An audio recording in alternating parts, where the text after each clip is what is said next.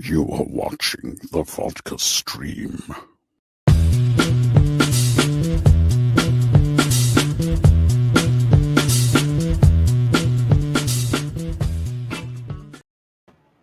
Hey, what's happening, everybody? Whoa. Sure, I'm good here. What's going on, everybody? Well, it's Friday. We are here. We've made it through another week. How's everybody doing? Doing pretty good. Sorry, my camera's angled a little bit differently today because of a broken tripod. So I had to get my backup tripod. So it's a little bit different. It's throwing me off a little bit. Anyways, what's happening, everybody? How we doing? We good? Everything's good. Audio's good, right? Yep, we're good. All right, just making sure. How's everybody doing tonight, eh? Close that out. All right, what's going on, Tailor? How you doing? People rolling in here. I got Mr. Abel. Hey, what's up? Got Mr. Fear Jason. Always good to see you, buddy. Yes, let's go, boys. Yes. Playing with the boys. I don't know why that song came to my head, but it did. It did. Little Top Gun, little, why not? What's going on there, Alakasu? Good to see you. Stephanie, hi. Saw Afterlife and loved it. Good. Afterlife. Yeah, I didn't get my review up quite yet. Apologize for that. My full review. Obviously you could go check out my first reaction, which, yeah. It hit right here. It hit right here for sure. For sure. And we won't be talking about spoilers tonight. I always like to give it a week. So we won't be talking about, and I'm not even sure if any of the guys have seen it yet, but yeah, we won't be talking about spoilers. I mean, we could probably talk about it a little bit or whatnot. I'm not even wearing my hat. Hold on.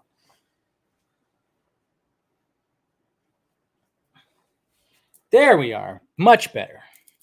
I had to wear the hat. I had to rock the hat tonight. So, but yeah. So don't worry about any kind of spoilers or anything like that. So I think I actually want to have a spoiler discussion sometime next week. So we'll see. We'll see what's going to be going on. Yeah, what's going on? Hey, what's going on, Mr. Jason? Always good to see you. Always good to see you. Yeah, people slowly rolling in here. All right. Hopefully you guys had a good week. Had a fairly, this week kind of kicked my ass. Not going to lie. Kind of kicked my ass, but last night, watching Ghostbusters, that's good. I'm doing the absolute tonight, guys. Doing the absolute tonight, and I love the fact that it's got like this big, huge sticker made with Swedish water and winter wheat, gluten-free. Well, that's good because I always worry about gluten. I just kind of funny how they just stick this on the bottle now. Swedish vodka. I don't remember does it always say Swedish vodka? I always thought it said it right here. Country of Sweden. Yeah, imported 80% or 40% alcohol. That's it. That's fine. Perfectly fine. So, but I like Absolute. It's refreshing-ish. So cheers, guys. Welcome to another Friday. That's right. Vodka, of course. I'm decided to go with vodka tonight. I don't know why. When I was going down the alcohol aisle, which a mother and her child were there, walking very slowly and playing. I didn't understand that. You ever been in like some kind of store and there's, just a mother and daughter playing in the alcohol aisle? I was kind of like, can I get to the vodka part? Yeah, it was interesting, but hey, what can you do? So yeah, and I just was looking at the vodka and I was like, you know what? Absolute sounds pretty good tonight. What's going on? Yeah, Legend is here. Everybody, Amparo, how you doing? Happy Friday. Feels weird with no baseball, man. I feel like missing something. I mean, we still have football, but and I'm not just, I just never really got into basketball, so I can't really say that. Cheers. Cheers, everyone. So good to see Jose, of course. But yeah. See, I'm kind of trying to keep my table a little bit more spacious. That's one of the things that kept overloading my table. But couple recent purchases. I mean, I purchased this one probably last week, the Armored Batman from Dark Knight Returns. Saw it at a Target, and I was like, all right, well, I got to pick it up. If I'm at Target and I see an Armored Batman from Dark Knight Returns, I'm going to pick it up. And then, of course, guys, finally, because, of course, I got the Zack Snyder's Justice League trilogy propped up right here too. Finally got that in my grasps. I took a little bit, but I got to upgrade my TV now because it's not a 4K TV. Got to upgrade the TV, so that's why I wasn't in a hurry to get it. But as soon as I saw that Amazon kind of like cut down the price a little bit, I was like, okay, time to get it. Remember the first time? Remember when I was trying to track either this down or the 4K and I couldn't find it? But I think an FYE, they had this for $100. It's only 55 on Amazon. See, so it all worked out. It all worked out. Dave, you let us all down. Not getting. Oh, I know. Hey, I'm trying. I tried. I actually tweeted at Arby's. I went to Arby's last night before I went to the movie. I should have been like, hey, can I get in contact with anybody? No. No, I tweeted at them. They don't have their DMs open. And I tweeted at them and I was like, hey, I host a Friday stream called the Vodka Stream. Can we talk? It sounds like it's going to be gross, but I want to try it. I want to try the Curly Fry Arby's vodka. That's right. They have that. It sounds gross, but watch it be amazing. Who knows? So we'll see. We'll see if they get back to me. Something I'm going to definitely try to do. Try to get that so I can test out some Curly Fry Arby's vodka. One thing about Arby's, they're few and far between. There's not many around here. Surprisingly, I guess it's because it's just like, I don't know. But I, for one, love their food.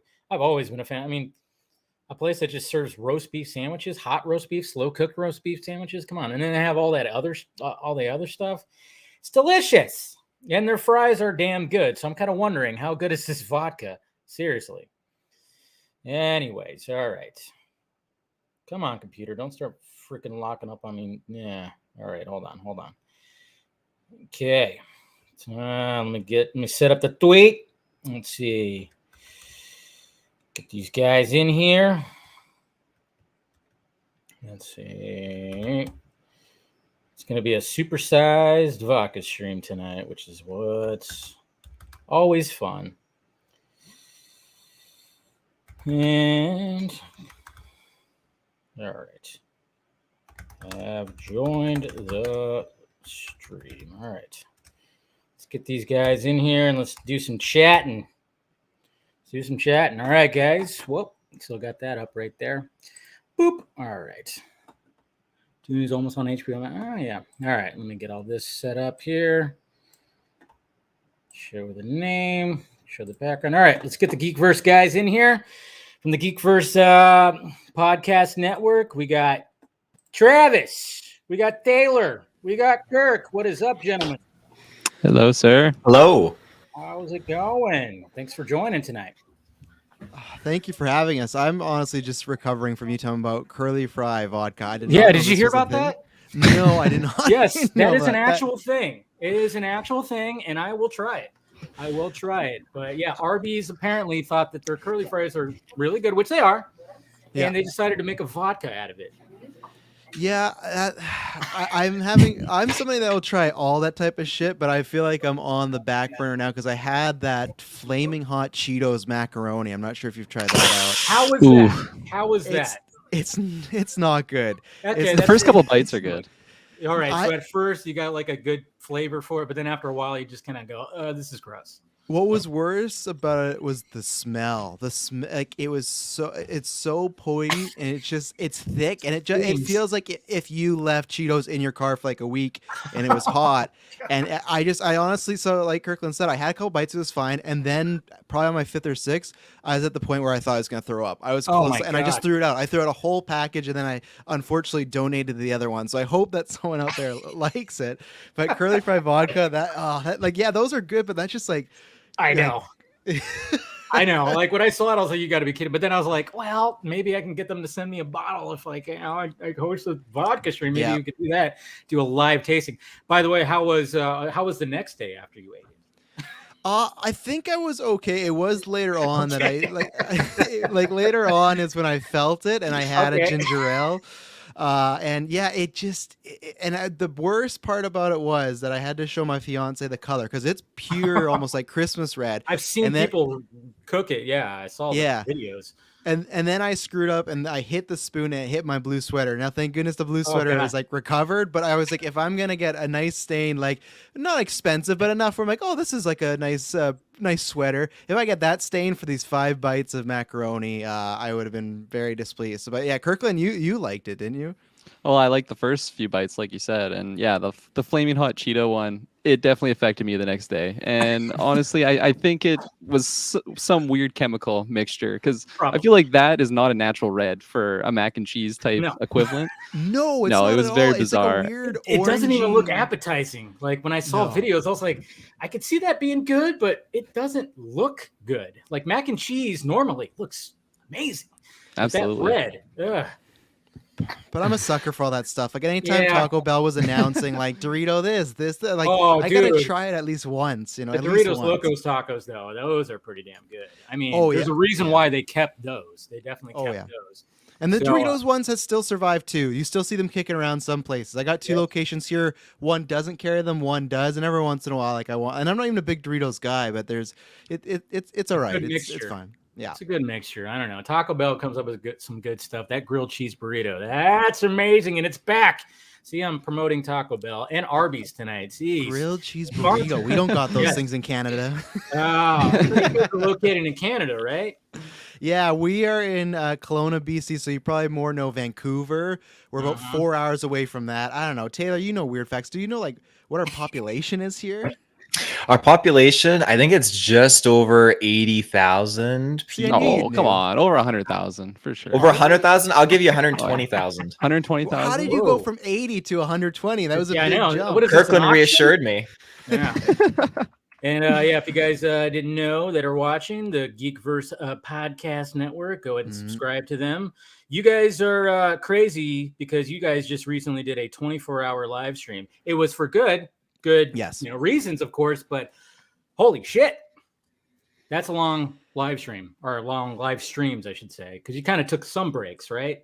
No, we knew like the only breaks we would be is to like switch over from like, okay, we got to set up this gear, stuff like that, but we never do. I think all of us kind of get like an hour nap in.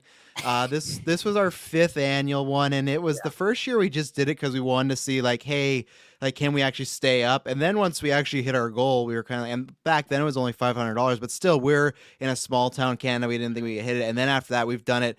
Now it's kind of expected in a good way, but it's like one of our probably our biggest events of the year that people are always excited for. And you go from a range of being super excited and super, hyped and stuff, and then you hit that 1 to 2 a.m. mark. And I always say this, like there's this thing where we'll be throwing jokes at one another. And Kirkland, my example was he was throwing a joke the whole night and I found it funny. And then at 1 a.m., 2 a.m., I fucking hated it as guts. I'm like, stop saying this joke.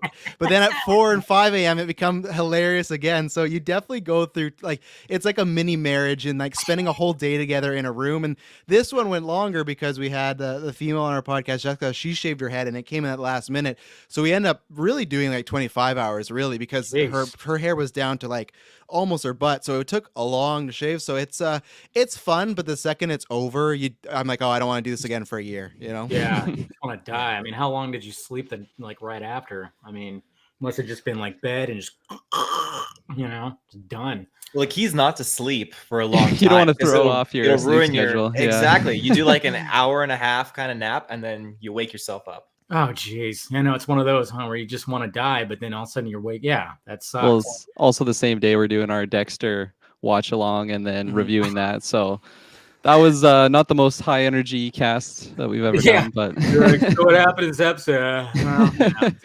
Taylor was pissed. We hit the 40-minute mark. I can see him just looking at me like, we're gonna wrap up soon. I'm like, just hang on, it's the first episode. But that always happens where it's just like every year it's been some sort of big movie where even then me and Kirkland had Eternals the night before the second. There's always something where we always plan like, oh, we're just gonna take these 3 days off and do nothing. But like you do this, it's like when big news and stuff happens, you got to hit it, you got to do a review, you got like time is money and that sort of expression. So it's like, okay, we're gonna do that, we're gonna do Dexter, and then we'll take the break. But it is fun though, and it is kind of crazy how much it's evolved and grown over the years and just the people we've met. So it's been once we come around to, you know, November 2022, we'll be hyped again. But after the first one, we go, okay, we need a long break. Yeah, long break. So when did GeekVerse start? Let's get the origin story right here. How did the team get built up? Who started it? What happened? Did somebody hold somebody for ransom? What happened? No, that's how we keep going. Yeah. Yeah. Taylor, you can tell a story because it was your initial like idea, and you can tell where it kind of spawned off from.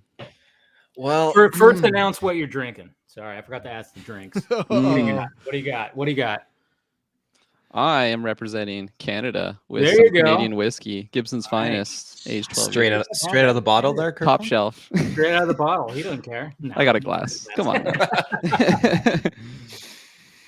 I got what is brand that? is that? Is that a Rocket Raccoon? that's Rocket Raccoon. I was about to 18. say, very it nice. looked like Rocket. Yeah. There is vodka and orange juice in here, which I believe is called a screwdriver. Yes, that is. Very So much. I just got a message from someone from our podcast network. It said, Snail, you don't drink, so what are you doing on the stream? And that's true. I do not. I am drinking eggnog. I never revealed it, Dave, because I wasn't sure if he'd boot me off right away. But I don't drink. All I've right, never so had everybody say goodbye to Travis. He's got. You're good. Thank You're you. good. No. I'm somebody that like all my friends drink, my fiance drink and whatnot, and it's just I never have. It's Yeah. one of those that even if we talk about later, when you grow up with alcoholic people in your family, you get scared of it. But the good thing is it's a good story because I've always renamed healthy, and that person got help and is like doing great, like 25 years sober, stuff like that. But when stuff like that happens at an early age, you go, oh boy. But no, I've that's what I got all the time when I was clubbing back in my like youth, was like, oh, how do you have a fun time? It's like, as long as you're with good people, you have a good time. And plus I was always the person that like could tell, okay, what happened last night? I got to be that guy all the time, and whenever no one remember the stories, I have them all, and it was a good time. But That's good. so Wow. eggnog is my winter choice before you That's, continue. hey, Taylor. I mean, we're getting there. I mean, it must get cold up there where you guys are at. It's Jeez. already snowing here. Yeah. And meanwhile, down in Cali, it was like a nice little brisk 81 degrees today. So, don't want to brag or anything, but geez. Yeah. But I can only imagine like how cold it can get up there. I'm like, I don't do well with the cold. But so you guys have been in Canada, I'm assuming your whole lives, right? Yes. Last I checked. Yeah, Born and that's yeah. This is like the stupidest question. I go, hey, you guys, yeah. No, but let's get back to the origin story of GeekVerse. So go ahead, and who's gonna mention? Yeah. I like Who's my the favorite Nick comment Fury here, though. that put this together? Yeah. My favorite comment in the chat. I used to follow these guys, but too many YouTube channels, so I unsubscribed. That's respect. Very honest. I love it. Yeah. Oh, we love it. It's great. Well, thank you for That's Anyways, amazing. continue. I had to shut that. That's great. Go ahead. Whoa, where do we start? Yeah, I mean, How it's do we funny meet? that Dave, you How do we mentioned Target, and that's how we met. We all worked at Target Canada before Wow. they filed bankruptcy. It was meant to be.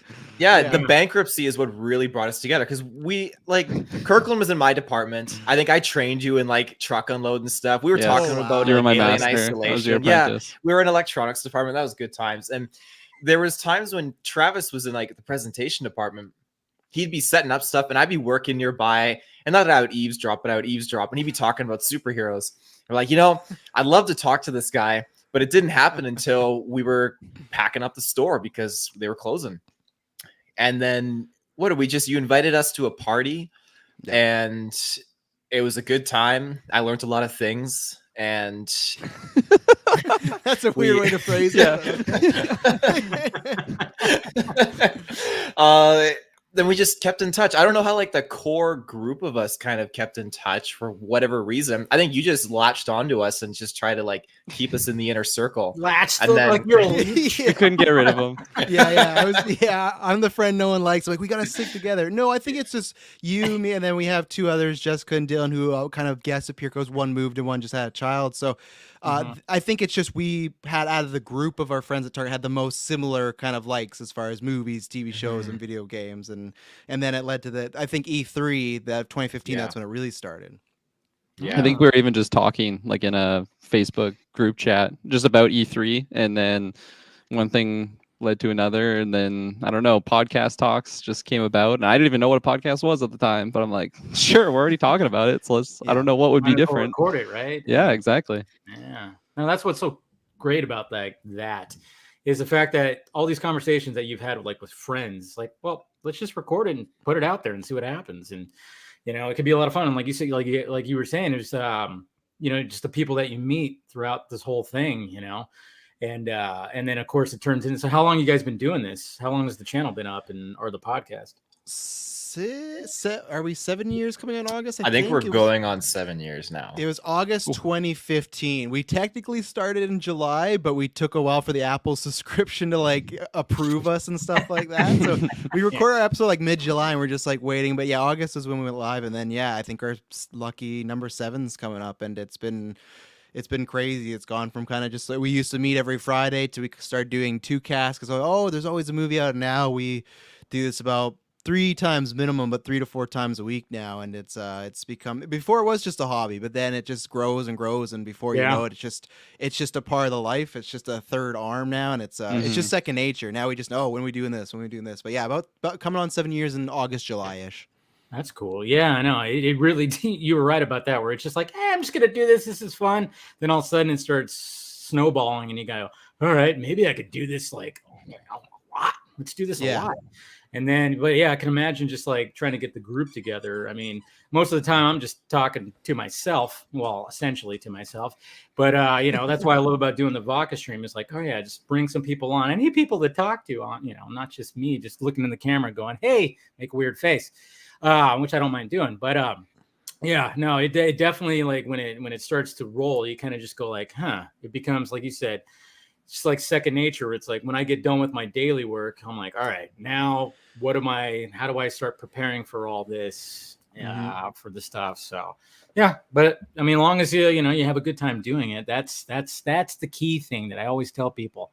Starts feeling like a job, you need to take a break. I don't know if that's ever hit you guys, where it's where it starts to feel like a job, Yeah, no, there's definitely been times where I just look at it. I'm like, do I really want to do this today? Is this the thing? And because like you said, I think people, they don't understand as far as it is fun and it's a hobby and it's a good time. But there is, if you want to make it at least decent for your listeners or watchers or viewers, you got to put work into it. And you can't just go, okay, I'm going to hit record and go. That's what we did the first 2 months, and you listen back to those casts and go, oh god, and when you don't know. But when you start to learn and you watch other people and you take a little here and you kind of do some stuff and there's mistakes, and now it's just between you got a thumbnail, you got a time, you got to get the news, you got to check the news, because sometimes you could have a main story and then in 2 hours later it's completely false because the director came and said no, that's complete bullshit, and you're like, okay, now what are we talking about? Yeah, god damn it, James Gunn.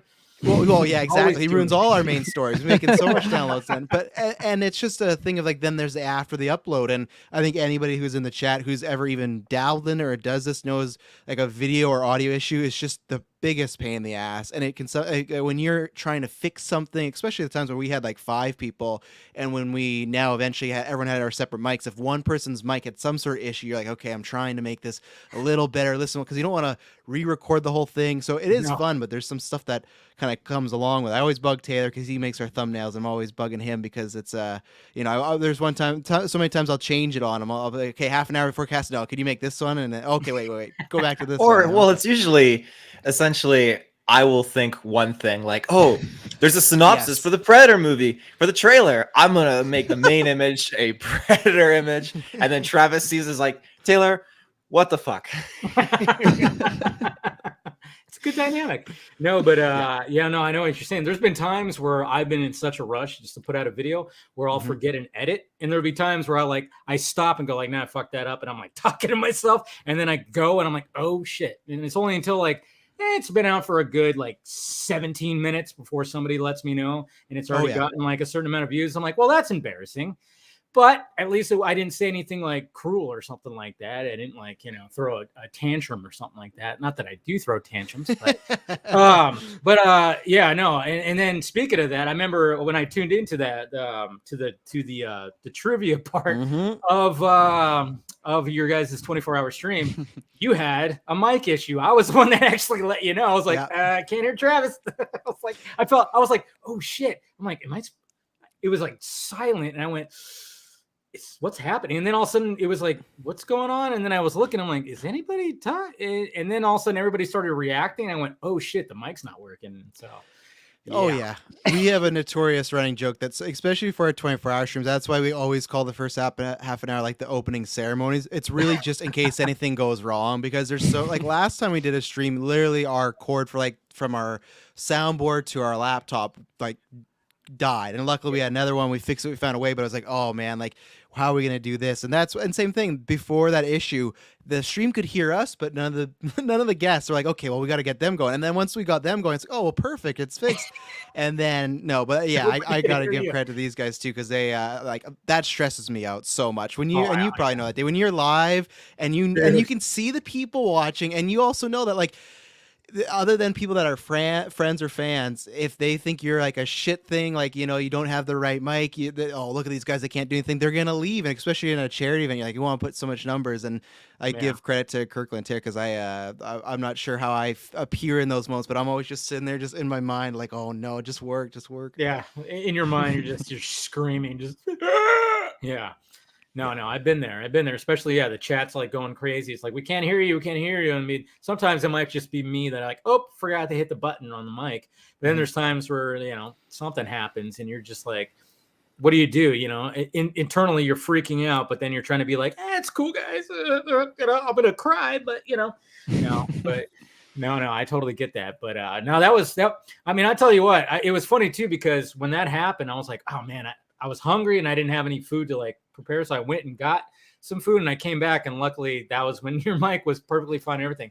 But my God, the trivia, some deep cuts, man. I was like, oh my holy gosh, shit. Holy Chris shit. was ruthless with those Marvel questions. Dude, I was like going, oh yeah, I'm sure these, what? Like, what the, that's a, Tombstone I didn't know it had Solomon Grundy on a Tombstone and BVS. I was going, oh, it's Richard Grayson, right? Because nope, I didn't know that. I had no idea. Just stuff like that. I was like, wow, deep cuts. Yeah, that's when I knew we were in trouble, when there's like other people in the chat or in the trivia battle who are massive, like would say BVS is like one of their favorite films, and when they were surprised by the answer, it's like, fuck, like we're not gonna like, I'll be lucky if we get any of these. And I'm not sure how it was for you on the other side, Kirk, because Taylor, you weren't in the fire this year, but for you, for Kirkland, you were sitting right beside me. I felt you felt the same as far as like, man, we're pretty screwed right now. I mean, it made me feel a little bit better when we were going over DC stuff, and like my knowledge of DC isn't as much as Star Wars or Marvel. But then when like the DC guys were getting stumped on these questions, I'm like, okay, maybe I'll luck out and I'll get like a really, really easy one, because it's every like 10 questions. I swear to God, there's one that everyone could got. But for the most that's the part, one time the person doesn't know that one too. It's like 10 people know it, but they don't know. Yeah. Exactly. Well, so much like anticipation and like stress that you put on yourself when it gets up to you.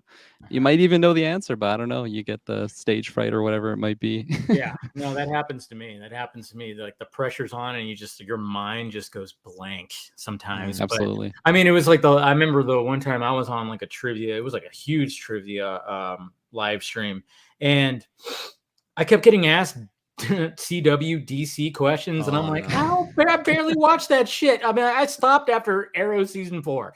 That was it. That's as far as I go, and I don't even remember half the stuff in there. I kept getting asked those questions, and it was like, God damn it! Like, give me a break here, yeah. That was my favorite, Kirk, when you got asked about The Gifted, that really popular Marvel show. I was like, it's like, no, it's like, that's everyone forgot about that show, and he got a question. I'm like, he doesn't. I've never even seen know it. What this is. Yeah, you didn't even know it existed up to that. I didn't even know it point, existed. Yeah, and I couldn't tell you right now if it was Marvel or DC. Like honestly, I can't remember. And that's a good thing nowadays. Like, imagine if we were kids back in the day, like how much stuff we just wanted. And now there's just like there's Marvel shows you forget about, you don't even know about. Where back in the day, it's like you would count on your fingers, like, okay, we have 6 Marvel things, we have 5 DC things, we are so lucky. And now it's just like every month it's just like boom boom, so we're lucky that we forget these things now.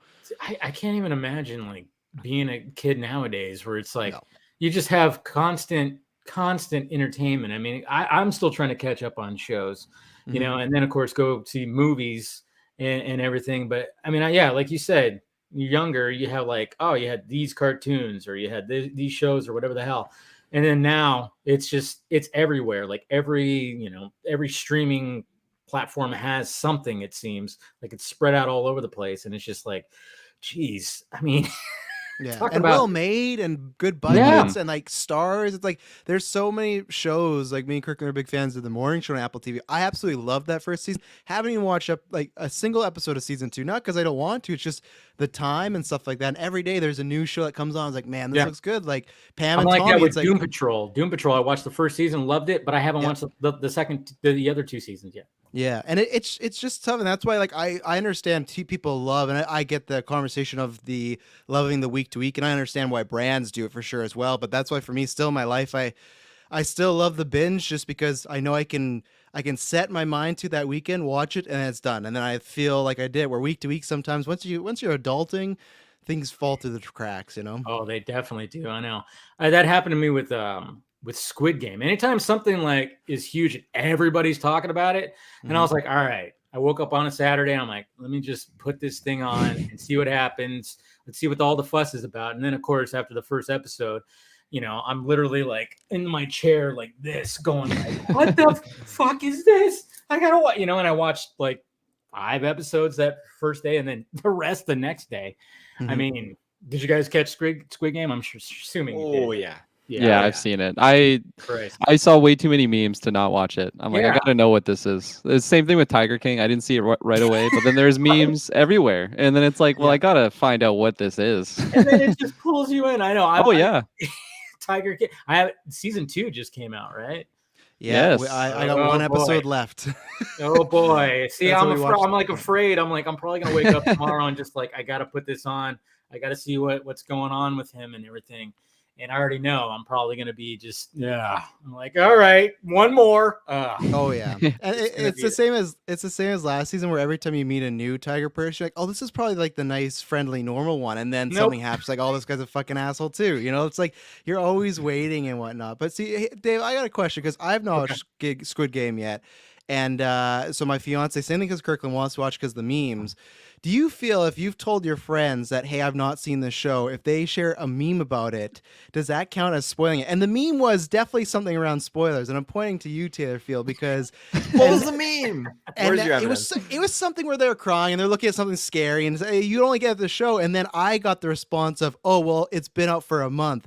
So I guess they're kind of right, but I felt like, you could share the meme somewhere else. So because I heard you with Ghostbusters, you said you wait for a week and wait for movies to talk to whatnot. Where are you on memes and sharing of things like that? Well, I mean, like, oh, really? I only get a month. Okay. Yeah, I mean, if it's spoilery, I wouldn't share it.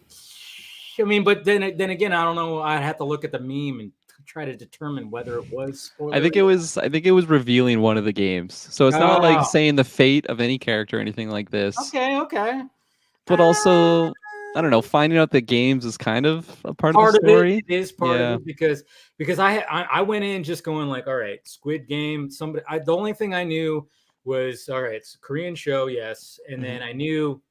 The only thing I saw was that big, huge doll thing. Yeah, it's like everybody was like passing around that. I had no idea, and I went in there just going, okay, don't know what and then when it started revealing like the games and stuff, I went, oh shit, this is an interesting take when it comes to like the certain games that they picked. But I don't know. Like if revealing one of the games, probably not too spoilery, I would say. As long as you're not revealing the fate of some of the characters. I guess I would never even think of doing something. There you go. Travis is still just... You dick.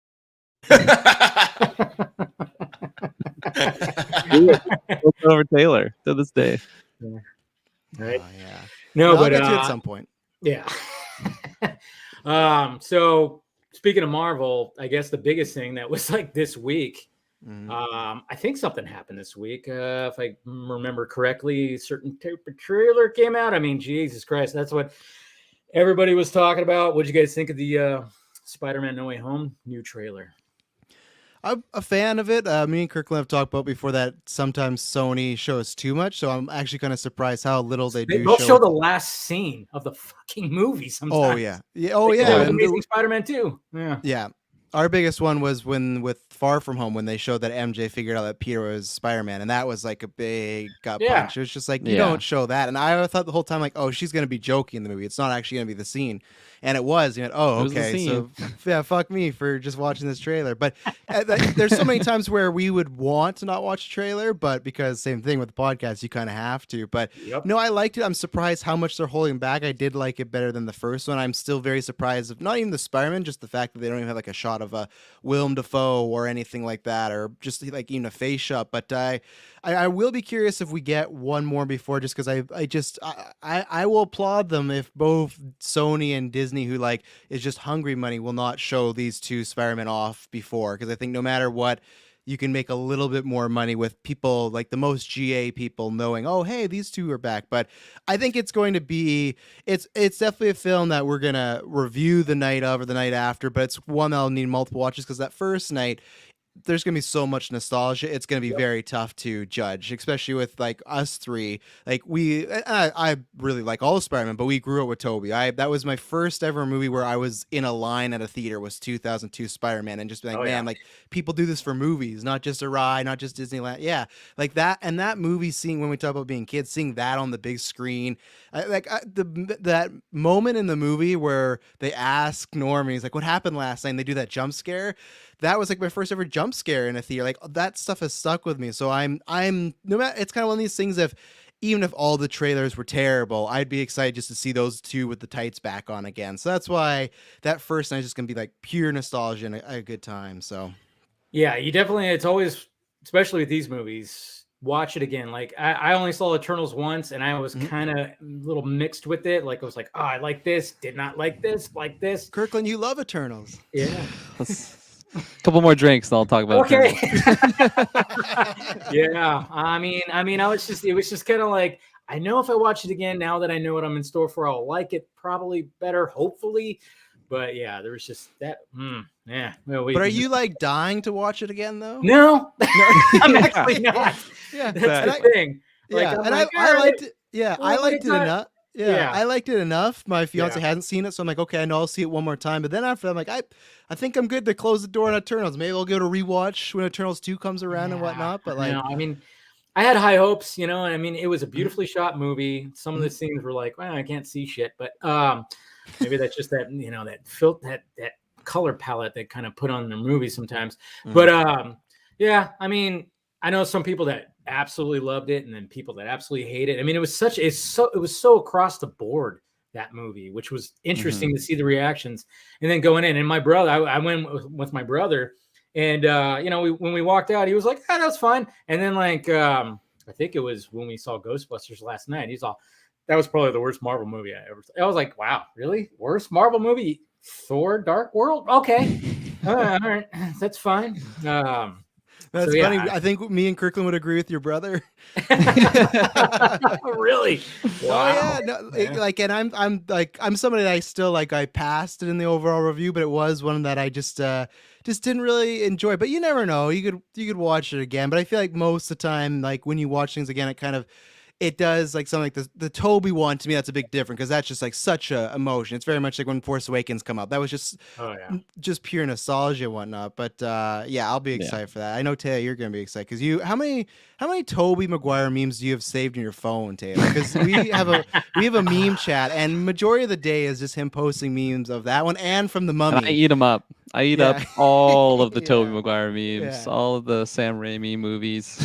Yeah, there was a good one today that somebody posted where, because like Andrew Garfield and Tom Holland they met up last night, and then somebody actually like, oh yeah, guess where Toby was at? He was taking the picture, and they actually show him taking the picture. I saw that one. That was yeah. good. I was like, that was good. Of course, you did see that one. It's Yeah. probably saved on his phone. You guys look great. No, it was a good one. No, but I mean, what's interesting about that trailer is like, because I remember, it was right before I went live, and then I broke it down live, and then all of a sudden people was like, watch the Brazil version, watch it. Yeah. And I'm like, why? Like, what's new about it? Oh, you just see an invisible presence punch Lizard right in the face. It's like, And then it was annoying because like for the next 24 hours, it was like I would go through my feed. Anytime I went through my feed, somebody went, "I think that maybe someone's." Oh It was my like somebody God. trying to be a detective. I'm like, Yes. yeah, what gave it away? The other 6,000 and whatever the hell tweets that people have been talking about. Of course. Have you know. guys seen this? And it's always Yeah. the person that shares the next day, and you look at their Twitter, they got like 100K likes. You're like, what's going on here? Like Jimmy Two Shoes, who shared it first, got like 4 likes, but this guy, this is like, This yeah, guy, no- like, yeah. the next It's day. one of those like you almost need that night to like consume and you see the theories, and then you need like a detox break because it's just lots of repetition. Like the one I got annoyed with was, I don't care what side you're on, the fact that people were debating about, well, I don't like the way MCU jokes about Doc Ock. Well, Sam Raimi made a joke about Doc Ock, and it's just like we're fucking debating like whose joke was better. It's just like because like everything's subjective, but like humor is the most subjective. So it's just like either way, they're making fun of this character. It doesn't matter how you slice it, and but you know that's the fun thing. It's like right now, geek culture is kind of like sports teams culture and stuff like that, right? Mm-hmm. No, you're correct. But it was funny, just like the fact that it's like at this point, do we think that they're just going, hey, we're just letting you guys hype it? Because who doesn't put that out there and be like, how does nobody see that nowadays in the internet world and social media world? I mean, it is clear. I mean, when I was breaking it down and I'm seeing just one Spider-Man flying at 3 villains, I'm like, there's no way. I'm like, there's no way that there is not 2 other Spider-Men right here. And then they decide, oh yeah, the Brazil trailer, we're just gonna leave that little extra. We see Lizard just basically just go, just do a freaking slow motion Rocky, just punch to the face kind of thing. And it was just like, yeah, there it is, right there. But at the same time, is there any chance that, I mean, how is there any possibility that we're like, there's gonna be other, like just some other crazy cameos that might even show up in that final act? I don't know. What do you guys think, Taylor? Oh, other crazy cameos? Yeah. Like in my deep like core, I have this guilty pleasure. Here we go. Of seeing the Spider-Man 3's Venom just making an appearance. But I know that would Oh, never get that away from my movie. Oh man. What about you, Kirkland? take. Anything? Do you think Yeah. there'll be any? I mean, I would love to get Kirsten Dunst in there at some, she's been pretty. She's the one that punched Lizard in the face. I knew it. Exactly, to make her just a new superhero. I loved her in the original like Tobey movies, and I would love to get her back. She was just, especially as like a wee little lad that I was when I first saw those movies, like that was just such like an easy like crush to have, So bring her back. Come on. I mean, when you get to that rainy sequence where she does the upside down kiss, I mean, let's face it, that shirt she was wearing, well, they knew exactly how they were selling that scene. They knew exactly. Yeah, what they they're were like, doing. hey, Kirsten, no bra, and it's gonna be cold, and you're gonna be wet. Action. Yeah. And Spider-Man's my favorite hero. Yeah. Can we see that movie again? Yeah. Yeah, they're like, if Michelle Pfeiffer in Batman Returns didn't bring the boys to puberty, Kirsten Dunst is gonna give him a kick 10 years later and stuff. Oh, like I know. that. Seriously, it was like a whole different generation of seriously, man. Jose, No, but, I see you with your Ralph Boner comment. Don't even. I don't want to see. I don't even want. No boners in my Spider-Man movie, please. I know it's it. That's the one thing about WandaVision that was like, oh hey, guess what? We're gonna bring Evan Peters over here, and everybody's gonna get excited, but it's just gonna be a dick joke. Oh, how about that? How did you guys feel about that, by the way? Travis Snell, Geek Verse. It's maybe my least favorite thing in MCU because it's the same thing. Yes. I think there's so many people that always attribute to, oh, you're just mad it wasn't Quicksilver. No, like I kind of, even if you listen way back when we were reviewing it, we all three of us kind of said, oh, that's not Quicksilver. Like clearly there's some kind of tomfoolery going around. I just is the same thing as you. I didn't need a dick joke, and I absolutely love the MCU. It's one of my favorite franchises. But the humor for me sometimes it does. They they get too a little cute with themselves, and I think that was one of those moments where, especially in the finale, it's supposed to be dire needs, and Wanda's losing her kids, all this stuff's happening, and we have this boner joke. I would have been fine if, like, okay, he's just like, I wish he wasn't a goon. I wish he had a bit more to do, but yeah, and we refer to the boner lots of times on the Geek Verse, because it always because it is up there. Like, you see those threads of, like, you got the cat scratch, you got that, you got Mandarin. At least for me, Mandarin, like, I get why people are pissed, but it's like Mandarin to me does not compare to, like, the cat scratch and the boner. Not at all. Thank No. you, because I mean, I get it. Diehard Iron Man fans probably like absolutely were like screaming, like I was screaming at Ghostbusters 2016, just like that. I was like, just screaming at the screen, like, what the hell is this? But at the same time, when I'm like, me not being like, not too much into Iron Man, like the source material, I was like, it's not a bad twist, to be honest. I'm like, I'm okay with it. Like, I actually like Iron Man 3. I know there's a mixed, I actually dug it because I like Shane Black. I like his writing. He's really good with dialogue, really good at back and forth dialogue. And I thought the chemistry between that kid and Tony was pretty damn good, to be honest. I don't know. So, I like it the more I watch it. I remember the first time I watched it, it was, I don't know if I just had a lot of boner. The more I watch it, the more I like it. No, I like Iron Man 3 that much more every time I watch it. But with the Ralph Boner thing, I think like I wasn't, I don't know. Part of me was hoping that he was Quicksilver from the Fox movies because I just loved him in that role. But also, I think like the fact that it ended on Ralph Boner just kind of hurt me. Like the more I stewed on it, the more it hurt me because I don't know, it was amazing having him back. So like the first appearance of him in WandaVision was absolutely phenomenal. And then it's a whole Halloween episode. Everybody was talking about it. No, exactly. And I was like, who is he actually? And it's like, oh, he's Ralph Boner. He's a dick joke. And that's all we're really getting. Yeah, I think a lot of us were kind of going like, well, they're finally doing it. They're going to somehow bring the music. 100%. Yeah, it was like, oh my God, it's finally happening, and then it just ended up being just like this big letdown. And I think that's what kind of turned a lot of people off. I mean, I thought WandaVision was doing very well all the way up until like maybe like where it got to that final episode where it's kind of like, all right. That's what we got. We got this White Vision. Cool. They fought. That's cool. But what? Okay. I don't know. It just seems like they just didn't stick that landing. They started off so well, and they just didn't stick that landing that I think a lot of people are hoping for.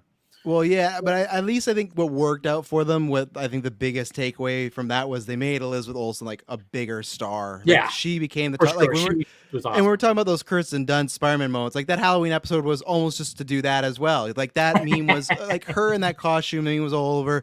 Like my fiance did it, but there was lots of people for Halloween that did it as well too. Thank you to her. But like it's one of those things that I think for that they kind of gave her like a moment, and that was good because for a while, and that's where it is like bad taste in the mouth with Ralph Boner, but at least now when she's in Doctor Strange come up, she feels more like a main player now, not just like, oh yeah, you were a part of the Avengers on the side and you had like 15 minutes of screen time, that's good. Where now you have tons of people that like, whether they just like Marvel a lot or like it a little, that they love the Wanda character. And yeah, maybe it wasn't great the whole way through, but the whole stuff with trauma and depression, that's like touches people in a lot of ways. So that's a good thing where I think as long as they can kind of do that, if like not every show's gonna be perfect, but they can kind of make somebody, that's good. And with her now, like I said, come Multiverse Madness, I'm very excited to see what they do with her. Yeah, for sure. I mean, hopefully they don't reshoot too much, right? We heard about those reshoots. Nah, I mean, when it comes to reshoots, that's always like a bad word to say when you're in like a nerdy movie community. Yeah. Anytime there's like reshoots, extensive, significant, they always put like these words in front of it. It's like you never know what exactly it's going to be because, I mean, obviously, me being part of the Snyder fandom, it's like, when we heard about the Justice League reshoots, it's nothing. It's gonna be okay. It's what Zach wants, and then all Zach chose Joss. He chose him. 100%. He was like they put a lineup, and I had all these directors coming. He said that guy, and he looked at the guy that did Buffy and Firefly and said, "That's the guy." He did Avengers. He knows exactly what he's doing. Yeah, I know, and it was So I knew there's a little bit of there's some trauma right there, some when it comes to that, but. I mean, nowadays, I mean, when it comes to Marvel, I'm just kind of like, I don't know if there's going to be 6 weeks of Doctor Strange reshoot.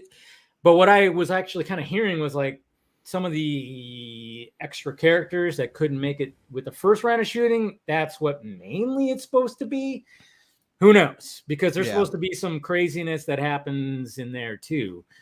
You know, I don't know what do you guys expect seeing in there? I mean, obviously the Spideyverse, we're going to get, you know, obviously we're going to get Toby and Andrew. We all know this. It's the worst kept secret in Hollywood. Yeah. We all know this. But then when it comes to Doctor Strange, that's where it's even going to get crazier, because then we actually might get that mutant crossover. And it's like, whoa, you guys expecting anything with that? I mean, a boy can hope, right? Who do you want in the Multiverse Madness, Taylor? There's one thing I want. That is the Ghost Rider. I mean, I don't even have to want it. It's gonna happen. Nick Cage? Just yes. Nick Cage is coming in there and just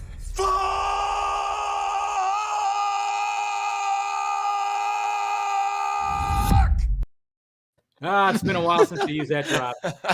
It was like right there. Thank you for setting me up. Taylor for like 2 years has been pitching like he's gonna be in Doctor Strange, and I was like, I don't think so. He's had in that Hulu show. I would always like shoot him down, like it's not gonna happen. And then they canceled that Hulu show. I was like, you're right, be right. Yeah. Yeah, I know. I know. As much as I would want the Ghost Rider, like Nicolas Cage, I know you're talking about what's his name that was in the Shield show, right? Is that where what was his name? That Ghost Rider? Oh, I can't remember his name right now. He was Robbie Reyes is the Ghost Rider. There we go. There you go. The guy. Yeah. He played in Terminator Dark Fate, right? He was good in that. He's decent. Yeah. He was good. You know, the script wasn't, but hey, what can you do? But I don't think, Taylor, you really care which version, right? You just want a Ghost Rider, I imagine. I know you. I would love just a straight up Ghost Rider. Now, if you ask me, I don't think it'd be the Robbie variant. I feel like they would go with that Johnny Blaze version. Just a hunch. It's a tickle in my bones. So he's not a scooper. Don't worry. No, I'm not a scooper. Don't run with them. Yeah. So you're a big Ghost Rider fan? Yes. Yeah. So when it comes to live action, I mean, the first Ghost Rider, it was well, I mean, you had Ava Mendes, who looked gorgeous. Sure. You had Nicolas Cage, who had a very nice, thick wig on. That's for damn sure. Toupee, whatever you want to call it. But what was great about the second one was that they were like, nah, we're just going to use your normal hairline, Nick. Let's just do that. We're going to make it R-rated. We're going to make it crazy. And we're going to bring in Idris Elba. I actually kind of like the second one better than the first one when it comes to movies. What is I was going to say, one of my earliest memories of Taylor Field, me, Travis, and Taylor were working at Target. I think it was Travis posed the question to Taylor. Travis, was it your favorite movie or was it your favorite comic movie? I can't even remember. I want to say it was just his favorite movie. And he says it was Ghost Rider Spirit of Vengeance. There it is. It's great. Like it's better. It's so much better. I'm gonna tap back. Okay.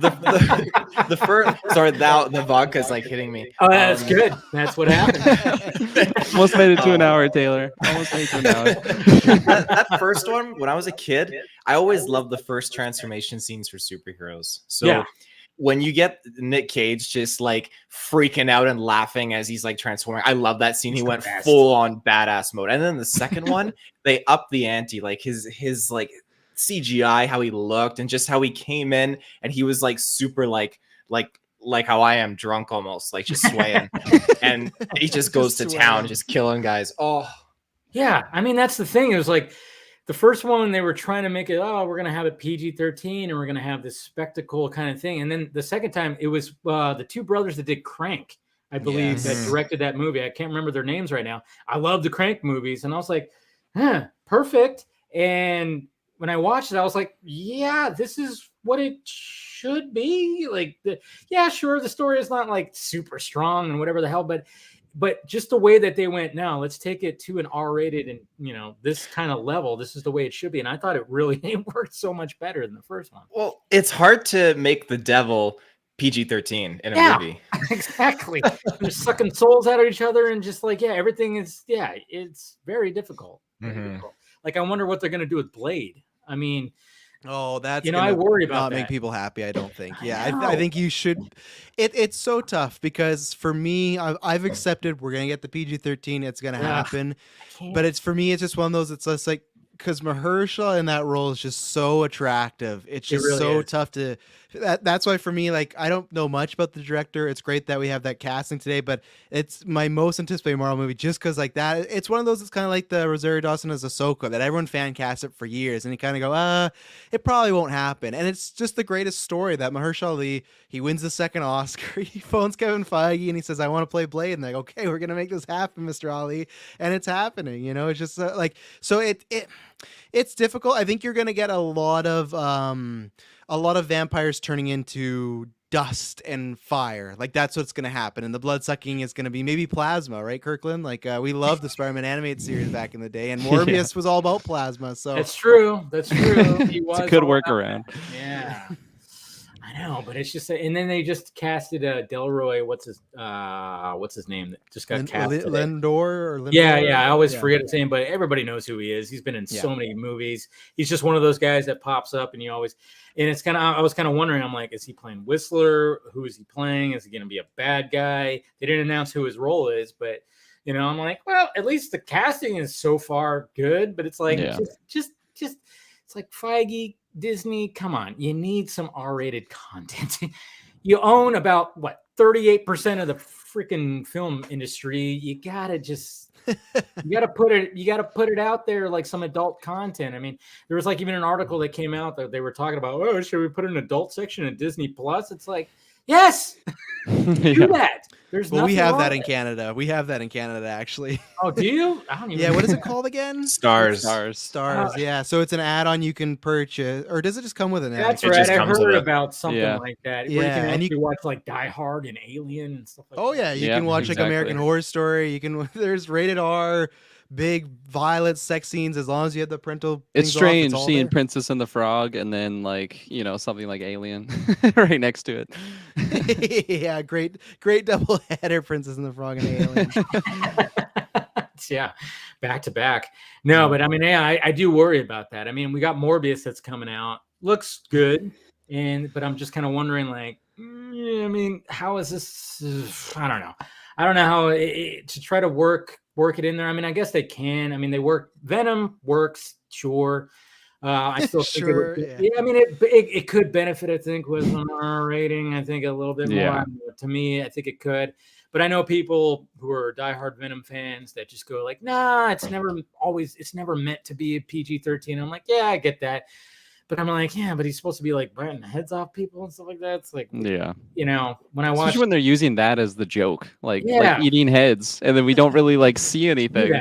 It's like, come on, Carnage. You got Carnage. He's supposed to be just like a ruthless, he's supposed to just be killing people left and right. And it's just kind of going. When I watched it, I went, I know he's killing somebody off screen. I would like to see that. But okay, fine. Yeah, I whatever. I want to see the carnage. Come on. Exactly. It's in the name. Yeah. Literally in the name. Yeah, I know. I don't know. It's such a weird thing because, when Logan came out and they were finally like, fuck it. This is the way that Wolverine's going. This is the way Hugh Jackman, Patrick Stewart, they're going out this way. And I just was like, this is, yes, please. We're going to finally have a turn here where people are going to want more R-rated content. We had Deadpool coming out. We have Logan. Oh, this is going to be beautiful.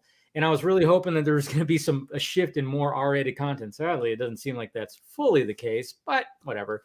But, sometimes, I mean, when it came to Wolverine and all the X-Men movies, Hugh Jackman, 18 years, I think it was. Yeah, it was fine. Like, we didn't need him to always be doing that. But, I mean, once we had him where he was literally just, like, decapitating motherfuckers, it was like, wow, this is what we maybe could have had at least half the time. Yeah. In his own movies. Maybe not the full. I don't know. I don't know how you guys feel about the Wolverine, Hugh Jackman. I love that. This is the fan club right here. Yeah, I was gonna say, you're preaching to the choir. Oh, yeah. I think anybody that pitches, if they're like, hey, that's the best comic performance of all time, I go, okay, whichever it is, but specifically in Logan, I go, okay, yeah, you could be right. Like, I can't argue much against it. I think I think with the MCU, it's always tough because it's the best thing and worst thing as far as that connected universe. Because I think if they were just making their soul films, they would take that risk, but they always don't want to risk. Oh, I really like this Blade character, and let's say he's in an Avengers PG-13 movie, right? Oh, I really like this character, and then a kid goes, oh, but or a parent goes, you can't watch his own movie though, you know? Yeah. And that's where I think they go, oh, that's like $20 more we could have got, and that's why, like I said, I'm surprised Toby and Andrew aren't, because they always love the money. They want as much money. So I think a big thing will be Deadpool. I know they say that, oh, it's just a one, but I think if they could make a Deadpool 3, it be rated R, and it be successful, they might walk it back. But I think Blade, especially if he's going to be interacting with, Doctor Strange, and there's these Moon Knight rumors, I think that's the problem, is they just don't want to risk hurting the parents for some reason. And I'm still somebody too that I will believe Deadpool 3 is happening when it's shooting. I believe they have every intention to, but I've always said this, that I'm waiting for any day to wake up and be like, oh, we just had scheduling conflicts, and Ryan's a great guy and Kevin's a great guy, and we hope to work like the Patty Jenkins thing, right? Oh, we hope to work together very soon. Yeah, and it's like, okay, and it's just like it happens all the time. So the good thing is Ryan Reynolds is very bankable, and even just in a pandemic movie, Free Guy, like they show, okay, he is a star, and if they want money. So I think that has a big test. But yeah, like you mentioned Deadpool and Logan, same thing with Joker. Like we got $1 billion rated R comic book movie, like that happened, But then what happens is a Birds of Prey happen, and then everyone gets fucking scared. They like get back in their shells, like, oh, we can't do it rated R, like they can't do that, like it, So I think that's the thing. I'm not sure where you feel in that, Taylor, as far as our Kirkland about like Blade and being rated R and whatnot, but I think it's not going to be happening, unfortunately. Yeah, yeah. Well, I mean, I'm sorry, I don't mean to cut you off, but I mean, no worries. Just those Wesley Snipes, Blade movies. I mean, the first one was just phenomenal. Second one, pretty damn good too, Del Toro. Third one, I mean, that's where I always say the third one was Ryan Reynolds' Deadpool audition. That was definitely his Deadpool audition right there. But yeah, I mean, that's where I think people are just going to be like, well, wait a minute, But anyways, go ahead, Kirkland.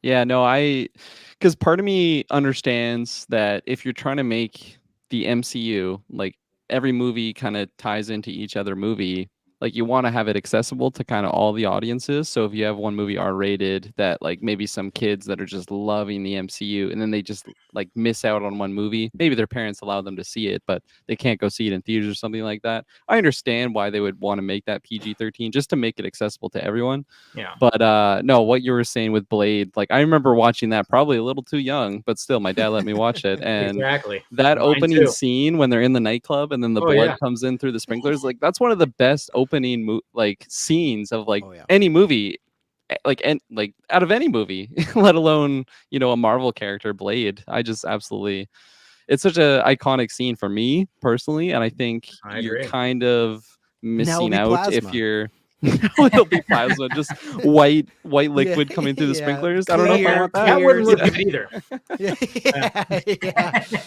I'm like, what?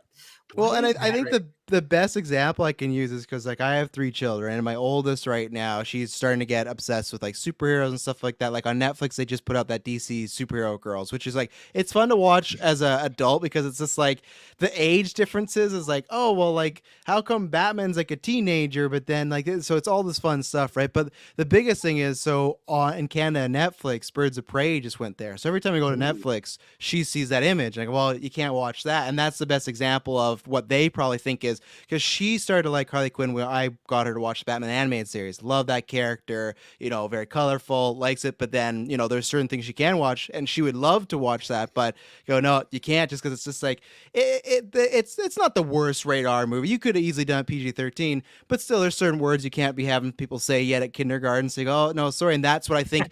Whoever, whether it's Feige or someone big at Disney, probably had a similar situation where it's like, oh yeah, I want to watch that. It's like, oh right, you couldn't watch that. Like you couldn't come to a theater, and you wouldn't be money, you wouldn't be buying the toys, you wouldn't have Blade on a cake, which you could, like, it's just different times now, I guess. That's the thing, where maybe in the 90s, you, like Kirkland said, you sneak away and get away with it. But with Disney, especially with Disney just being such a family thing now, they don't want to make anybody mad, so.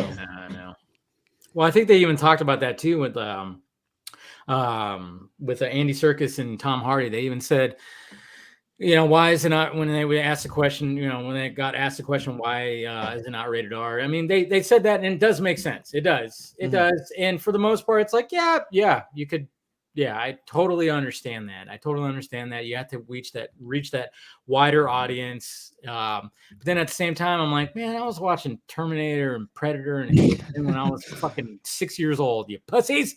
It's like, come on, come on. It's not that bad. Just no nudity. That's all. Bad words. Oh, yeah. Like, don't say that. Just don't put any nudity in it. And that's never like when you were kids, you could watch, like, it sounds bad, but you could watch the killing, you could watch the swearing. That was all fine with parents. The second some drawers drop and some guys going down a girl, that's where you're like, this scene is going on for an hour. It's only a minute, but it's going on for an hour, and this is the worst part of the thing. It's so much easier to watch a murder scene with your parents than like a fucking hardcore sex scene, you know? Oh my God. Yeah. Dude, I remember watching Something About Mary with my mom, and I was like, why am I was like, I want to die. Yeah. And there's so much. I always talk about this GeekVerse. Me and my mom went to go see the first Scary Movie, and man, that was one of the worst. It was a good experience, but it was one of the worst experiences because, especially, there's that like 5-minute sex scene of Cindy and Bobby, and they're making all these noises. This thing where he takes her pants off, and she has like the massive bush, and like there's stuff happening too. Where at this age, I still don't fully understand like what completely the jokes are. And then when I watch back later, I'm just like, man, like I can't believe we did that, but she just like, it's gonna be like Top Secret with Scream, it's gonna be a good time. And here we go. Oh man. God, yeah, that had to be awkward, scary movie. It's like, man, like, because I kind of, I don't know why this is always the case. It's just like when you go to the movies and people bring like their infants in there, and it's just like, why are you doing this? That was a big thing with Deadpool, right? That was so strange to me. Yeah. The second time I saw it was with my buddy, and literally somebody had a stroller that just came in and put the stroller right next to their chair. And I was like, we were like, are you fucking kidding me? Like, what the hell? And then sure enough, 20 minutes into the movie, we looked over, they were gone. It's like, did you not do any research before coming to see this movie? Taylor, how was watching The Boys with your mom? Oh boy, Jesus! What scene was happening when you watched The Boys with your mom? Oh no! It was Homelander. I think it was Homelander just showing up at his remote little joint, and he was looking at what was the mimic's name? What was his name? I can't remember his name. He was trying to pretend to be the woman from Vought, and it was I know what you're talking about, but I'm awkward. On a blank. Yeah, I told my mom, like, she was staying with us. In context, okay, let me set up the scene. And then the end of the scene, you said, scene. Yeah, and then the scene too is when he starts to turn into Homelander, and he starts like trying to fuck himself, and that's when your mom was still sitting around and stuff. Yeah, it's so that's right. He was wearing the. And Taylor's mom's a very nice, like, quiet, easygoing lady, and my mom is 70 years old. Oh shit! And I'm a young guy. Like I'm 27. I'm gonna be 27. I live with my wife now. My mom doesn't live with us. She was coming up. She was just staying with us, and it was like 9:00 at night or something. Then I had to put the boys on and watch it. I'm telling my mom, this is for podcast purposes. This is for work, Mom. Work for work. Trust me, everyone's doing it.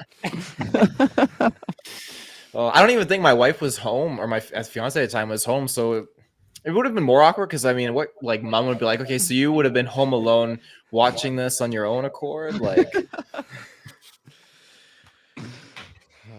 Yeah, that's got to be a little awkward, man. I know there's been like I said, like anytime that like a movie's on, and then that's so awkward when a scene like that happens, and you're just like. You're like, I just want to die. Can it end? Can it end? I mean, yeah, sure. If I'm just watching it by myself, it's hot, but like right now, not so much.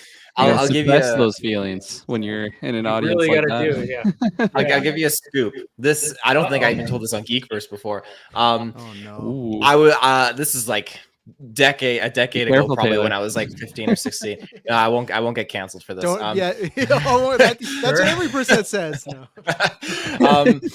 I didn't know anything about Kick-Ass. I didn't know anything about that movie. Jeez. And so my dad had rented it, and we're at my grandma's. My dad's like, okay, we're gonna watch this new superhero movie. We're gonna get grandma in here, sit down, watch. My grandma is a sweet, nice 80-year-old something lady. Like, she's great. So he puts it on, we're watching it, and like, I mean, within minutes, the guy dies at the beginning. I was like, this is rough. It's just because I'm watching it with my grandma. My dad, I'm fine with. And then we get them like having sexual relations on the dumpster outside the comic book shop or whatever. And it's just like, my grandma's still here. This is very awkward. This is a What's her gap body of like language around years. that time? I can't even really You must remember. have glanced over. She left the room after half an hour. She didn't come back. See, it's fun. I had a similar experience where I don't know if anyone's seen this. I think the movie's called Martians Do Earth Girls or Alien Do Earth Girls. Earth Girls are easy. Earth Girls are early. Yeah, there you go. Yeah, Thank with you. Jim Carrey and Dan Wayne. Goldblum and everything. Yeah. Yeah, So yeah. we watched that same thing. My dad, my grandma, who same thing, like in her 80s, and then me. And I was like younger. I don't think my dad had any idea there was going to be, because there's actually quite a few sex scenes in that movie. So what happened? And then we got through it all awkward and not. And then I think he made it more awkward, but then the second one happened and he just picked up the remote and fast forward through it. I don't know if it was the right or wrong choice to make in the moment, but I understood why he was doing it. And it was like a long scene too. I swear he hit like 2 times speed, and Jeff Goldblum was still pumping away on Gina Davis, and it would not end. And I just remember always just like, and thank God now there's a website, I always use it, Kids in Mind. Now I kind of know, I'm more know my parents, but if people have kids and they don't know, or they're kind of just an average moviegoer, Kids in Mind's great, because it'll list everything, like a rating out of 10 as far as like violence, swearing, and sexuality, and tell you what's in it. So even if you want to watch something with the grandparents, Kids in Mind, great website, use it. Interesting. Kids in Mind. There you go, guys. Somebody in the chat even talked about like Titanic. I mean, I thought I was saw. like drunk and I didn't like. yeah, I mean, I'm not going to exactly say what somebody said about Titanic, but I'm just saying, I remember being in the movie theater with family, and when that scene comes about, it's like, all right. I mean, she just flat out full on naked right there. And it's like, yeah, that's awesome, but I'm just frozen. I'm frozen right now. I'm not reacting to it because I was literally with cousins and my mom and stuff like that. And it's just like, yeah, it's just, God damn it. It's like, yeah. So use that website, folks. Because that'll be a lifesaver. I remember even just like, the family's gathered for, let's just say, Christmas holidays, and you're watching like National Lampoons. Oh God. There's some topless scenes in there, and just like any topless scene in any movie, when you have family, my strategy was just to like, I don't even know, like zone out on a piece of the wall, or you just kind of just go like, hey, you know what? I could use another cookie. Yeah. Good time to leave the room, or are you just like leaning in on the fact that's like it's art, like I'm just appreciating the movie. Nowadays, I think I always just try to talk about something, so you get everyone talking during that scene, and then everyone checks back when it's over. They're like, okay, no more naked people. Okay, we're good to go, and they look and like, okay, we're fine. You have people thinking of something else, like, oh, what's for dessert or something. Oh, 100%. Oh, that cake was great, right? Oh, yeah. What'd you make that with? And you don't care. You're not going to make a fucking cake. Yeah, you're not going to make a cake at all, but... No. Oh, jeez. I mean, thankfully, like, when it comes to Christmas and, like, anytime I spend, it'll be, like, something that, it's like, yeah, your Santa Claus, your Home Alone, or, Christmas Story. It's like, yeah, put that on, please. We're not going to put on Krampus or something like that, or, like something that's going to just be... Yeah, but so yeah, we had the Spider-Man trailer that came out. I mean, and obviously we're all hyped for that. Like, I agree with what you guys were saying. It was like that trailer hyped me up more than the first one. The first one was just kind of like, all right, cool, get it. Are we gonna get off this fucking bridge? Hey, cool, we finally got off the bridge. Now we're at the Statue of Liberty. Yay. Which is cool, and it's just kind of funny too, though, like with all the leaks that have come out, and then you see all that scaffolding, just like you gotta go like, okay. Yeah. So a lot of that stuff that we've seen out there, I mean, I don't know if you guys have been avoiding it. Hard to avoid. Yeah. We have a Discord, and we also have like separate channels that is like, hey, this is the pure spoiler one, because we have like from our other podcast network, Geek All Line, it's like there are some people that they've not seen a leak, they've got media display off. That stuff, like, unless it's the only thing that really bug me for leaks or spoilers, or if it's a massive plot point. Now I know someone might be like, well, Toby and Andrew, well, yeah, I guess it is, but like it's something we've seen so much. For me, it is like, a death, something like that. Something where it's like the ending of a story that, you know, something very like, let's say if MJ were to die and the screenshot was, and this is not it, obviously, her just dead and Peter crying on her big, oh, this really sucks. You know, like I remember there was somebody that was like, oh, you know, this is just like if somebody posted Tony with the gauntlet or Cap with the hammer. It's the same thing. I'm like, no, it's not. No, it's not. Yeah, somebody posted that. And a lot of people are like, how is that? Like, we all know that they're in there. We have no idea what the fuck is happening. You know, it's like, cool. They're standing together. What are they looking at? We don't know shit. Oh, yeah. It's like, okay, fine. You know, but yeah, somebody made that comparison. It's like, it's not spoiler. Technically, you know, it's just that's what was funny about those images. Yeah, but as long as you can look at someone's dick in the leak too, that's always a good thing, right, Dave? You know, that's a good thing. So, dude, I know. And that was funny because I did a little sketch where I zoomed in on his dick and it was Ralph Boner, and I'm like, you know, it was just like I had to because it was like I remember just kind of thinking about that as I was working. I was like, how can I capitalize on the whole can't be a saying? Look at his dick, and I'm like. Ralph Boner. Somehow I got to incorporate that. There it is. There it is. Put it right on his crotch. But we're actually going to be joined by somebody else, somebody you guys know, who was part of your trivia, Mr. Ray Flightcast. What is up? Heyo. Hello, sir. Dude. How's it going? What do you got in the hand? Oh, hold on. I got to play your drop. Yes, I was going to say. Ray. There it is. Obviously, you're wearing the shirt. It came out this weekend, and we're not going to talk. Oh, by the way, has any of you guys seen Ghostbusters Afterlife? I saw it this afternoon, actually. Yeah, I have not seen it. Okay, so we have 3 against. So we're going to kick out Kirkland and Taylor, and then we're going to have a spoiler. No, I can't blame you. No. No, we're good. That drop hit so much differently today. Yes, it does. It really does. Yeah, it really. That's why I was like, I had to make sure to throw it at you. Yeah. Without spoilers, I will tell you, I have not. I don't remember the last time I left a movie theater that emotional. Oh, I know. Like there was a point. There were a couple points in the middle of the movie where, like, because of the story, it was like, you know, tugging at the heartstrings, and then the last part of it happens. It was just like I lost it, man. I mean, I wasn't loud or anything in the theater, but I just was constantly wiping my eyes. And then I got in the car later and I was crying again on the way home in the car. I was like, wow. That whole third act is great. The whole third act was and I'm somebody that I like Ghostbusters enough. It was never one of my genres, and I was never like, oh, I have to see this one. But I saw it because, like, okay, there's a lot of chat around it. I like the director, good cast, and I had heard so many people like, oh yeah, you're gonna cry, you're gonna get emotional. And somebody that's like, okay, I like Ghostbusters enough. I'm sure I won't feel that way. Right, kind of 20 minutes pass, and that third, you're like, oh, like you start to feel like I'm not even a huge big Ghostbusters guy, and this is getting me. And it was a very well done, like classy. It's one that I actually have thought about going to see again because it's just has like a certain nice magic about it. So yeah, it was for someone that's not a massive fan, like a really good home run for them.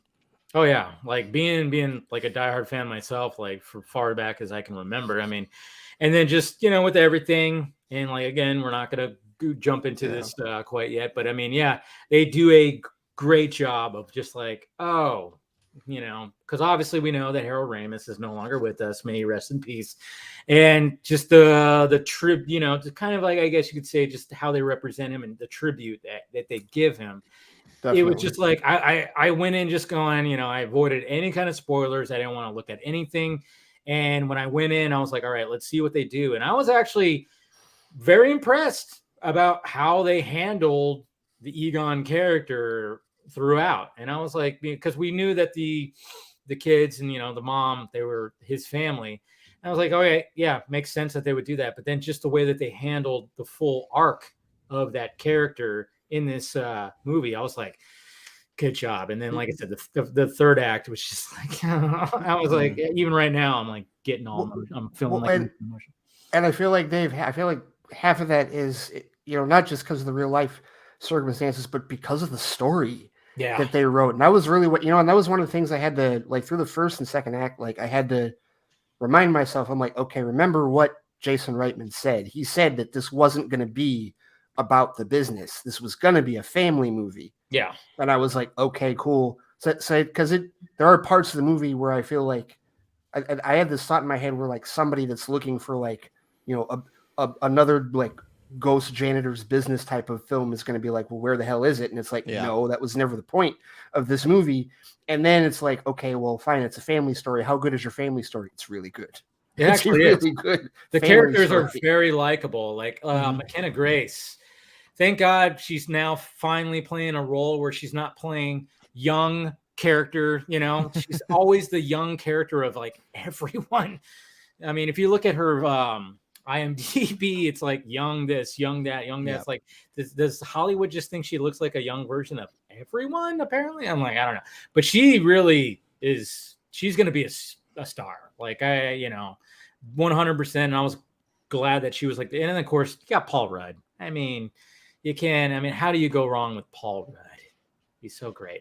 We got somebody else that's going to be joining. Sexiest Man of the Year. Apparently. That's right. Exactly. Alive, Kirkland, not the year. Alive. It's a very specific title, you know.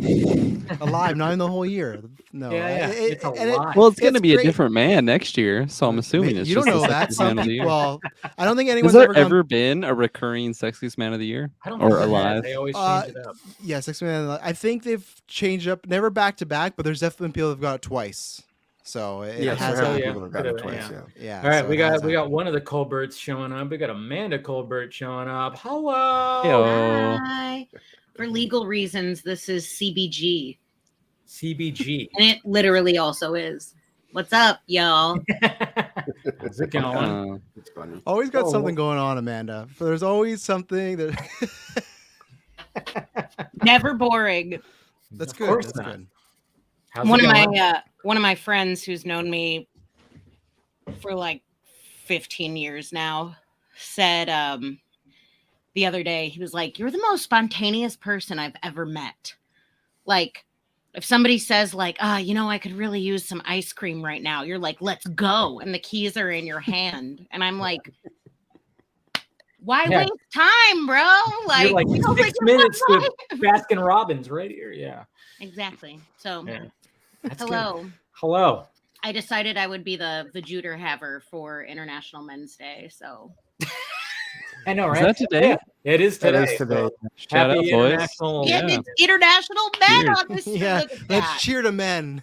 Yeah. Here to men. It's the month of men. Yes, that's The right. month of November men. as well. I feel like it's just that's almost like 12 months a year. Unfortunately, it's always Yeah. That's why I refuse to like tweet about it and shit. I'm just like, you guys literally get 365 days a year to be. Men need hard. more attention. They need more. Yeah, of Oh, yeah. course. Yeah, we don't get enough crap. We don't get nearly enough, no. Yeah, No. it's fine. The whole entire week, I thought it was your guys' Thanksgiving this weekend. This whole week, I thought Black Friday Well, was today. It's Also, never It's like not. It's this certain weekend. Black Friday sales have started today, so I they assume start- Black Friday was they today. started So a I year thought ago, They they started like a couple weeks Dude, they ago. start after Halloween. year ago. After Oh, yeah. Halloween.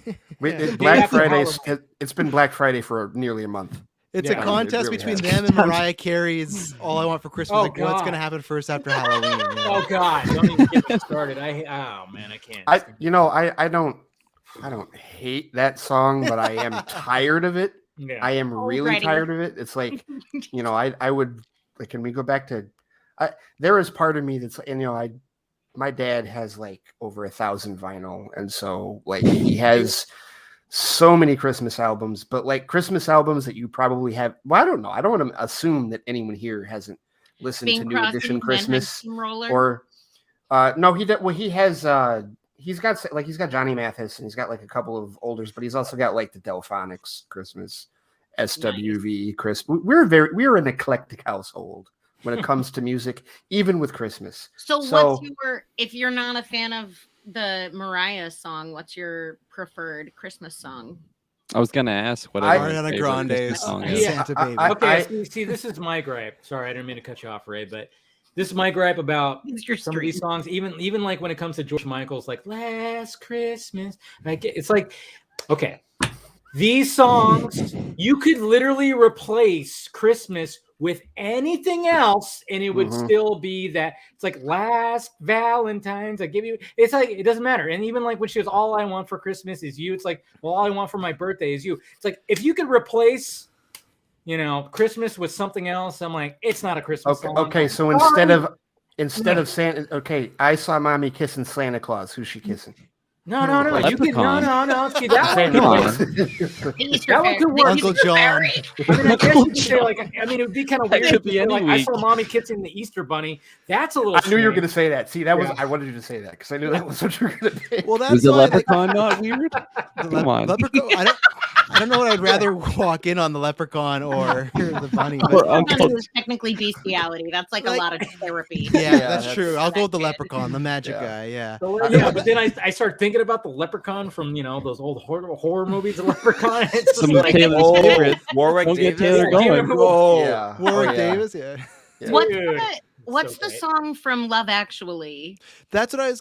So he does. That's what I was gonna just mention, Amanda. You and me are like that. So What? whatever you feel at Love Actually, they have a commentary on that where he hasn't had. Bill Nighy plays a character. He hasn't had a hit in a while. So like, okay, you have the song that's called "Love Is All Around." We're just gonna take the word "love" and change it to "Christmas Is All Around," and he thinks it's like garbage and everything like It's that. all around Yeah. us. But when they put the song out, it starts to chart, and he has this huge comeback. So it is like a really fun pop, like And the as Bill he Nighy records it, segment is he's like, great this in is that. fucking shit. yeah, and he keeps forgetting the lyrics. It's like, hey, you're replacing love with the word, word Christmas, Christmas. and That's it's it. really good. Me and Taylor love that song. It's so good. It's How a you doing, great Taylor? one. Also, I'm pretty sure that Bill Nighy actually sings it, which is even He better. does. He does. Yeah. So this is where like being a fan of like instrumental music and jazz really helps, Dave, to Yes. answer your question, because the one Christmas album that's like the number one that I have to hear every year is Charlie Brown Christmas. Oh yeah. I have to Oh, hear my sister that has that whole on album. vinyl too. That's a Yeah. good one. Because it's such a, there's some singing that Christmas time is here and like Hark the Herald Angels sing, but it's mostly jazz because Vince Guaraldi was like one of the best jazz pianists of all time. And like, I love that I have to listen to it start to finish, like every Christmas. Like it's gotta be like my thing. Tradition. Yeah. Yeah. Nice. But here's the thing though, because I get to bring this up now with holidays. oh no, Ryan controversy. I have been on this kick for years now because we haven't even carved turkey yet. I know. And every year, Thanksgiving, let's skip the political correct stuff. Let's skip that part of it. Okay. Let's just go to the heart of what the actual holiday is. Every year, that holiday just consistently gets pushed aside. We have too many Christmas movies. We have channels full of Christmas movies, right? How do we the have Canadians feel about this debate? We have Valentine's Day movies. We have 4th of July movies. Okay. Where are the Thanksgiving movies? What is Planes, it? Trains, and Automobiles. Planes, Trains, and and Automobiles. Dutch. How's that And that's say? it. Planes, Trains, and Ray's Automobiles. right. It's You the go only like the one. one classic one, and that's about it. So you But know? no, And then but, we're- good. but You don't need more when like the movie Planes- is Planes, Trains, and Automobiles. Planes, If they Trains, and had made Elf Automobiles. before Pla- they made It's a Wonderful Life, we wouldn't have needed that shit either. We It's would have Pla- just needed Elf. It's Planes, like- Trains, and Automobiles and Dutch. Like if Oh, you're that's if right, you're Dutch. Dutch Holy with shit. Ed O'Neill, Oh, and, man. and that would both be of cool. them Also, Do we both in of need them more? Do we are need John more? Hughes movies. So John Hughes, may he rest in peace. Thank you for not forgetting Thanksgiving. Yeah. mean, I appreciate that, John Hughes. He Technically, respected both. not He's like, he had Thanksgiving. his Christmas movies, but he also had his Thanksgiving. I forgot Dutch, man. Dutch is I love Dutch. Ed I love O'Neill, that. Ed O'Neill, and Ethan. What's his name? He was Randall back then. He's Embry now. Oh, okay, that's what. That's right. See, for us, we got Thanksgiving in October before Halloween. Yeah. So it, That's right. we don't have. It was we don't long have time your ago. dilemma. It get like we Yeah. literally go from it's gonna be Thanksgiving, and then we go Halloween, and then once Halloween is over, everyone here flips the switch very quickly to Christmas. But Well, same here. Same here. yeah, yeah. Oh, it's But, here. but we get Yes, to it's- enjoy Thanksgiving because it's in Yeah. October. See, that's so. the thing. Yeah. We don't. We, Also, we, that's we just skip smarter, over it. Considering how much further north you guys are, that's smarter to have at least one family holiday where you're not fighting snow to Yeah. get to wherever you're going. But you guys are fighting mud right now, right? No, Mud, we got and snow. and rain. We got mud and snow. Yeah, we got massive Got the floods here in landslides DC. going on. We're- How's we're- that? We are guys- literally you guys in the are in Shire, DC? though. We are protected. Right we are now. we are protected from everything right now. So Oh no, we're not. Are- Look, are- it What are we rains doing, and people Taylor? run to the stores. Oh no. We need like 20 dozen eggs to survive the next 3 weeks. that happens. Okay, Taylor, that happens here whenever it snows down south. Like in Michigan. Oh yeah, you're like, you're pretty close. You're up there. like in Michigan, we could get 3 feet, and it's like, well, still got to go to work. But in Atlanta and like Georgia and Alabama, they get an inch. They close school. I'm not joking. They don't have That happens in salt Vancouver as well. or plows That's or true. any of the infrastructure. None of these bitches ever learned I how to know drive. that, Amanda. Like, I I put just- your asses on the road. I still Get love making home. fun of them for it, though. Oh, I know. No, I know. they're not prepared for it at all. But like No. Scott, I remember Scott like a couple years ago. He took a picture of like he and his kids doing snow angels. It's like there's barely an inch on the grass. Oh yeah, in I'm like, Alabama. what? Like, Yeah. come on. Yeah. I sent him back a picture of my car buried. I'm like, this is what I'm waking up Oh, to. you don't even Shut know. up. There's some when it snows here. Like Dave, when it shut gets up. You're in California. I Fuck know, off. but it still snows. It still snows. It still gets low, but it's very like slushy. And when it happens, Smog everybody. is not snow. It's just ash from the hopes and dreams of everyone that moved to Yeah. LA that didn't make it. I know. It's like falling down from the it's sky. literally COVID falling from the sky. That's Oh, what it God, is. no. Yeah. Not I'm that. just Ah. saying, Dave, Hmm. you can plan to buy your plot of land in the Midwest after the coasts go underwater. You can plan to buy that from me. And What are you Steve, talking and about? I'm we'll gonna have only charge beachfront you, like, property right here. 1,000. As soon as the Otisburg? big one You're gonna live in happens, Otisburg? yeah. As soon as the big one happens, I'm gonna have beachfront property, man. Half of No, LA you're is gonna just be gonna- on a fucking island. You That's, fucking- no, That's no, still good. no, that's Yeah. his plan, Amanda. Land. Yeah, land. It's the I'm one like thing you're not Lex making anymore. Luthor here, It's man. not the big one. I'm not concerned about the big one. Y'all are gonna be underwater before that happens. They're gonna be like I in don't know. I Reminiscence. think the big one's like gonna Hugh happen Jackman before walking around with water up to his knees all the time.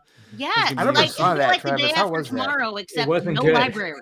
Oh, It- I'm on the other side. I really liked Reminiscence. Actually, You really I got liked it? I didn't Yeah. really like it. I'll Oh. completely admit though, like it's suffering with Hugh Jackman. I can just watch him in anything. He could be the Ah. star Amen. of Sesame Street, and I'd watch every episode. But no, I liked it. I liked it enough. I liked the sci-fi-ness. I liked the noir type of feel. Yeah. I gave up on Westworld after season 1, not because I didn't like it, just because like we talked about, just I forgot about it, and then I never caught back up to it. But I had a good time with it. I didn't walk away being like, oh, I missed my 2 hours, you know. And Hugh Jackman, he's just a delight to watch. And Rebecca Ferguson, she's Oh, great, gee. you know. Yeah, Woman crush. oh yeah. Dave, So, yeah. isn't that the villain that you would fuck? Yeah, from Doctor Sleep. Yeah, It that's what. was. Oh God. Mine is Dude, Venom oh, because Yeah, everybody was talking about like there was like I there was have like a Vajooter. Duh. yeah. dude. Ray seemed like he that was tweet. fine until you said Doctor Sleep, and then he was like, "Oh, I don't know now." Well, because Still one he'll die. That right was the after it's rule. That over. was the rule in the Well, that's the tweet. rule though. Yeah. What do No, you They think? she'll won't kill you. They won't kill you. That was the rule. They yeah. won't kill. No, she'll break that rule. Especially if you watch the movie, she'll break. I that. know. In the middle of it, she starts doing that. You know, she starts sucking the life out No, of me, like not in the good way. Yeah. There's a scene in that movie, and like Scott will tell you, like I have a thing about villains. Like I have to, when villains do really awful things, I have to see them die. Like they must die. Like they must be punished, right? And so there's a scene in the movie. You know what scene I'm talking about? Where I'm just like, okay, all of you need to die. All of you need to die. So that was she's Rose the Hat is an awful person. awful I wonder person. what scene you're referring to. Maybe you all involves know. Jacob All right. Well, Tremblay, you know, yeah. now that we're on the subject, now we gotta go around the horn. Okay, Travis, who's the villain? That, ugh. So I like- there's two, because I tweeted out Kylo Ren because Adam Driver is just a majestic man. There's just What something about him? Yeah, What? what about him specifically? Because how tall he is, I just want him to pick me up. It's that scene in Last Jedi when he's like got his pants up to here, but he's shirtless. No, what you need to look at is he did a fragment ad where he was riding a horse. Oh, I my saw that. goodness! Yeah. Yeah. And you Travis Taylor would Joy dream the one? next day that he was the horse. Yeah, exactly.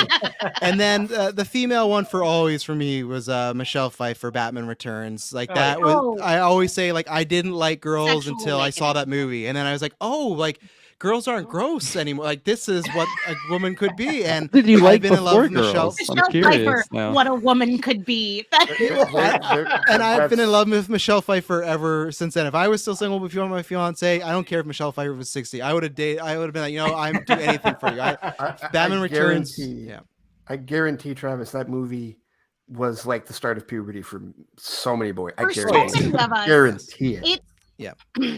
I can't. I gotta say, it was the Tobey Maguire movies. Yeah, the dunce. Yeah, and again, like even taking that, I still don't think people give her enough credit for just her performance. Like everyone talks about her looks and whatnot, which she looks stunning, but her performance is for me up there in like a top 10 or like best combo performance. She just delivers at every moment. She steals that movie. Everyone's great in it, but every scene she's on, you can't help but just look at her. And yeah, International Michelle Pfeiffer. Well, like, Day. yeah, even when she's like, Selena Kyle's secretary of Shrek, she plays that character, that bumbling, like, whatever. And then when she transforms into Catwoman, and then, I mean, even that the whip scene with the mannequins. I mean, how many times do you see that video pop up on your timeline where everybody shows like, oh yeah, that was all one take, and Michelle Pfeiffer fucking did she that. learned that and can still do it. She did that video like a year or so ago, where she was like showing off she could do it. Exactly. I know, and she's still, like I said, I mean, she was in Ant-Man. She shows up in the Flash. I won't be mad. Like at all. I hope. I want that as much as Keaton. Yes. Well, we know we're getting Keaton. Come on. Yeah, now. we know we're getting. No, I know. But I'm just saying, like the same level. If they were to announce Michelle, I'd be the same amount of excitement. But right? Can she like be in the mansion somewhere? Like, can that just be like she's in there somewhere? Right. You know what? Yeah, there's a lot of rooms in that mansion. Yeah. Dude, I would not be surprised. I think she's gonna show up. I mean, remember when we saw the Crisis on Infinite Earth newspaper? It said Bruce Wayne to wed Selena Kyle. I'm like, totally. I think they kind of set it up already, and it's like, come on. My worry is that they like fridge her and like, I lost Selena years ago, and I'm like, no, like I don't want them to do that. No, I know, but if he's down and out Bruce Wayne, that's what I worry. Like I lost Alfred.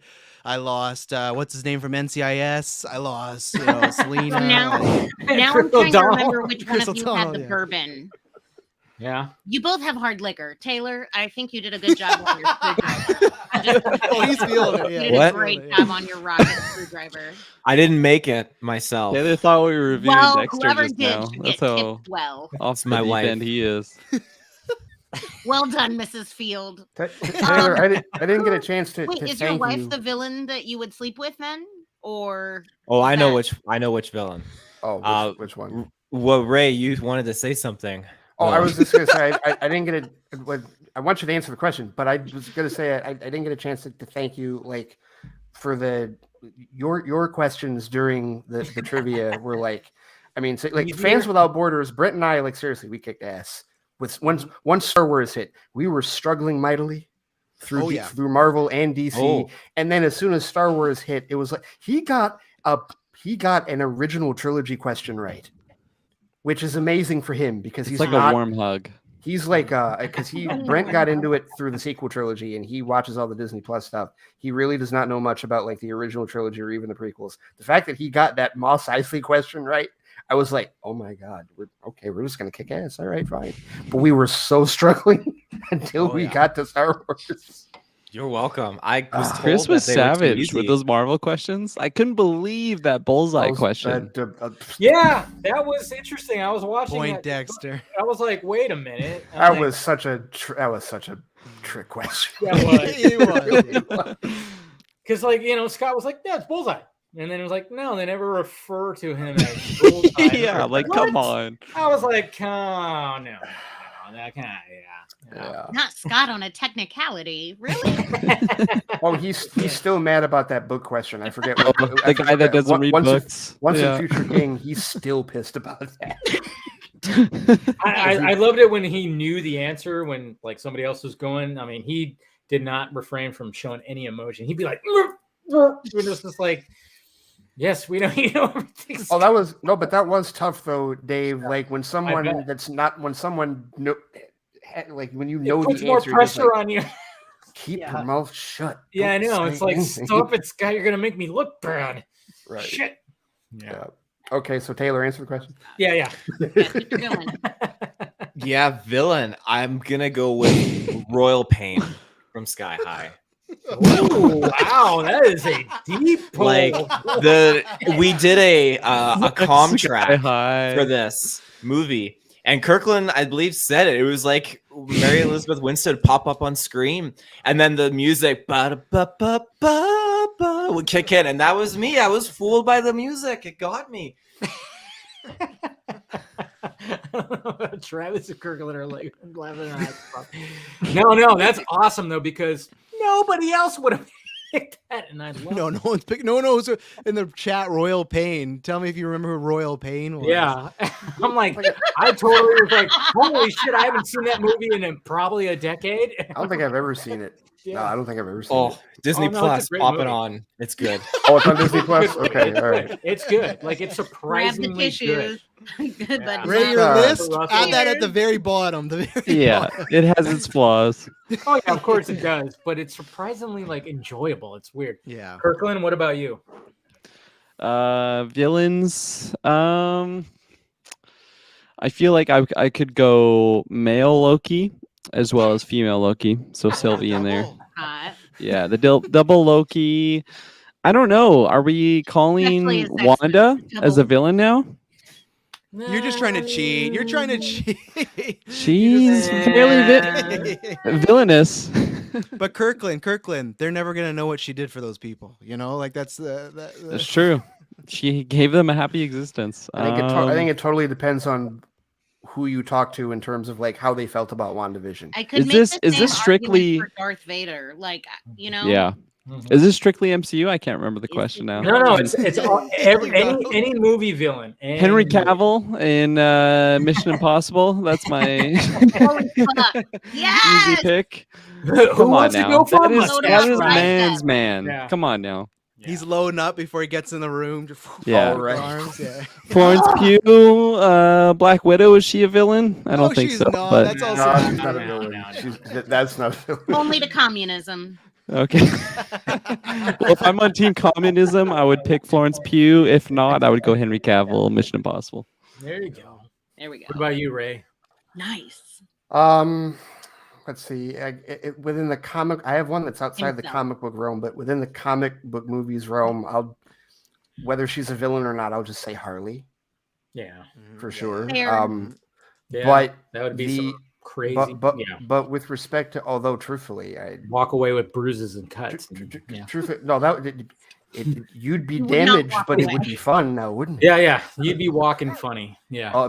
Dude, I might not walk. I don't know. It doesn't matter.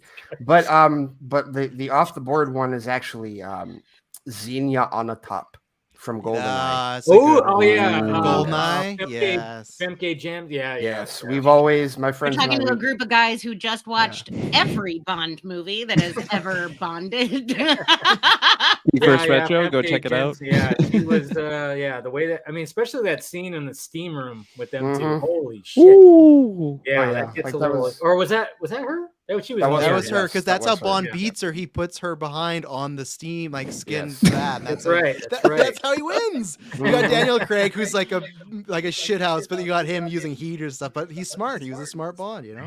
yeah, Ah. yes, indeed. Okay, Amanda. Venom. Huh? Venom. Oh Which yeah, one? you Which posted Venom, that. though? You posted Which that. Topher Grace. You posted. Topher- No, You posted the tongue. It's the Tom tongue. Hardy. Tom Hardy Venom because you get Tom Hardy Right. and you get that tongue. Well, I was trying to figure out if you were a Tom Hardy fan or a Topher Grace fan. Which Both. one? No. Okay. Definitely in my I mean, yeah, Topher lifetime. Grace is fine and everything, but like not. I don't know. I like It's not men. Tom Hardy. It's not In my lifetime, I feel like I've heard women talk the most about Tom Hardy, like as a collective. Like it's just I'm You like get those sorry. tater tots. Come on now.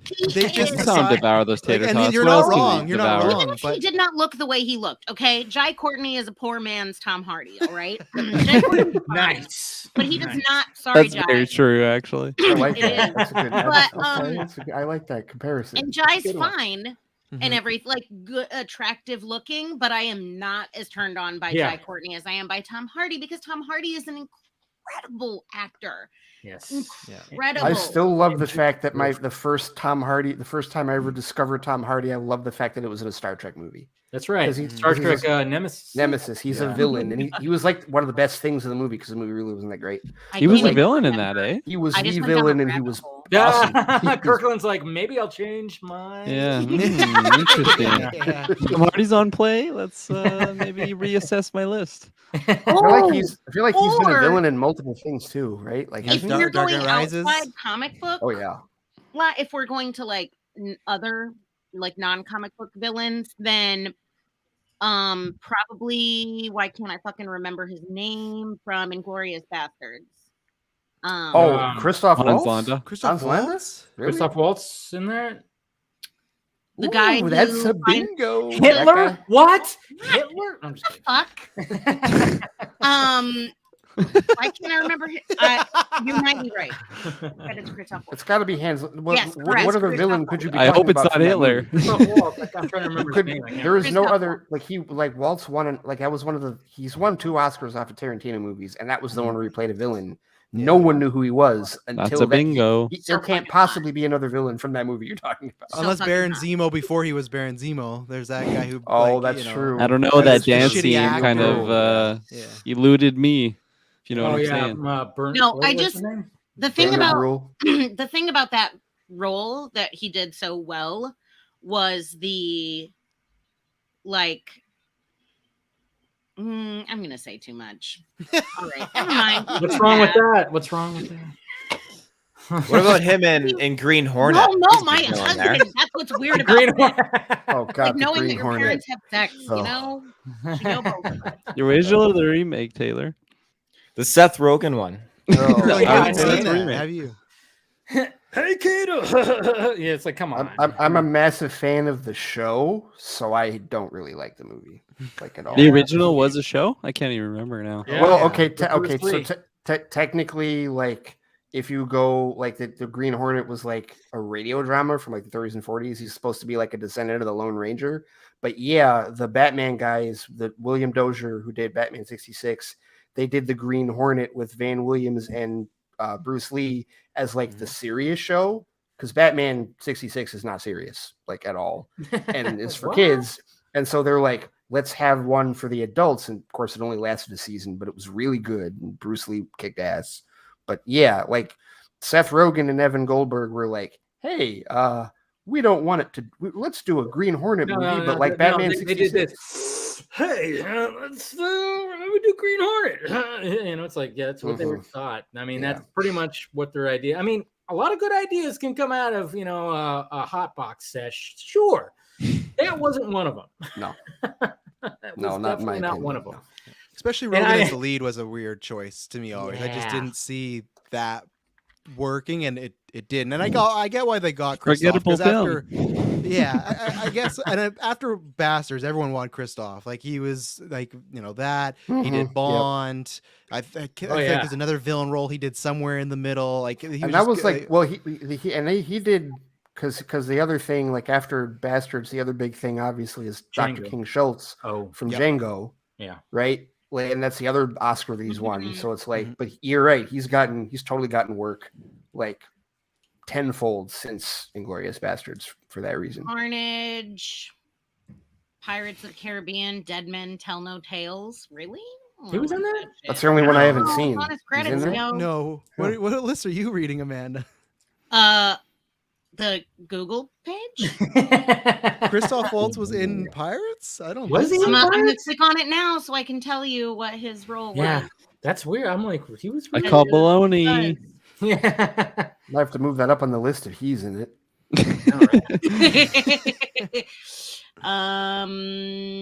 He's not credited, but his name is in. It's in. He's Oh. not It's in there. credited. Not correct. I don't think. he No, is. no. I don't mean he's not credited. I mean, Well, he my does- name's not character credited does in not have Pirates a of the name. Caribbean. Oh, here, Dave, Travis, Huh. let me ask you, Like, like, unnamed. just real quick, without again, we're being mindful of spoilers. How crazy was the uncredited cameo in that movie? Yeah, that was. How was- crazy was that? Oh, dude. Yeah. I've never been so confused in my life. Dude, I was like, I looked at. Well, there's Well, no. One of them is credited. The other one of is them is not. credited, but the other, okay. The other is not. Yeah, The one that I felt attracted to and scared at the same time, that was the one that very much That's the confused me. uncredited and I one. Yes. choose Yeah. her.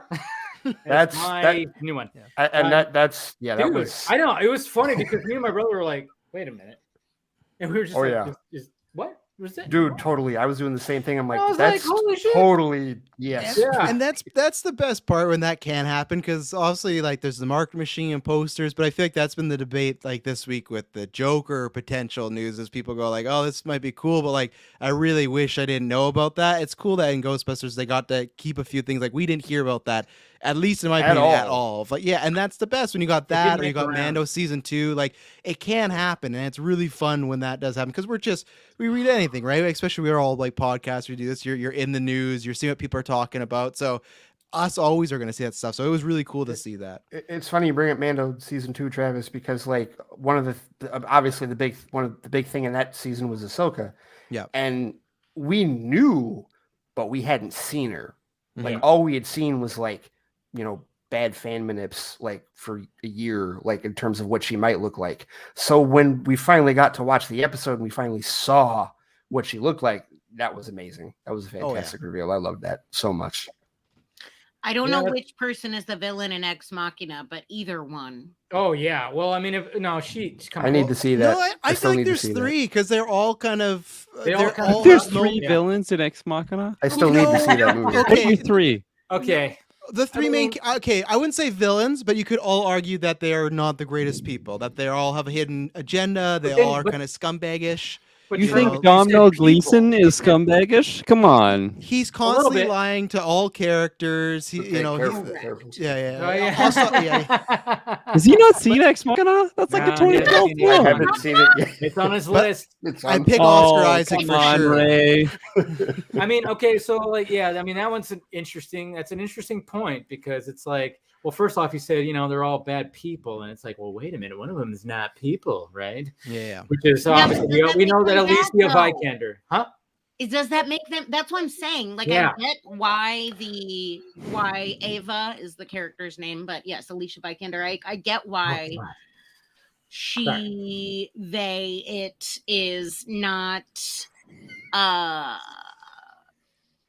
maybe the most sympathetic, for humans. But also like Amanda tiptoeing around the plot point. I know, she Look totally what she is. did to Domhnall Gleeson. Come on.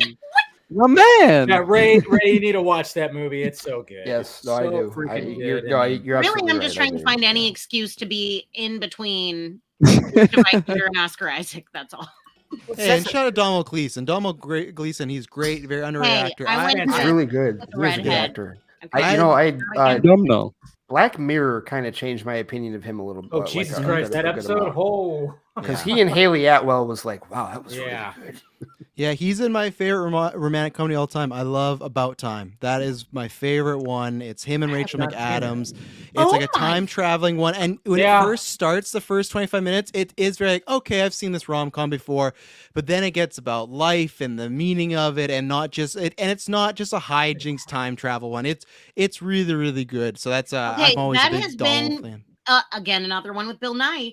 And Margot. Robbie. Yeah, that was Margot before she was like anyone knew who Margot was. She just plays like this Rachel quick McAdams Wall was the Street? lead, not Margot Robbie. Yeah. I think it was right before Wall Street. Yeah. That one has been like in my like watch this shit bitch list on like every streaming app that I have. I got many of those. And I have never, because I'm not a big rom-com fan, but I see your About Time and I raise you a Kate and Leopold. You're welcome. Oh, that's a good pick. We got some Hugh Jackman and Meg Ryan going on. He's great. Mm.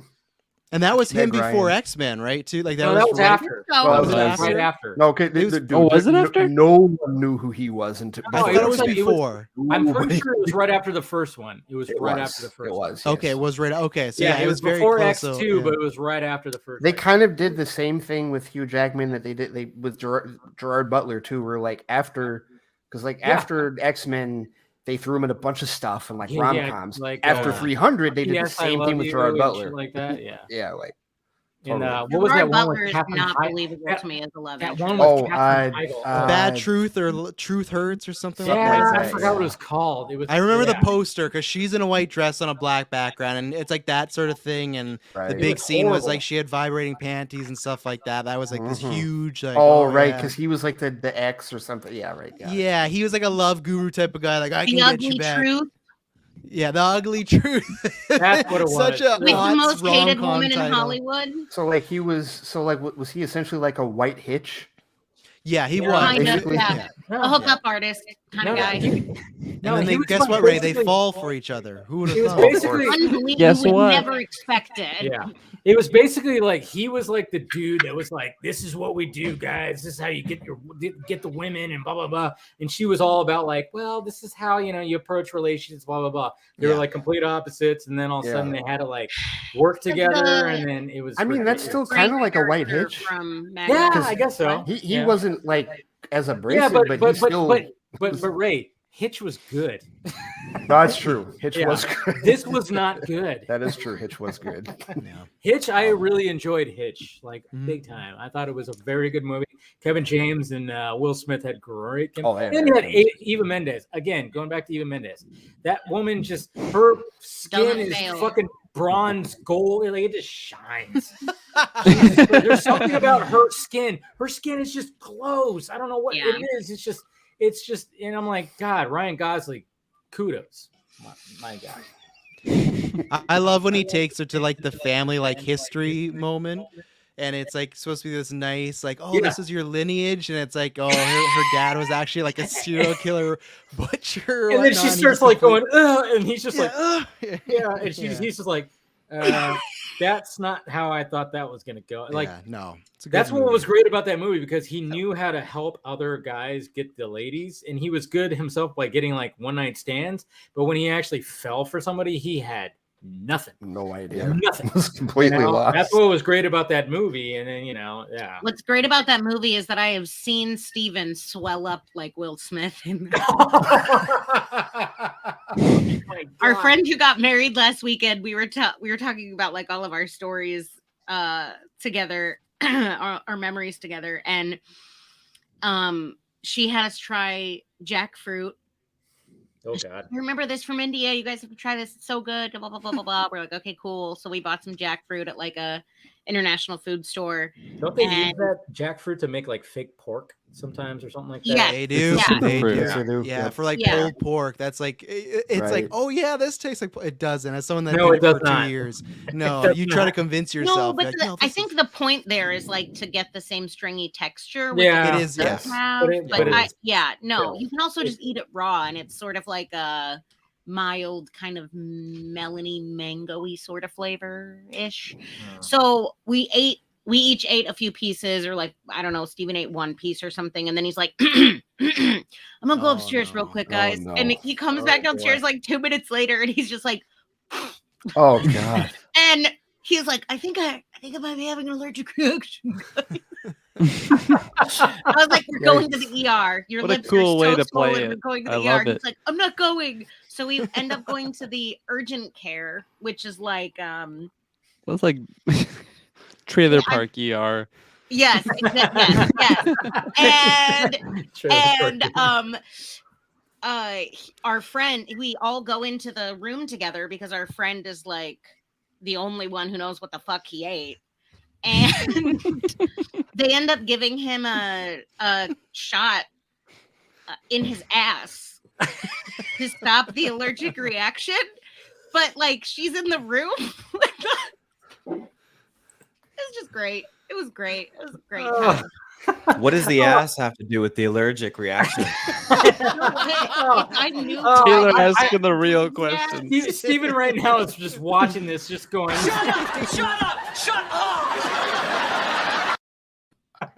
I was gonna say he can't be happy that you're telling this story. It's a good one. hey, he didn't show up. He didn't show up. It's exactly. If he didn't want me to tell it, he needed to fucking be here. Exactly. Should have defended himself. It's like, we love you, Steven, but you didn't show I told everyone about your jackfruit story. Throw a knife at Steven. We're just in jackfruit. I had a dream last night that I met Zach and Debbie, and they were so great. And Yeah, they kind of are. Yeah. I they mean, tell- like in real life, Humble brag. like Yeah. Zach like touched Humble my shoulder, brag. and he like drew little sketches for me on like paper and like cast the scene. Did they tell you any more? Did they tell you any secrets about Rebel Moon? Yeah. No, but Debbie did tell me that she was going to find work for like acting work for me, which was great. Should hit her up. Can I do like low grade like editing work for them? Seriously, I would totally. Yes.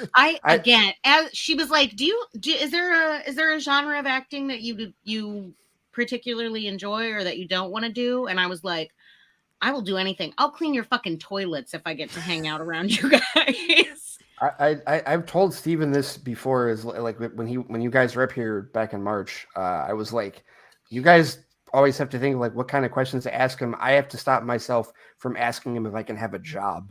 I know. Because I totally would just want to work for Stone Quarry. I will totally do We'll that. polish the floors. Yeah. I don't give a shit. No, I want to do actual around that like, area. Wipe off I the do- camera lenses. Look, because I do video editing. I want to actually like do that shit with him. Like that would be awesome. Dude, can you imagine that? I'm like very, very, very good as an actress, but I'm also like too fat and old for Hollywood. So Oh, you don't know, say that. Dude, can you imagine being the editing? name room a with fat that? old bitch that doesn't do only comedy. I'll wait. Dame Judi Dench does not fucking count. She's way old, and she's not really that fat. Do black women count? Because I got a few of those in their 50s. Who don't do comedy Viola Davis doesn't do comedy. is not fat. She's actually pretty fit. Man, she's got She some is very, no, guns. she's very She's fit. not She's fat. very fit. Yes. Okay. She's playing Michelle Obama. Did you see that? Yeah, that she is. picture of her? She is, yeah. Dude, she got the smile down perfectly. When I saw those images and she was like straight out, I was like, damn, she got Because that. that's how smile good down she is. perfectly. Yes. Yeah. She's amazing. She's Yeah. just fantastic. Okay, Yeah, fine. no shade to Viola Davis. I do love her. It's not fat. I'm talking like You're thinking like Octavia Spencer or something like that. no. Well, I was thinking because when I think of like fat women in Hollywood, I always think of the fact that they're like mostly relegated to comedy roles because like you're only allowed to be fun. You're only allowed to be fat if you're Well, funny. same as with a them with woman. guys. I mean, the fat guys are usually that too. It's true. That's Yeah. Have you seen 10 Part- Cloverfield Lane? Oh, Oh, you're what, talking with about John Goodman? Goodman? I have not Yeah. seen it, Slimmed but up. no, you're talking about Goodman. Okay. Lots Well, of fat guys oh, that aren't only funny. Okay, but to be fair though, Amanda, Goodman, most people know him because of Roseanne. I Or The know. Big Lebowski. And then once they Big see Lebowski. Cloverfield Lane, they'll never look at the fucker the same again. I know that he was That creepy. shit will He was fuck you creepy up. as shit. Well, no, I'm just saying in terms of like the comedy rule. No, I know. Like, he I know. totally, You're not yeah. wrong. Well, okay, so it's true for men too that when you are fat, you are look at the difference between Kevin James and Will Smith. There's a reason Kevin James is not fucking playing Hitch. Okay, but You know? all right, okay. So I'm just saying. I don't want to agree with you, but unfortunately, it's You like. know it's true. you know. No, it's true, dude. But it sucks. It's not. It you does know, suck. It's not Melissa fair. McCarthy, by the way, is the woman Melissa that I think McCarthy, of when I yeah. think of like fat women in Hollywood who get kind of And she's lost But weight too. Like still since Mike and watch- Molly. Still watch Can You Ever Forgive Me, where she's not comedic and she is fucking fantastic in that movie. She is really you know who good. else? She's actually a really good oh, actress. She really Richard is. Grant's That's in what that. I'm saying. That's what I'm saying. Rainn Wilson. Oh, I Rainn haven't Wilson's seen great, it. too. I'm gonna watch Yeah. it now. When Thank you it- for reminding me. I always tell Richard E. people watch Grant's in it. Super. Watch Super. I mean, like when people Super's talk about so James good. Gunn, Super when I say like watch some early on James Gunn, I mean like Super is right up there. You know, like I really love. I've always said this about like actors. You can be a good dramatic actor and have no comedic range at all, but there is not a single comedic actor who cannot do good drama. yes, yes. There is not one. You're absolutely Because right. the That is timing is correct. Absolutely right. so critical, and like you have to be so well calibrated to do comedy well that like you can understand exactly the dynamics. And it's ridiculous that more of them like how come like I really don't like that like Eternal Sunshine and like Everything Must Go and stuff like that. Like it didn't start a renaissance of like more comedic The actors Truman Show going era into, of yeah. right, because it's I think for them, because the money is still in those Step Brothers, still in those That's true. Sonics. That's a good that's point. where for them they like doing that. But then it's like, look at the page, like Everything Go. I don't think many people have seen that. I don't know what it did, and that's So where I guarantee you, like that. good. Stranger that's Than why- Fiction is like Yeah, That- and that they was can the- do it. Yeah, that was the But- one where I discovered it was like, oh, okay, he's got range. Also, my Damn, favorite all right. titties are in that movie. So Your favorite what? titties, Oh, my favorite titties in Hollywood are in that movie. Really? Which titties. That's remember. Maggie, right? Yes. Yeah, Maggie. Maggie. Yeah. Jake's sister. Yeah. Did you think I was talking about his titties? No. there's a But I'm just chance. like, There's a chance. There's I a didn't know. I'm like, Maggie. No, Gyllenhaal? I remember seeing I those don't in know the if you- movie. I don't know if you've seen a movie called Secretary with her and James. Thank you. Spader. Yes. Yeah. Okay, I mean, that's that's full a, on. Sure. She does like full on, like full frontal. that's in a that deep movie. pull, Dave. But That yes, is you're right. Totally a deep Cool. pull. Yes. Ha, ha. Ha. But I'm just kind of like going, really? Favorite? Yes. To Yes. each their own. It's I- all subjective. It's all True. subjective. I've always been, I mean, if I'm gonna go for a Gyllenhaal, I might go for Jake. He might go for He's you. a little prettier. No. I mean, I've ever since City Slickers. Hey, I've known Jake Gyllenhaal. He was in City Slickers. You guys know? I'm gonna be honest with you because like Donnie Darko like used to be my favorite of his movies. Oh, dude, I love Donnie I think Darko. now it's Enemy. I love yeah. I love Enemy. Enemy's That great. movie was. I would so- say ju- Prisoners probably mine. Prisoners is Nightcrawler is mine. Nightcrawler. Oh, yeah, 100%. Nightcrawler. Yeah. Nightcrawler, I still need motherfucker. I still need to see that one. Have you I guys watch seen that the like every new- 6 months. What's the one End that, of watch. that's Oh, man. that he currently has out? Guilty. The- The Guilty. Yeah. Is it I the haven't watched guilty? that Did I yet. forget the Kirk? I think it's The Guilty. Yeah. The one where it's just him and a camera and he's a He's a responder. 911 Yeah. operator. Okay, What I I saw that can't- and I was like, I see where you were doing. Not the best vehicle for this. Also, you can't top Nightcrawler, but I do appreciate that you want to have like that morally torn, ambiguous human being Mhm. who like might be trying to do the right thing for the wrong reasons, kind of thing. Yeah. What I can't wait for, because not swore, but I was like, I'm not gonna like Michael Bay's very hit or miss for me. I was like, I don't know if I'm gonna watch this. Why are they doing this? But then I saw that trailer for Ambulance with him and Yaya. Oh my Yes. goodness! Mhm. Weirdest got me. concept. It's gonna great be cast, ridiculous. It's gonna be weird ridiculous, concept. but I don't care. I'm there for it. Yeah. Oh Didn't yeah, you and Gyllenhaal looks like he's doing like he to me is acting the way I wish he acted in Spider-Man: Far From Home. Like He's going for just the chewing Oscar for scenery. that movie. I don't think he's going for the Oscar in Ambulance. He's all, but he's all Does he So have? I've worked with all these other directors. Michael Bay. Michael man. Bay. No, Amanda, he doesn't. Everyone thought Nightcrawler was going to be the one, and he didn't even get a nom should've for it. He didn't even get a Dude, nom. he was been so nominated fucking for that. fantastic. And I think 10 years later, with fucked. Brokeback, him and Heath probably could have done better, but that was still in the time of like, well, I don't know if we can vote for that movie. You know, like What's Yeah. funny about when you watch that ambulance trailer, I mean, it is so Michael Bay because like Yeah. at first you're like, what is this movie? And then you go, oh, okay, this movie's about. Oh wait, it's not about that. It's about. Oh wait, it's not Yeah. about that. It's about that. What the And then it fuck is shows this you the movie whole about? movie. I mean, It shows you the whole movie. They get the There's like ambulance. We're going home. Your There's family. like 3 acts. Very Three acts interesting in that trailer. Have we ever talked about Literally Michael 3 Bay acts in that before? trailer. Have we ever talked about Michael Bay before? Probably. Okay, Yeah. because I had no Michael Bay. Like I guess you could say I'm a Michael Bay apologist. I guess. Oh, Taylor's with you. Taylor loves all the Transformer movies too. Oh, 'Cause Taylor here's- loves it. Because here's the thing about Michael. Here's what you gotta understand about Michael Bay, right? It's like, first of all, he owes his career to Tony Scott. May he rest in peace. Mhm. Because Tony Scott was like the greatest action director of our time. I'm not even being hyperbolic when I say that. Look at like Tony Scott's movies. Really, Amanda, that's hilarious. But like, but like, that whole. I'm afraid. I don't. I'm gonna look at it in a second, but I don't know. But no, but like the whole thing, like when Scott was doing like Last Boy Scout and like all of his like Top Gun, like all of the Simpson Bruckheimer stuff, he crafted that style with action movies. And Michael Bay is just like, I'm gonna carry on the torch. And the only thing about his movies is that they don't tend to be written as well as Tony Scott's movies were, but the visual style is still totally there. And he has one speed that he does really well. Pretty. All of his movies are pretty.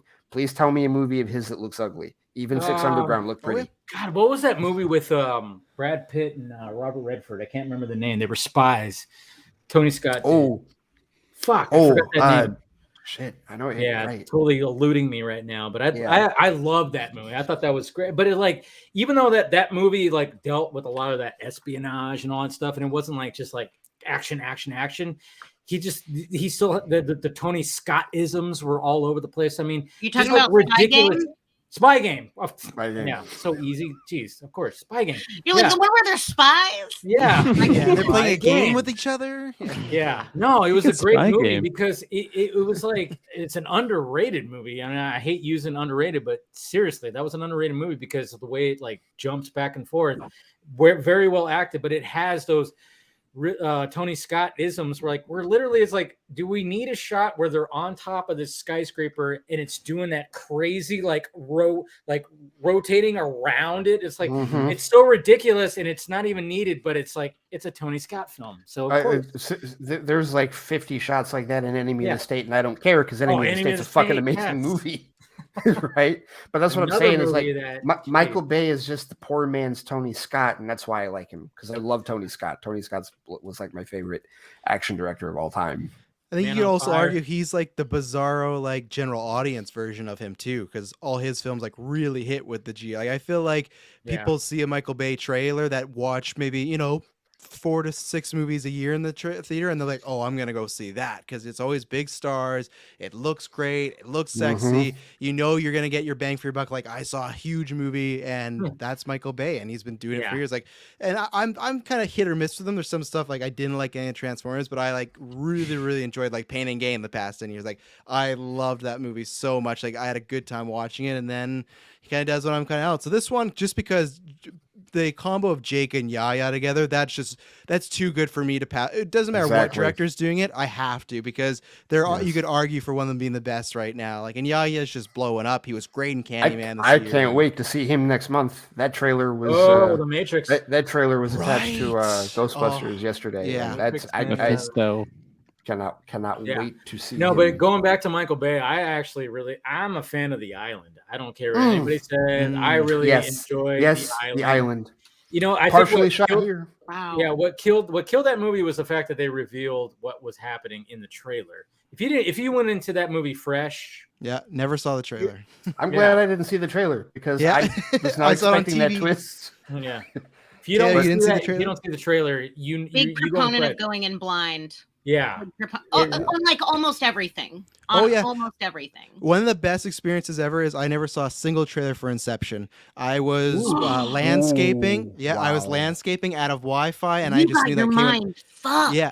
I had no idea other than like, okay, Dark Knight's my favorite movie. I'm going to see Inception the day I get back from the Yukon here. And then I got back, and I just remember walking home. It was like 11 p.m., but I could not believe what I just saw, because from the few images... Yeah, from the few images, I just thought, it's like Nolan doing like maybe just spy movie. Okay, I can't wait. That's cool. But then once it was like dreams, it was like I had zero idea. Yeah. There was that. We, what was it? For us, we didn't watch trailers because we hated at Geek Verse. We hated the Get Out trailers because for us, they just showed so much. Like we liked the movie, but they just showed so much. So every year, like this year was Last Night in Soho, we pick one movie that we agree that we're not going to watch a trailer or cover. And then it's never one of the big ones because you always got to cover a Marvel, a DC, Star Wars, but one that we went, okay, that could have some thrillers twists, and that's what we did Last Night in Soho. And I'm glad, Kirkland, did you ever watch any of the new Soho trailers? I avoided them, and I'm happy I did, but I guarantee I avoided them. Okay, I've only seen like one trailer. What did you think of the movie? Even as a big trailer, don't fucking movie. dare. I'm right here and I haven't seen it. Yeah, I haven't seen it Okay, either. you haven't I seen it? also Anything? haven't seen trailers. We won't say I won't anything, spoil but I just wanted to anything. know what they thought. That's all. Travis It's- Snell. It's back and forth between Dune and that, but Soho is probably my favorite movie of the year right now. It just has a lot of Travis-isms. I'm a big horror guy, so I love. You are a I big love- horror guy. yeah, I'm a big horror man. But no, I love the soundtrack, the look, the Yes. feel, and I'm somebody that I actually have preferred like this and Baby Driver over Edgar Wright's old work. I like all this old Oh, stuff, but what? nothing. Oh wow. Yeah, Okay. nothing really ever stuck with me. Like Shaun the Dead, Hot Fuzz, I like See, it all, See, but it did with me. Yeah. yeah, but like Baby Baby Driver, I love, Driver- but Last Night in Soho was just fantastic. I think Kirkland, you're the same as far as Dune and Soho. You're kind of going back and forth, right? 100%. Every day like makes me lean one way over the other on these Yeah. two movies. I love them both, but God, I love Anya Taylor-Joy, and I'm just really growing to love Thomasin McKenzie. Like I don't know what it is about her, but she's just really a likable actress. And that movie, She's very Travis, unique too. She has Travis something that mentioned other people everything with the soundtrack, everything about the movie. I just absolutely love, and it's a special movie. I don't think people should sleep on it. No, they Honestly, should VOD definitely today. not. If anyone's not seen Yeah. it, it dropped Yeah, today. So you can exactly. rent it and Okay. stuff. When you're Yeah, talking it's about on- Thomas and McKenzie, I mean, it was so funny because I was watching. I'm like, where did I see? Oh yeah, she was an old. She was an Oh, old- forgettable film. Yeah. And she's in Jojo Rabbit. If anyone's ever seen that before too, Yes. she plays. Yes. Yeah, A more yeah. rememberable film. There you go. Yeah, But like, yeah, she has this kind of like a likable, but yet she's Exactly. I don't Kind know. of there's reminds something- me of like what Dakota Fanning Yeah. tried to turn into. Could Oh. have. You know what Well, I'm saying? are you saying Dakota or L? I think Dakota had that in the early days. No, I'm saying Hmm. no, I am saying Dakota Fanning. I'm Okay. saying yes, like on the transition from child Dakota Oh, Fanning. Oh, okay. yeah. I got Well, you. like Okay. Bridge to Like, Terabithia. Like, That I was feel like adult Dakota Fanning could have been on the Anya Taylor-Joy. And That's Well, not she should have Dakota avoided. Fanning. She should have avoided the Twilight movie. She would have been Yeah. fine. Yeah, you know, Is she was kind of cool in War of the Worlds. Remember that? I mean, That's She right. wasn't. Remember She was way less annoying than the sun. The sun. yeah, oh yeah, the sun was very. the sun was annoying as hell. But And that she has that movie- great cameo in Once Upon a Time in Hollywood too. That's really fun. That's true. Oh yeah. Yeah, she was really that Dakota? freaking- I thought that was Elle. She is. Or- Yeah, she's Definitely. in the house. She's like watching after Bill and stuff. that's and Elle. she's She's red. great back and No, forth. I think with that Brad is Pitt. L. No, I think he's That's right. Elle, That is No. L. That's Elle. No, it's That's Dakota. Elle. It's Dakota. Is Dakota. Oh, is Are you it? sure? Wow. I'm- And Kirkland, I'm the on Bridge to IMDb Terabithia right girl now. was not Dakota. Also, you said that. I had to correct you. Who is Anna that? Sophia. That wasn't Dakota Fanning? My Taylor life is a Silent lie. for 10 minutes Squeaky comes in. from. Huh? Squeaky from. So that is her. That's right. Is yes. he back there? Door at the end of Oh. the hallway. You might have to shake him awake. I fucked his brains out this morning. He may be Yeah, trying. yeah. That's that's right. good too, is 'cause you- Like I remember. When Brad Pitt walks in, you're thinking for sure this guy is dead. He's dead, and then they didn't lie at all. They said, "Yeah, he's back there sleeping. He's staying there for his shows," and it's such a great tension She build. fucked his brains out. that I- scene. That scene is just like the tension, and then the Yes. fact that they're like it doesn't actually like anything really happen. That's so Tarantino because he Yep. builds up the tension, He- and you're like, oh. what is gonna happen? And it's like, is Cliff gonna fucking walk away from this the whole time? Oh yeah, you're you going, think is he's a there- goner? Yeah, you're thinking like he's fucked. And See- that's what Tarantino did so beautifully was like he built every little part of that up. And then Cliff just walks out of there the way that Cliff would fucking walk out of there. Yeah. It- He it- beats the it- shit it- out of that Shit of hippie a guy. hippie. like, Yeah. like that movie and That's- and Bastards are like the two movies where it's like, okay, I know what happens in real life, and then Tarantino goes, "Fuck that! This is what I wish happened." Yeah. Right? Oh Basically, yeah, and that third act when the shit goes down and Jesus. well, Oh, and, it and goes down. and that was the thing. Like Scott and I reviewed it for our Patreon, and I told him like he wasn't real big on Once Upon a Time in Hollywood at first, and I told him I was like, dude, you got to understand it. Like this is what Quentin Tarantino wishes happened. Yeah. Because Yeah. he loves old Hollywood and he It's a fairy wanted tale. right, it's fairy tale. Exactly. He wanted Sharon Tate and everybody to still be around and merge. He wanted that old school stuff to still be around. He fucking hates the Manson clan and all of that. And that's why he lit them on fire it had sick the dogs on him. He literally everything that Cliff and the dog does to He them in slammed that her movie. into the fucking Right. Jeez. That And the is literally flamethrower. that is literally Tarantino's giant fucking middle finger to the entire Manson clan. If you're a fucking true hates crime fanatic like I am, then you've seen the pictures of that crime scene and it will fuck you up. Well, Almost up there with like the level of offensiveness of Mother to me. Oh Almost. shit! I Mother. still haven't seen that. Oh God. I still haven't Mother, seen that. yeah. Don't- That's a Don't trip. give that That's fucking misogynist any of your No, fucking no, they can see it, but narcissist I fucking misogynist recommended fuck. every mother that I knew, friends or whatever. I said, was "Don't- so don't watch pregnant this when movie." Steven took me to see that Why movie. would? Oh my God, he took you to see that. I was, you don't remember, I was Oh, gonna be a good literally date night. pregnant. I was like 7 months pregnant. Oh my Javier just being the God. scariest man in the earth, just No. looking at you in the camera. I can't. but- What? You saw that pregnant? That is. I hold on. literally stood up in the theater and went, ow! Like, Dude, are you? Wow. So I know, like, we're still married. I'm still surprised. I'm surprised still after that. alive. No, but I'm just surprised you guys didn't hear about anything about like there's crazy. No. I think Oh that- my God. I was prepared for some like gnarly stuff, but I wasn't prepared for that. I think what happened was that it just happened so fucking quickly. Yeah. It does. like- It's very that's like- careless like in my 2 opinion. minutes. Yeah. But That that's kid what, gets to breathe 2 minutes. this sounds like when my mom took my dad to see Gone Girl. Oh, I thought you were gonna say vagina dentata. And but- at the end of the at the end of the movie, I guess he was like, "Are you trying to tell me something?" And I was, Yeah. and I'm like, "Yeah, that's not a movie. That's not a couple's movie." No, don't you take- got to be deep in a relationship to show that. And Yeah, you're not going to that's the survive first year date one movie. showing that. Yeah. Yeah. Remember, we have a patron that was the first date movie. Remember that was That was you their put first that date on. movie. Yeah. No. Yeah. That's right. Yeah. How does Yeah. how okay if you survive that on the first date, then damn, wow, that's it. You're for life. He's doing good though because we have two patrons that now are dating each other. But we found out they both live in Ireland, and just by a Yeah. funny fact, and now they are a couple. So if You're they a have a kid, matchmaker. if they have a kid, Geek Verse claims that child as their own. Yeah. And it's ours. If they They have divorce, to- it wasn't our they have fault. to name it Named after one of us. 100%. Kirkler, Yeah. Kirklervis.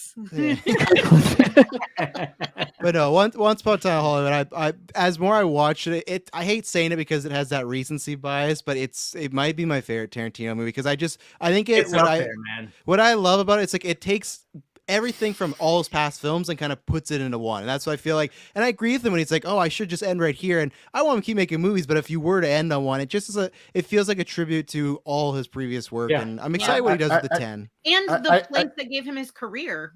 Like Yeah, the oh, yeah.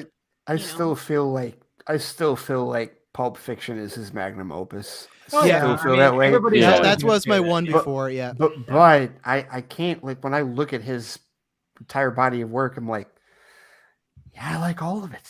yeah. There really Yeah. isn't He anything doesn't have a that- bad movie. That's No, really he doesn't rare have a bad movie. too. Yeah. Like really, really, really, really rare. That Yeah, Well, I mean, like a lot of people don't talk about Jackie Brown, and I'm like, Jackie Brown. Oh, is pretty Jackie, damn dude, fantastic. in my family, we talked about Jackie we Brown. fucking love Jackie Brown. Yeah, Yeah. Jackie Jackie Brown like Brown's amazing. is like, yeah, don't sleep on Jackie Brown. I mean, it is So good. really damn good. I mean, the way that he crafts all the characters, and then all of a sudden, like when they're pulling off this, I guess not really, it's kind of a heist, I guess, and you see Kind all the of. different perspectives. I mean, Oh yeah. only Tarantino just does it like Tarantino.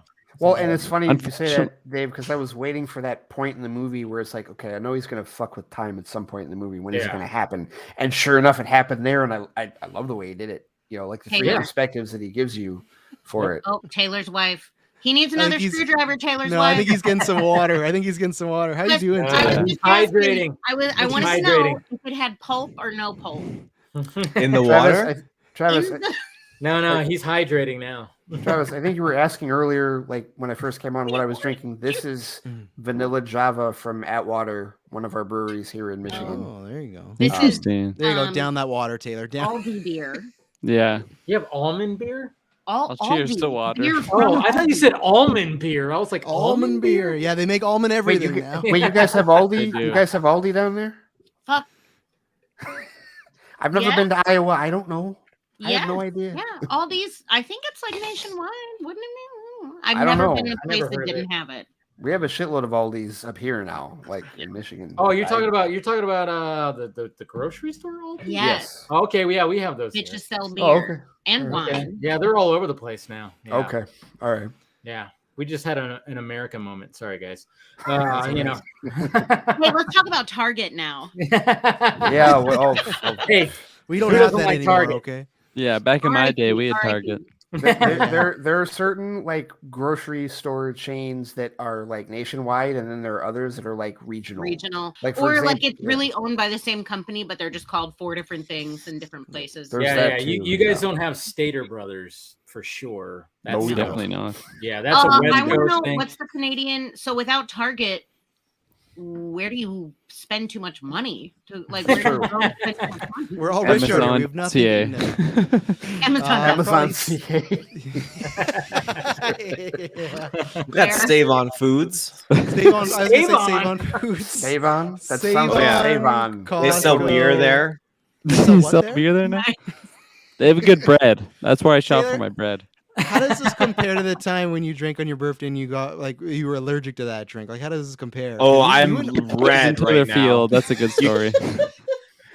I'm surprised how hard you went the first did- hour in this stream. You know. No, see, like, so I came in and I was watching before I came in, and I was like, okay, so Taylor's like quieter of the quietest one of the three, but he's like, you know, and then as soon as I came on, you were just like, thank God I can sit back. Did he get high? Is he? I You can messaged- tell you've had a- you I can tell you've messaged had a little Travis in because Kirkland. you're like looking like the way you're looking at your camera. You're like, you look like you're in hiding right now. No, I messaged them. I'm like, boys, I'm trying so hard to be normal. You don't have to be. You don't have Oh, to. you No, don't have I'm to not be. No allowed one's watching. here. Taylor. Say This is no the one's, weird you know, hour. Yeah. Okay. Yeah. Yeah, this is technically Vodka Stream is like the Cheers bar of Yes. Everybody knows your name. yeah. 'cause it says it Yeah, right everyone knows there. your name now, Taylor. Yeah, it says it right there. Whatever. It says You're it the right drunk there. of the Yeah, it's DV. funny you say that, Amanda, because like I have this, I have like this sitcom, I have a cheesy sitcom addiction. And last year when we started work from home, I binged through all 11 seasons of that show because I'd never watched it before. Cheers. Holy fuck. And but I'm a huge Frasier fan. it Like, good? Frasier's my favorite. Aren't they like, also sitcom. Cheers is relatively great, short Kirkman. episodes? Am I wrong? They're like half hour episodes. But like my mom is a huge fan of Cheers, and I'd never watched it, but I love Frasier, so I was like, okay, let me go back and see where it all started. That Yeah, show's see, hilarious. Frasier's origin story. Yeah. Yeah. It It's was so Fra- weird. That was like now we're so used to like, oh, this character's gonna spin off. This is back in the day though. It's like, yeah, just Frasier from. You remember Cheers? Yeah, he's getting his own show, and he's not even like he's such a minor part of Cheers. Like out of all the Yeah. characters He they would have is. picked. He really Like, is. Like, yeah, you would have in- thought Woody got. Yeah, would've got today in this culture, be like Woody right away, 10 seasons, whole show, here we go. But no, it was Frasier. You know, it's just Yeah. it's so funny how that happened. And great Frasier, show. I think Frasier lasted as many seasons, and it might have won more Emmys. I think it That did. one, Yeah, like, Frasier that was one, a like, darling for 33 a while. Emmys. That'll fuck Yeah. me right up. Don't say that, man. No, Cheers is still good, but Frasier's fucking hilarious. I'm with Ray. Frasier's better than Cheers. I'm sorry, Frasier's so Amanda. good. Yeah. I could see that. Okay, To be honest. to me, Frasier is like Uh-oh. Oh, here we go. it goes a little too close to the Everybody Loves Raymond vibe. Just Oh no, I'm No. rewatching that right now, Amanda. sorry. I love Raymond. Here's What the fuck, Travis? God, I'm sorry for here's you. where okay. First of all, Everybody Loves Raymond is like the best fucking title for a TV show ever. That's number It one. is a very good title. Um, And that's the only fucking good thing about that show. but no, Oh. I'll push back on the Frasier comparison only because here's the thing: Frasier is funny two different ways, right? First, it's funny just because of the general comedy, but then it's also funny because they'll throw jokes at you that literally, if you don't know what it means and you figure it out later, the joke is funny again. Like there's a point I Is have it it. funny again because you didn't get it the first time around, and then it's Yeah, funny not just because of the joke, but because you missed it? I have an example of this. Okay. There was an episode in the 3rd season where Niles was paying off this mobster dude, to like get Maris out of her parking tickets. And their dad is a cop, and he pulls him in the kitchen. He's like, "Who the hell is this guy?" And he's like, "He's some hooligan who is taking care of Maris's legal problem, and in return, I promised him a favor. Oh, do you think that's why he's here to collect?" And Frasier goes, "No, Niles. Perhaps he's hosting a luau when he came by to borrow our poi ramekins." Now, that was funny just in terms of how he delivered it, but I had no fucking idea what a ramekin was. And then, like, years later in the 10th season, there's an episode where Daphne is like giving a dinner party, and Frasier is freaking out because he's trying to help her, but like the ramekins are mismatched. And I was like, oh, a ramekin is a serving dish. Okay, now I get the joke from 7 seasons earlier, because now I know what a 10-year ramekin is. payoff. 10-year That's how payoff. smart it 10-year was. payoff. That was their endgame It took moment. them Those 10 years dishes. to finish the joke. Totally. No, listen, I'm not saying that Frasier is as bad as Everybody Loves Raymond. I'm very sorry about your taste. I'm Travis. surprised you make that comparison. That someone likes them both, though. I don't think they're very, other than being like, They're yeah, okay, really the not that comedy. similar. Yeah, I I don't think think what they're it similar, is, yeah. to me, what it is like middle-aged, miserable white men with a laugh track. Is just not fucking funny to me. Are you talking Like- about my life, Amanda? What's going on? I know, exactly. Middle-aged. You're barely pubescent. Like, come on. Remember what we've talked about. We don't get enough love here, men. So a show like Raymond, we need to watch. Like, oh, I wish I was Raymond. Everyone loves me, but The best part about Everybody Loves Raymond was the women, I should Sorry, say. I had to The mom was bust out fucking my- funny. Marie is fantastic. I think for That me, the was- reason the dynamic really hit is because sometimes it reminded me my grandparents were very Okay, like those see, two. That's what it was. That's Nice. the feel. It was the parents that Yes. really Peter Boyle was hilarious. Yeah. Peter Boyle was hilarious. That's what I was never big on. Everybody Loves Raymond. I would never went, I was just like, I never was like big on him. I just never was. I was big on Seinfeld, and then I had my shows like, when it came to sitcoms, Family Matters, Fresh Prince. See, Seinfeld is the one I miss. I missed the boat on Seinfeld. I still don't know why people think that one's funny. And then I'm of course, with you, Ray. Friends, I'm with you. What? Yeah. You- No. You prefer everybody? Okay. Yeah, see, I'm with you, man. I'm like, It's all I was subjective. all about Yeah. Seinfeld. It's not all about It's like either. preferring Big Bang Theory to literally anything else. I Like, fucking love don't Big Bang Theory. understand. I love Big Bang Theory. Why? I can't stand Big Bang Theory, so Big now I Bang got Theory. to part ways Binging with it Ray. right now. I enjoyed You're binging it right Big now. Bang Theory for about 5 seasons, and then all of a Right, sudden that's I'm why like, you're so fucking nope. sad all the time because you like shit TV. Jesus. Wait a minute. Who said I was sad all the time? What are you talking about? Where Your did that Twitter, come from? bitch. What? Come on. How am I sad? How does my Twitter say that I'm sad All right, all the you're time? contentious as shit all the time. You got you pick fights, you get into fights with people. I you don't pick suck fights. my The fights TV. come to me and I just respond. That's very true. He's like Wolverine in X1. He's just in that cage and they keep reeling people in, just reeling people in. He's just chilling with a cigar, like Yeah. No, there are times. Adamantium nuts. There are times when I do that. There are times when, like, listen, I'm sorry. Sometimes it's just too easy. It's like you see something and you're like, I know exactly what will piss this person off. If I'm gonna watch a middle-aged white man laugh track sitcom, it's going to King be of Queens. anything starring Bob King of Newhart. Queens is so good. Bob Newhart King show's of funny. Queens was really good. Is also great, but that's mostly just because fuck Scientology. Thank you, Taylor. Thank So- you. The Bob Newhart show is funny. Bob Yeah. Newhart show is good. Any I like Bob that. Newhart show. Yeah. But yeah, Well, like the first one he did was like it was part of the whole MTM thing, and I really love the Mary Tyler Moore show, so it was like the same crew. So yeah. And also, what was the one we've talked about this before? The one in the airport. Oh, Wings. Not a Bob Newhart show. Wings. yeah, Wings. But Wings. yes, yes. yes. Okay, Tim but, Daly. okay, but Wings was done by David Angel and the same guys that did Frasier. Yeah, Okay, so you like Frasier somehow now, they Amanda? didn't fuck it up.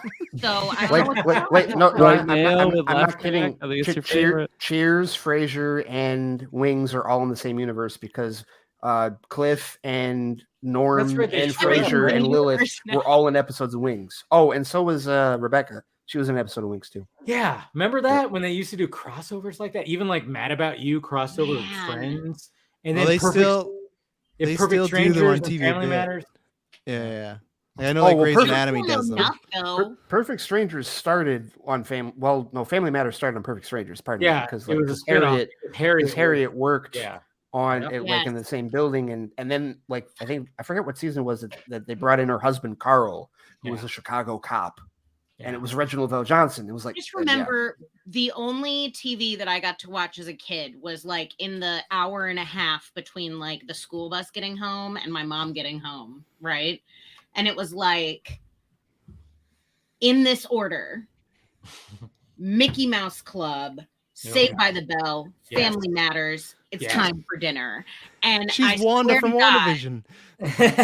What? Yes, exactly. That's like Wanda's origin of why she created the shit, because she could watch these certain shows. And I mean, why am I the token Vegeta haver on the internet right now? My mom is somewhere like, listen, I raised you better. Travis, truth be told, that was why. And like when I talk to people about WandaVision, I hear a lot of people that are like, it got going after the 4th episode, and I'm like, so you didn't like the first 3? No, they didn't understand the references. Because I love the Dick Van Dyke Show, so I totally got the first episode completely. Right. And they followed the show to the fucking letter. It was perfect. Even how they built the set is exactly how Rob and Laura's house was back in the show.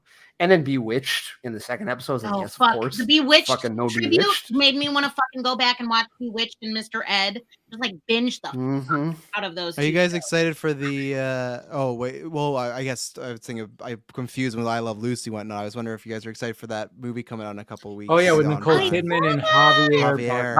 I'm more curious than excited because part of me like Nicole Kidman is a fantastic actress. But there is that part of me that kind of understands the whole why isn't it Deborah Messing argument. I do kind of get that.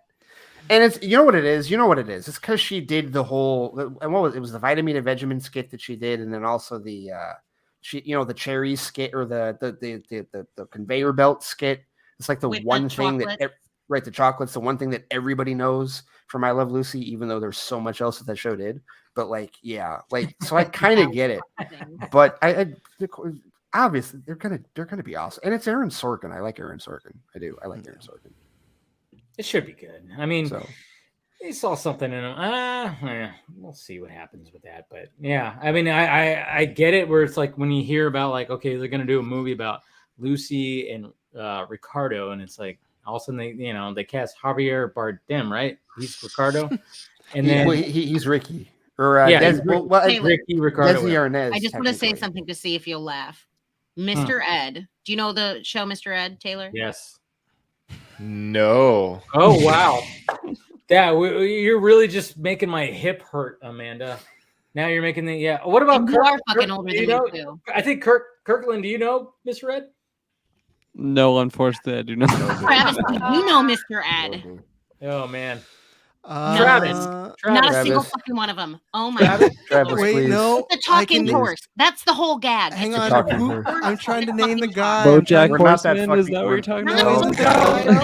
The guy just had a heart attack, right? The guy just had a heart attack. Horse. It was a real fucking horse that they put and on they put peanut butter in his teeth. And then there would be like a voice. Yes. We didn't get that in Canada. No. Is for it was banned. It was too controversial. It stopped at the border, Yeah. No, stop that one. And it needs to be Vin Diesel's voice. And I don't Oh my God, shut up. You want a Mr. Ed reboot with Vin Diesel as Mr. Ed? No. Oh my God, no. He's too busy pissing off the Rock. He ain't gonna do that. Yeah, he's breaking up the family. Play for them. You know what's funny about that? Well, Mr. Ed, I mean, obviously it's way before all of our times. But it's like 60s. Yes, but there was Nick at Night when we were Thank kids. you. Nick at Night, exactly. Yeah. Which Nick at Night, you know what's sad? It's like when you watch Nick at Night now, it's Two and a Half Men and Friends, and I'm like, God damn it. Yeah. Dude, I was upset when I turned on TV Land like a couple years ago and it was like Fresh Prince. I'm like, no, that's not that fucking old. No, but when it came to Mr. Ed, it's like I watched it. Cars. It has to be 25 years or older to be considered a classic. Yeah, and that's the thing is that they are now. No, they just stay to black and white. Men. Stick No. to black and white and like colorized. Just stick to those shows.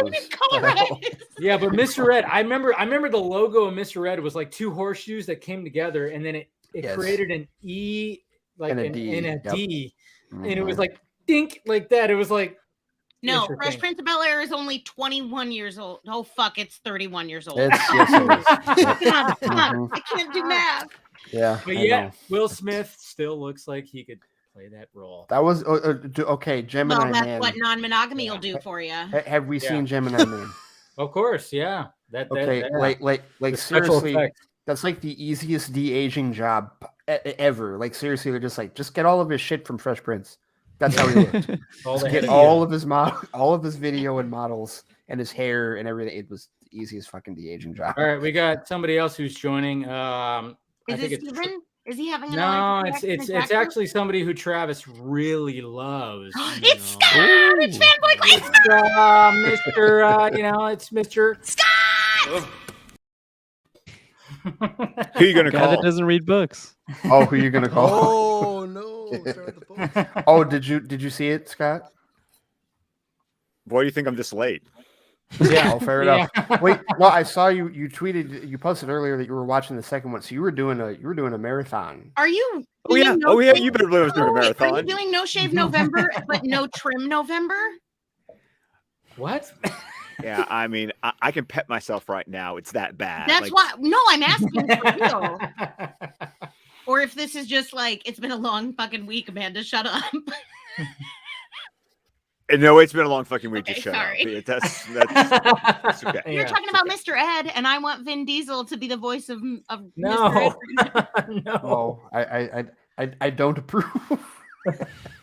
No, thank He's you. already getting Doesn't enough make money sense saying as, I am Groot. Frosty the Yeah. Snowman. How much does he get paid for each I am Groot? I think Seriously, he gets paid a Too few much. $1 million Jesus. just to be like I am Groot and say it in all different languages. I No, mean, no. Jesus Wait, Christ. wait. We can't be against that when we have to realize that John Ralphio got paid a fuck ton of money to go Uh-huh. I mean, I as guess. BB-8. Yeah. You didn't even Oh. say words.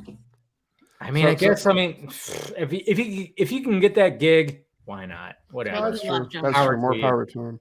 So, Yeah. so Scott, without spoilers, what do you think? How you feel? Oh. Yes. I Yeah. saw your tweet and I liked it because thank God. Oh, I didn't see his tweet. Damn, I didn't. Yeah, I saw his tweet. He put a heart just like that, and I was Yeah. like, "Thank you, sweet." Yeah. No, I really hope it does well. I really do. Like as far Yes. as because it got a really good cinema score, or not really good. It was like a B+ cinema score, and I guess it did really well. Like it did better than the 2016 movie and the Thursday night preview. So they're hoping that it will, like they're hoping that their expectations are going to be exceeded, financially speaking, for it. So, but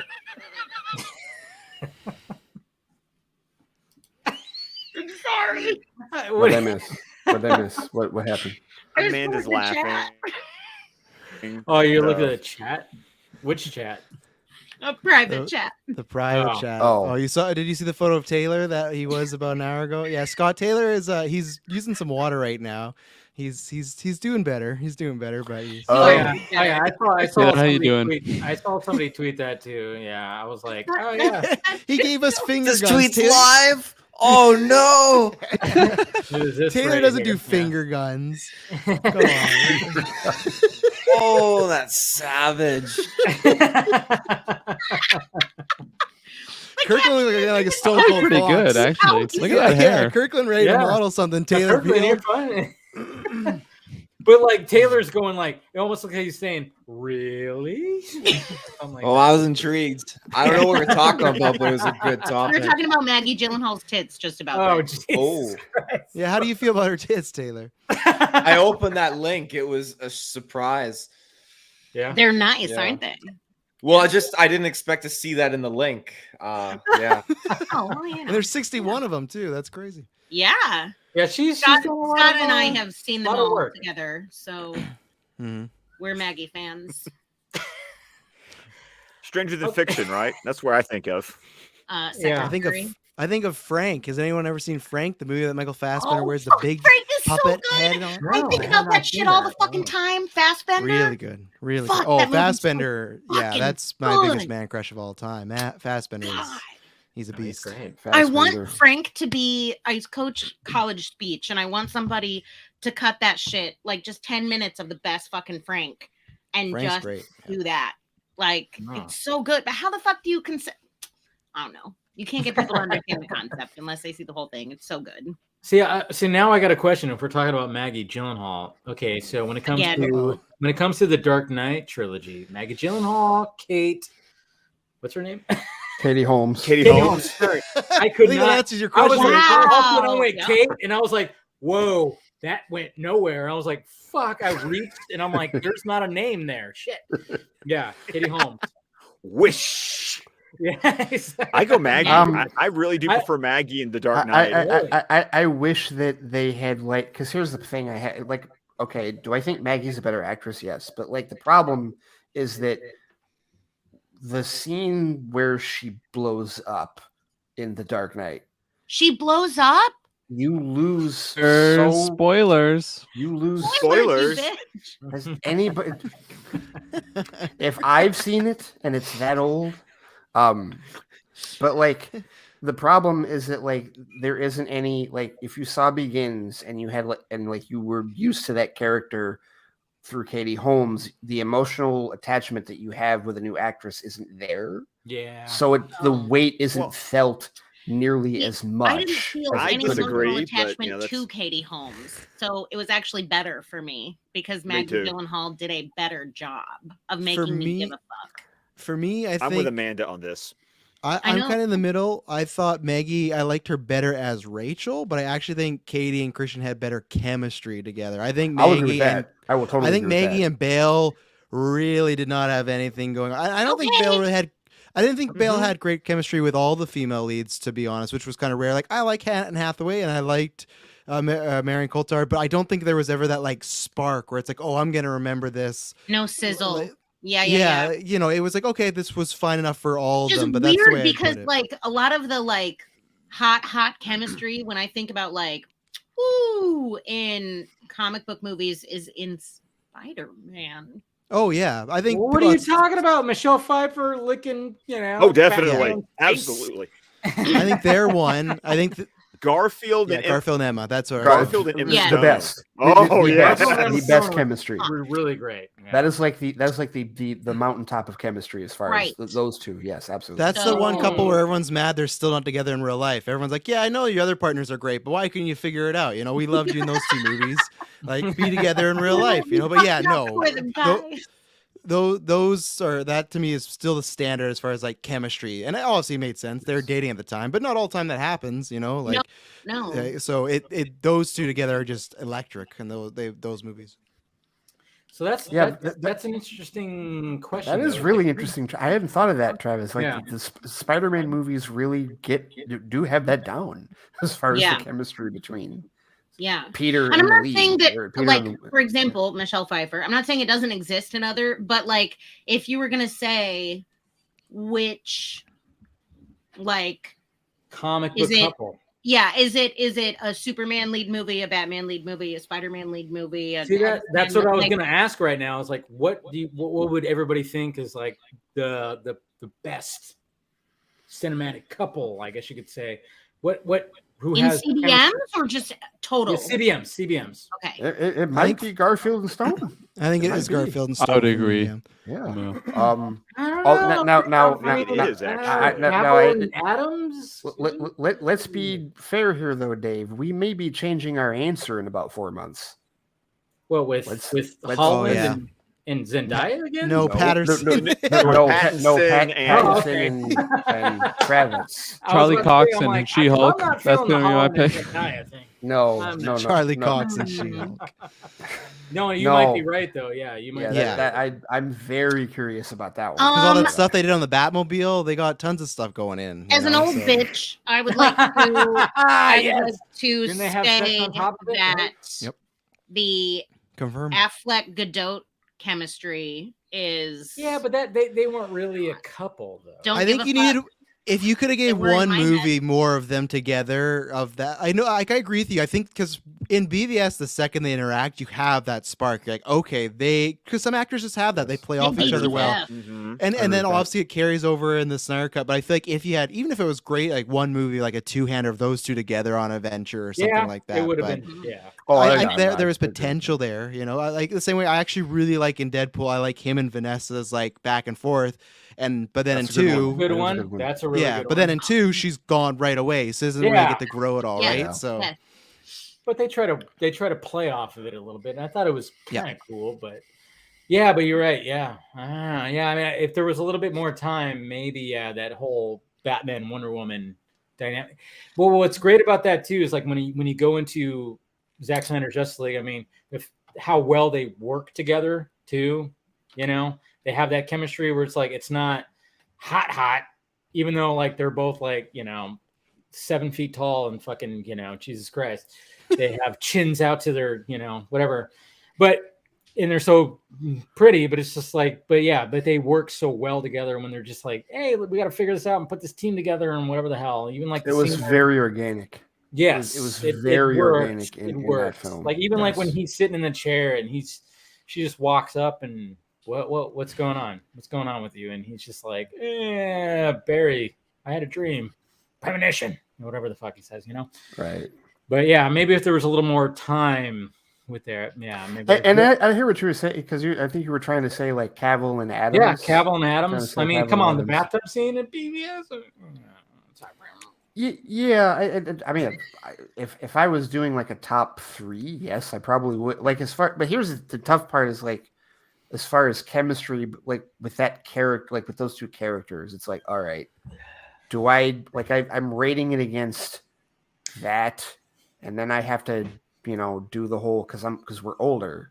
Yeah. So it's like that wasn't what we grew up with. What did we grow up with? We grew up with Reeve and Kidder, or in Scott's case, Kane and Hatcher. Well, yeah. So which was really good. I mean, that was good chemistry. I mean, that was kind of my big And Terry Hatcher. That was your Oh, sexual Mark awakening. growing we up talked right about there. that. I mean, remember that episode where everybody was Yes, we falling have in Terry love with each Hatcher other? was there. Yes. Yeah. But remember that episode where everybody was like falling in love with each other in Daily Planet, and Terry Hatcher Yes. does that whole thing where she puts her leg up, and it was just like that was like in the opening credits. They put that in the opening credits because it was that they get hot. you. Yeah, and where she literally just goes bink like that, and like Clark's like, what? It's like, I think Yes. it's just hard. It's hard for me to feel like Superman has chemistry with anyone because he's have you seen Superman and Lois at all, Amanda? no, You s- no. they I have a would. good day. I I would just- be I Almost don't as good like- as everyone loves Raymond. I don't. okay. Don't sandbag the show like that. Superman and Lois is actually do like really good. sandbags. It's a really good show. No. Superman and Lois is It really is, I like good. it. Actually. It's not. I just don't. Probably just personally, I don't think Superman is that like personality wise. I'm not that into it. Desirable. Okay, makes No, I sense. get that. Kind of You feel like like you're more of a Batman type. Use You're more of a Batman. 1000%. Yeah, because Yeah. he's fucked up psychologically. Correct. Get it?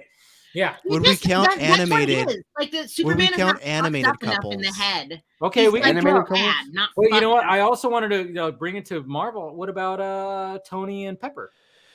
Not I bad? think they had it in the first Iron Man, and they kind of lost it Yes. along the Yes. way. Yeah. Yes. Yeah. I'll agree with Yes. that. I'll agree. Okay. I with think that. they Their kind of got chemistry- a little too yes. comfortable in those roles. They had like a little spark in Yes. She just got Avengers where too she has caught that up in moment where her she whispers in his vagina ear, and that's kind of fun. But Okay.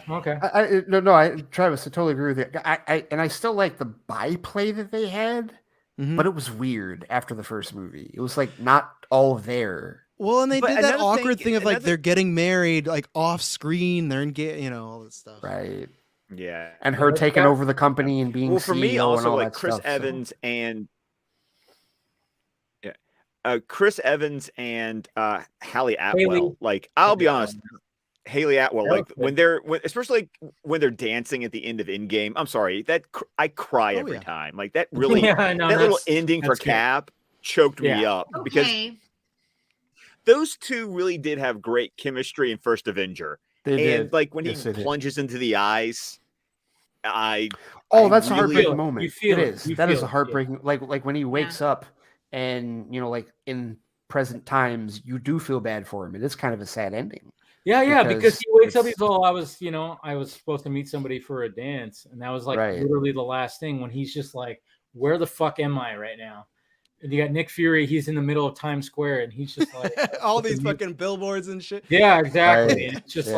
like, I mean, that's why I love that fucking First Captain Avenger America is movie. It's so First good. Avenger is one of the most criminally underrated MCU movies of all time. It's really good. Criminally underrated. Really good. I mean, the Yes. first two Captain America movies are just so fucking Oh, good. they're really all. Well, that third one is like it's okay, but it's Avengers 2.5. It's Let's Avengers face 2.5. facts, you know. I know. I'm trying to remember any. I mean, Okay. Jane and Thor. There's not not so there's much. not much sexuality no, in no. the MCU. They Wonder kind Woman of and steer away Blade from What are you it. talking about? We saw Eternals. They had a sex scene. Oh my Oh, god! That was Fuck. but that was Oh. rare. It was like, oh my goodness, there's people naked from the waist up. Is this like a Marvel movie? So that was good, but dude, it was horrible. it barely qualified as a sex. scene. Those two Yeah, did not it have barely chemistry at all. qualified. I'm sorry. Those two did not have What chemistry. are we talking about? Eternals. Thank I'm you, sorry. Dave. No, oh yeah, no, finally, dude, 2 hours in, you can rag that on was Eternals. one of my quickly. biggest complaints. Yeah. I'm like Druig and Makari have Oh, way yeah. more chemistry. I believe their love story. 100%. Yeah. And it's only implied. It's only implied. You don't even Yeah. see them kiss or nothing. It's only implied. I believe that more than the fucking main characters. That's where I was like, this is where this movie falls flat. I still mean- really like the movie though. I still really like it. I'm But- iffy. I'm iffy. Sell me on it, Scott, Ray. did you see Sell Eternals? me on it. Well, You didn't see Gal, Eternals, no, did you? wait. Gal. No, I have not seen plus- Eternals. No. Oh, okay. Gal Th- plus Ben Steve- equals spicier Well, what about than her? Gal plus Chris. Really? Sorry. No, I was gonna I'm agree saying, with like, Chris, to Gal be and honest. Chris's like love story more, but I actually want to like be in the middle. Of if them. we're talking the first Wonder Woman movie, no, I'm sorry, Gal and Chris. That was Yeah, fantastic. I think It's they're great. a top It's tier so one. Those are a good. top 3-5 for Okay. me, Gal and all Chris. right. If Well, we're fine, talking the fine. first movie, Yeah. Fine. not Yes, 84. Yes, Second yes, one- the love second story is one's great. a I'm little saying, I'll give it to Second you. talk one is about a 84. little weird.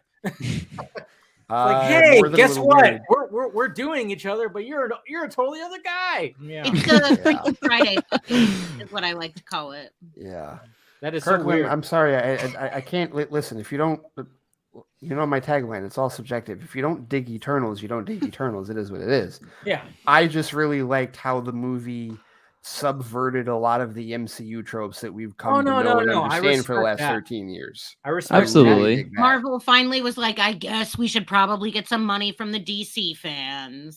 that. Well, you know, it's like- Oh, don't worry. They're gonna hire Cavill in about 6 months, and they'll get that. Don't worry. Do you really Captain think that's Britain. going to happen, Travis? I swear to You fucking really God, think if that's that gonna happens, happen? I'm gonna Not flip 6 tables. not 6 months, but if you were to ask me like ever in the next 3 years, yeah, because I think they look at Cavill and they say he's a marketable star. He's a fucking team player. Because how much has Warner Brothers put him through? And he's always a good guy. He's always talking high. He's always like, I love to play Superman.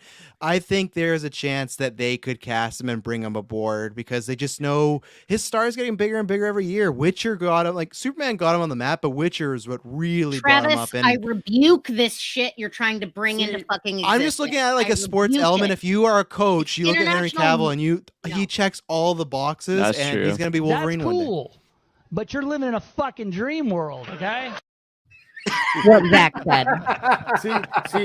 See, Travis. Sorry, I had to drop that. See, Travis, I hear what you, now you at least Travis, you're saying Wolverine and not like Captain Britain because that's what everybody keeps No, saying, that's stupid Captain shit. Britain. I don't want that. Yeah. Right. Dude, But- it's so funny because I see Amanda and she's just totally just. What the hell? Act like a bitch, get slapped like a bitch. She No, does but- not want that. And I don't think a lot of us want that either. But No, I know. Yeah, I'm just saying from like a business standpoint, he would be a good pick to have on your roster. Yeah, you I know? don't disagree with that. I just think that like it's detrimental to both DC and MC. Like Mhm. I don't get how Marvel and DC are gonna act like one of the most iconic characters can just be like ripped out of one and put into the other and no one will fucking notice. Like I don't think that plays at all. And I also just think like because he's so iconically established as in our current time as Superman, that like I don't think you can like I don't buy him as Wolverine. He is, but Geralt's taken over. I have not. I think. You know what I'm saying? Have you seen that guy in a wife beater? I mean, I've seen a lot of him. Witcher is what sold me on him being Wolverine. In order to do Superman well, he has to be again. It's the reason why I don't really like Superman that much as a character. He has to be like such a good guy. And again, Wolverine is not. He's fucked up. I think, but that's where the Witcher comes in. I think whoever the next Wolverine actor is, fair or not, they have 17 years of Hugh Jackman to do. Yeah, no, they're fucked. Yeah, fair or not. I can't wait. I can't wait till that gets recast, and then finally Marvel is going to get there. And also Tony Stark too. That's going to be coming up. And probably I just want it to be Timothy Chalamet. People are like, fucking bad. Timothy Chalamet is Wolverine. Yeah. Oh god. The thing is, my like, theory it's like oh, DC has been dealing with the whole like recasting these characters, and people go, oh my god, that's not my Batman, not my Superman. Now we're gonna get not my Iron Man, not my fucking Wolverine. Oh, it's gonna happen. Yeah, I know. That's what's gonna be interesting to see. Can't wait like, until you guys rip each other apart from the My inside. my theory is I think they're gonna lead with Laura Kinney, like the female Wolverine first, and bring in like another God damn it, like they need to. Logan later. I think they will because I think Yeah, they still want to wait Daphne. as long as possible from Hugh Jackman, and I think that's you could Cleanse set that the up like, palate. oh, That's not a he's bad missing, he's theory. off somewhere, you know. Yeah. so. That's not a bad theory at all. Because I'll be honest It with would you, be awesome if they bring Daphne. I forgot her last name. Daphne from Keane. Daphne Keane. Logan. yeah. Yeah, Keane. There you go. I mean, come on, that little girl, she stole. She was amazing. She stole amazing. scenes. The She was fact that she went up. fantastic in Logan. Oh my god! Very good. I mean, the fact that like when you saw her like for her brow and just show those evil eyes, holy shit! Before Afterlife, that was the last time I cried in the movie theater. The end of Logan. Yeah. It was. Yep. Because that was. No, Logan was great. I mean, Yeah. but I'm just saying, like, she was so fantastic, and she was like toe to toe with Hugh Jackman. I mean, those two had such great chemistry. Because you kind of go like, oh, what is this going to be like? Toe with Hugh Jackman in what I would consider his best work in that role. Yeah. Yes. Easily. Oh, yes. Easily. Oh no! Like it's the Logan- best on Fox another X-Men level. movie. Yeah, I think it's the best Fox Marvel X-Men. movie too. Like out of everything that's come, for me, it's always that and Spider-Verse. I go back and forth between. Oh, the really? crowd. Yeah. Spider-Verse. Spider-Verse. Yeah. Yeah, Travis. Now you're Travis, talking. your respect Now points you're literally talking. just shut up. Seriously, like, that's. I'm sure in an hour they'll honestly- go down. They'll go down in an They hour. will go down. Well, you're still a Packers fan, so there's that. But Yeah. I'm stuck at a level I can't get. Yeah. Ew, an anti-vax fan? No, a Packers fan. No, No. yeah, I know. I said what I said. Oh yeah. No. I'm not a fan of that. Don't worry. His I haven't worn quarterback the is jersey a in a nut while. job, but he's their best shot at winning. So that's yeah. it's just a weird situation. Last season, baby. It's Woo. all good. Bear down. Yeah. Totally. Uh-oh. No, it's fine. I just have to go to the bathroom. Okay. No, that's interesting because like Logan. I mean that movie just It's literally it's their swan song. it is. It That's really why is. that's why I don't want them to come back, because every time I watch that movie when Xavier dies, I fucking well up. I well up because I mean, like when they get in the truck and she just looks back and sees that he's like pretty much dead and starts screaming. I just go, it just hits me every time. And then when you see that, and then when they bury him, oh my God, just get the fuck out of here. And then of course, when Logan dies, I mean, just, I Well, and then you love the tie into the Wolverine where the mutant told him that he would die with his heart in his hand, and he's holding her hand as he's dying, and you're just like, right. oh, it's so good. So good. I hear you in that, but like it's funny because like people when ask people like, okay, what are you most anticipating like in the MCU? And for me, like everybody can talk about like Spider-Man and Fantastic Four. For me, it's like, what the fuck are you guys doing with X-Men? That's the biggest thing that I'm anticipating. And my problem is like I really enjoyed Fox X-Men so much that there is that part of me that is like really worried that I'm gonna go not my Magneto or not my Storm. Oh yeah. When that shit happens in the MCU, I don't want to do that. As But, someone like- that oh, go ahead. Yeah. Well, no, it's just I loved Fassbender was fucking amazing. Mhm. You know, and I didn't think anybody would get me to be like, Well, I like you more than Ian McKellen. I know. He See, did. that's And the he did thing. that, Like, yeah. you had Ian McKellen, a theater trained actor who was fantastic, and then Fassbender comes in and goes, "I'm going to do my thing," and we go, "Oh shit, cool, yeah, I like your thing." The last scene in First Class, fucking love that, where she's just like, Eric, I believe, and he's like, and he's in full garb. I prefer Magneto. Oh, fucking Well, even love that scene So with good. the German scene when he does that whole. I mean, Oh, God, Oh yeah, that's his. Oh Yes. Yeah. with the fugitives. Yeah. First yes. Class is his movie. Like everyone's grading it, but that's the one where it's like that put him on the map. Like, who is this guy? You know, like he Right. just is so commanding. And I'm the same where I love the MCU so much, but my worry for the X-Men is not so much that. I worry that it's what I haven't liked about the Spider-Man movies is they feel that they have to be so different from the other Spider-Man movies that they avoid certain things or they take like a few shortcuts.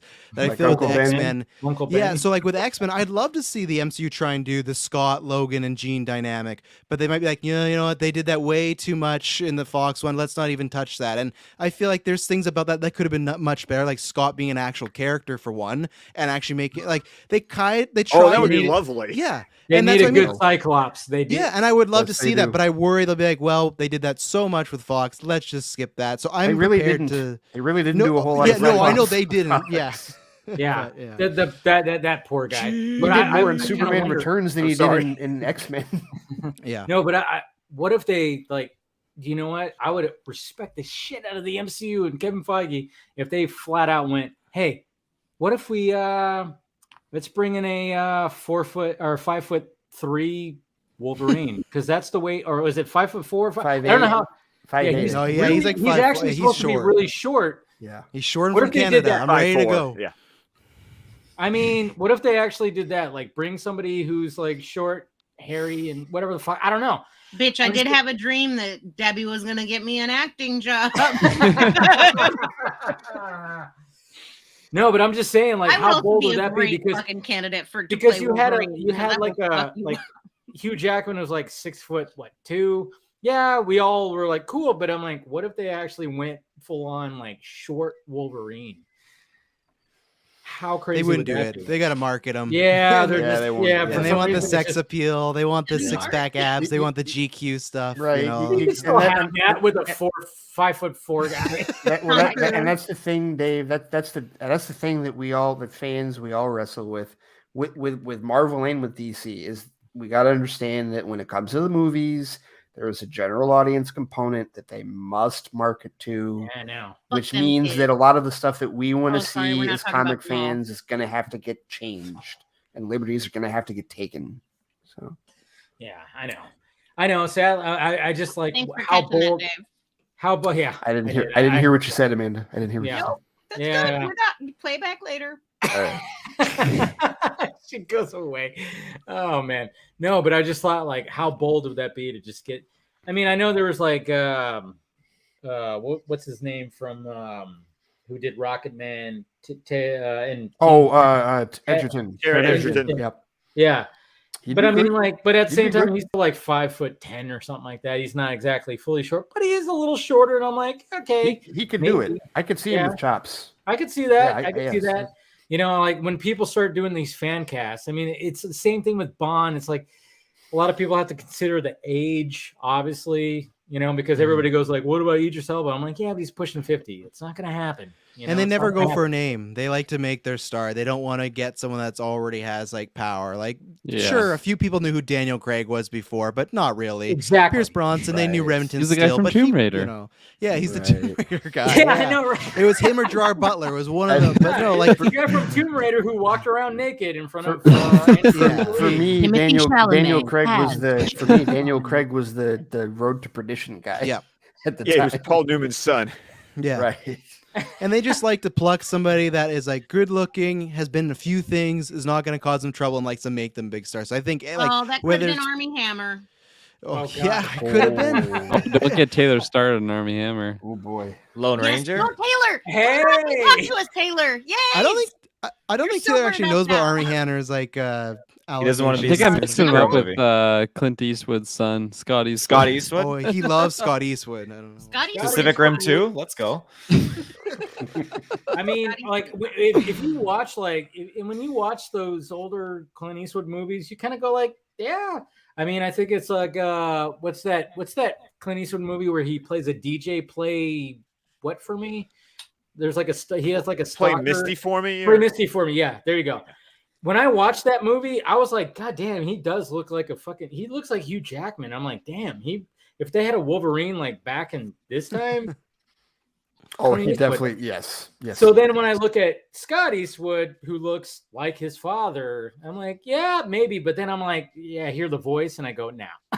Oh, like, Taylor, isn't that your pick, I'm Taylor, sorry. for Wolverine and Scott Eastwood? Not really Was that hearing my Dirty pick? Harry from him. Yeah. He's got a kind of he's got a his voice is kind of a little higher than his dad's, sadly. But it's like maybe his dad. Yeah. Hey, so since we're talking Marvel here, what does everybody feel about Mr. Delroy Lindo joining the circus? Fantastic. Delroy Lindo. Yes, we were talking about that earlier before you guys came on, and I was like, all right, is he playing Whistler or is he playing a villain? I think Whistler's a smart pick. I think it would kind of be. hope it's and I just hope it's that because I'd love to see a full movie of him and Ali going back and forth as like a duo teamed up talking about ideologies and stuff like that. So he could be a great villain too. But if he's Whistler, that means those two get like a movie together, which would be great. Mm-hmm. Yeah, because I could see the dynamic big time because Delroy, I mean, anytime he pops up in the movie, he's just going to nail it. I mean, no matter what, even if the movie's bad, he's going to be good. He's one of those actors like a Stanley Tucci or whatever the fuck, where it's just like, yeah, the movie was okay, but man. That's funny. know? They were both in a movie together. Yeah. The Core. The Core. Oh, that's right. They were in the Core. Which was not a good movie, but No. but they were good. Right. But that's you just proved my point, Ray. Exactly. Like the movie, not so great. Aaron Eckhart and what's her name? Oh, Hilary Swank. Yes. Yeah, Hilary Swank. Yes. But, Go ahead, Scott. but Delroy is one of those that like he can pull off like the Chris Christopherson. Yeah. I'm pouring gasoline into a car while smoking a lit cigarette while I'm doing it. Did you see The Like, Five Bloods? He was essentially that person. we watched it and reviewed it together. I mean, yes, we did. So, by the way, you still haven't seen School Days, have you? I saw it. It's on my queue. I got Okay. it. No, we were having a Spike Lee discussion last year. I got stuff to watch, Ray. So, who are you telling? You know I have shit to watch. Yeah. No, but Delroy, I mean, I was like, that's the first children, thing. Ray. But see, that's the first thing I thought was like, oh, is he Whistler? I'm like, I would very much enjoy that. So I'm hoping that he actually is because I think that dynamic could be pretty awesome. Yes, I did just to draw your attention. I did just link you to our Lady Boners. In the I saw that. So we got a young. But yeah, I like we were talking about Eastwood, and I was like, are we really gonna? Should I do this? Redford's kids, and all right. There's no nudity in this, right? So I can actually. No, share it's this. just a picture of Robert Redford in a green V-neck and. Hey, you know what? He was, hair. dude. God, You know what? glorious chest hair. Robert Redford is a good-looking man. He was a good looking yes, man. he is. Come on, look at that. Look at. Wow, that is a eunuch. Tell me that's not a 007 right fucking there. Look at that set of hair. But I love the fact that I could scroll down and then there's like more like, hey, look at there's Simo. What is that? Simo? Yes. He's Bond. He's flexing on milk. That's awesome.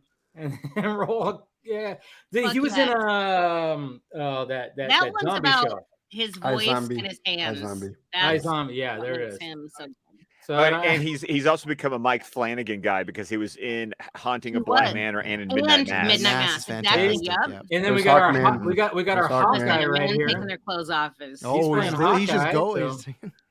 Hey, we got Professor X. Okay. McAvoy.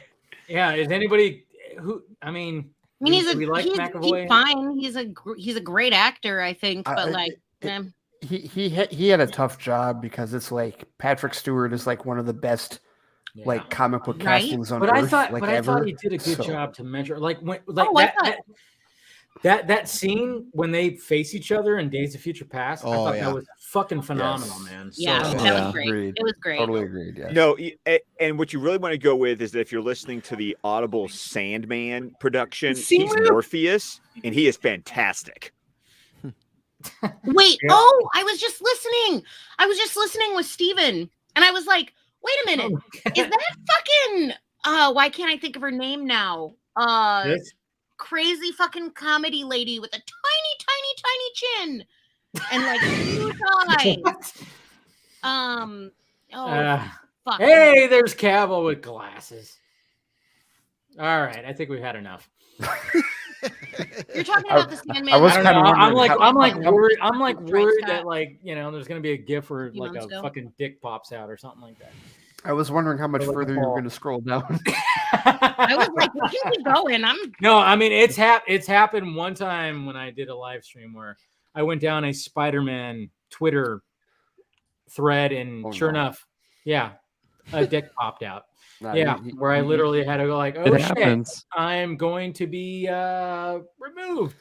So I had to edit it out quickly after I was done with my stream, but it was like, holy shit, how did that? I mean, it was literally just like a video where like this dude was just in a Spider-Man costume and then he just jumped and then his and his fucking ding just fucking popped right out, and I was like, oh shit. That happened. That fucking happened live stream, and luckily luckily I didn't get because Scott. Christian Shaw. Yes. Is a voice from Sandman.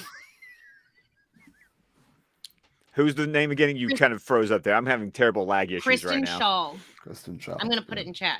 Kristen Shaw. I know the name. I just don't remember what she's been in.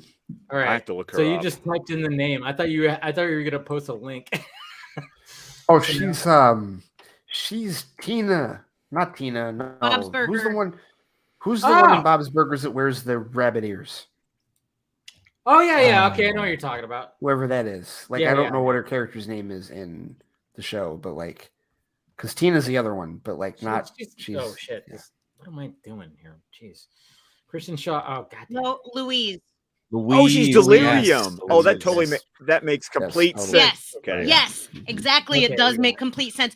So Steven and we were listening to it on the way down to Atlanta because we drove, and we were like literally, he's like, oh man, you need to listen to Sandman with me. And I started to listen to like, I don't even remember, in the middle of a chapter or something. And I was like, holy shit, that's so-and-so. And he's like, yeah. And then the next person spoke and I was like, that's so-and-so. And he's like, yeah. Sandman, the Audible Sandman is the hardest hitting cast that has ever existed of anything that's ever been made. Like every single voice is. Oh, no! Act 2. Ray Porter. No, Act 2 is the one where I'm like, okay, well, you got all the returning cast in the first one, so you've got McAvoy and Andy Serkis and Kat Dennings, and then Kat Dennings is Death. And then Act 2 brings in, Jeffrey Wright is Destiny. Oh, and John Lithgow plays the crazy guy in San Francisco that Mark Twain knew.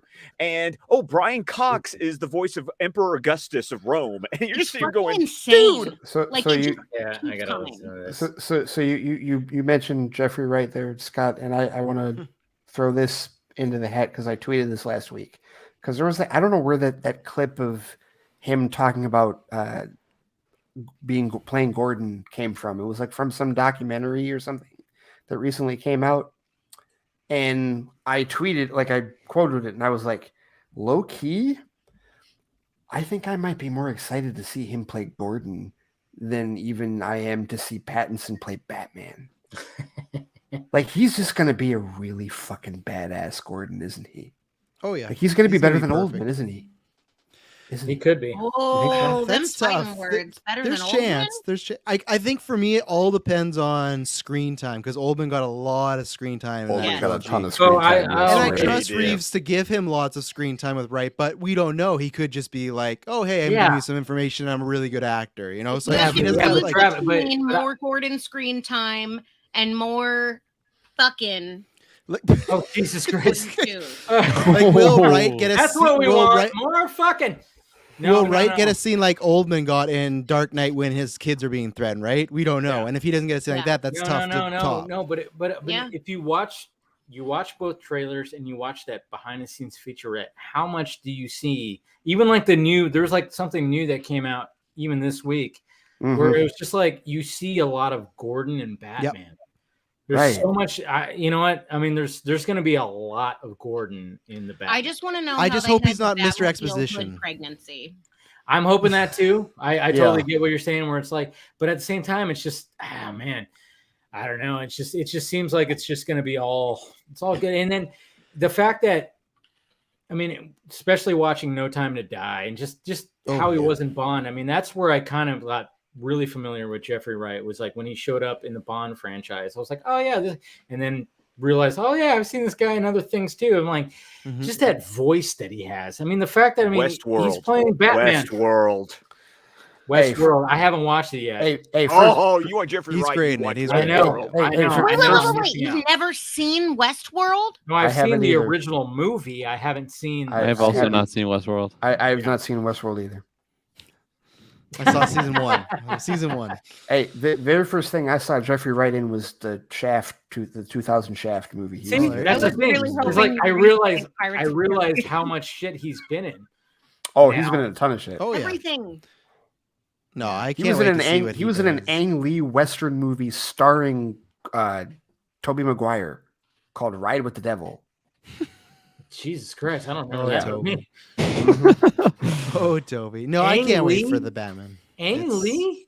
Western movie? Ang Lee directed a Western movie called Ride with the Devil starring Tobey Maguire, Skeet Ulrich, and Jeffrey Wright, and Jewel. Skeet Ulrich. Jewel? Yeah. Jewel? A Canadian! What the Hey! Team Canada Canada. represent. It's actually from Canada, Okay, no, right? but for real, I have questions though because I grew up in a town that had a maple syrup festival. So when does sugaring season start for you guys? Is it just year round or? Yeah, that's our second job. It's in our contract when we're born. Is that, and we have to produce Canadian bacon, which is apparently so much different than all Which yours. is just but- ham. Ham, right? Yeah, which is just ham. But yeah, No, but for real, is it in March? Does it start in February? I have no idea. Are you serious? Y'all, it's Yeah, like your county, that's what- your country's wealth. That's what is you wrapped think up it in is. maple fucking syrup. That's what you think it is. I don't know. Like, when's the last time we talked about maple syrup, you guys? I know maple sugaring season lasts 4 to 6 weeks. I don't Did know you when just it look it happens. up? Kirkland, 100% I looked you're it my up. best Come friend on. now. I think live Taylor- I in think Western Taylor's Canada. looking it We up. don't have a sugaring season.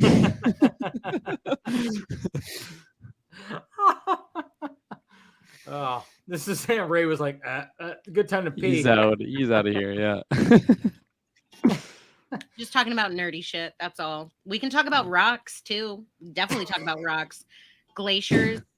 So the Batman, I'm looking really forward to. Oh yeah, can't I wait. wanted to get to the Batman. I actually wanted to get to the Batman, and we were gonna. Oh, I was shit, like, we have to talk about I had it relevant chambered. stuff. Okay. I had it chambered before even everybody like showed up too. I was like, I wanted to ask the guys, the Geek Verse guys, about the Batman. So obviously, we've gotten 2 trailers, which have been phenomenal. I mean, Travis, what do you think?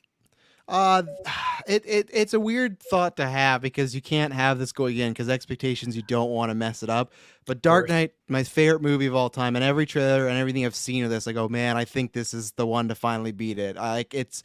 It just is everything I want so far in a Batman movie. But seeing everything from reports of like even just little stuff like he's gonna be narrating, it's like if that does happen and that's true, that's just stuff I've been waiting for since I was a child. You know, like those shots of him in a room surrounded by stuff, investigating detective stuff. Like these are things I grew up with. The animated series, you know, even if it's just Batman picking up a piece of glass and like I can put this through a computer and do all this sort of stuff, and we'll find like.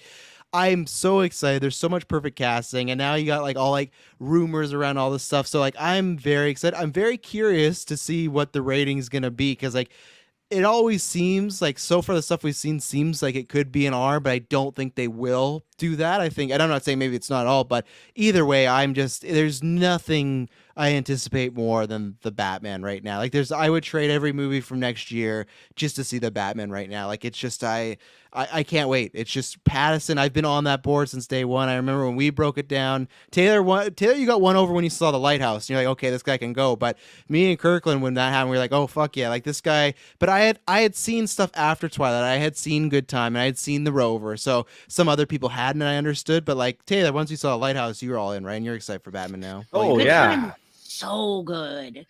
Good Time is so I just wanted to see him see what other kind of realms he could dive into, and like in Lighthouse, like he went like crazy all over the place with that. So I mean, like let's expand on that. Let's see him go down that dark path as the Batman and just get super gritty, and just this early Bruce Wayne that doesn't know his, I guess, like his boundaries, his limitations. He's just beating criminals to a pulp, and he's just trying to learn his way in this, city of Gotham, and just kind of learn his identity as Batman. I think that's going to be super cool to see. City Gotham. I'm also kind of low-key excited about Andy Serkis as Alfred. That Right. just kind of excites me a little bit. Is there a bad Alfred? There isn't. No. There really is. There no isn't a bad bad Alfred. Alfred. No. There are no bad, and It's an even easy role. I could do it. back to 66, there are no bad Alfreds. Yeah. You can I'm do knocking you on can do Alfred wood because I Kirkland. really don't want that. Yeah, I not, could. not even back to 66 when Alfred dressed up as Batman and he had the glasses over the cowl. There was an episode where that happened. Yeah. There was. No, that was the movie. That was No, the it- 66 Was movie. that the movie? That No, was no, the no, movie. it was That the was when movie. they were trying to- yes. It was in the movie, but Dave's right. There's an episode, because I binged all of that last year too. But like, there's an episode where like Bruce Wayne is like in a Joker trap. Cesar Romero's Joker, and yes, Alfred has to put on the cape and cowl, and like Bruce through his voice and was like, "Unhand Mr. Wayne. Here comes the bat gas." Right? Yes, absolutely, that totally happened. Alan Napier totally did that, but no, he was still an awesome Alfred. Yeah. There hasn't been a weak Alfred. I mean, No, Not even Lego Alfred. Yeah, No, Ray Ray Fiennes. Fiennes. Ray Fiennes was perfect. He's Lego fantastic. He could have done Lego live Alfred action was so too. good. yeah, he could pull it off too. Yeah, 100%. Oh, Ray Fiennes would be a fantastic Alfred Yeah. if he in live action. Yes, of course. Yeah, Kirkland, Um, your thoughts?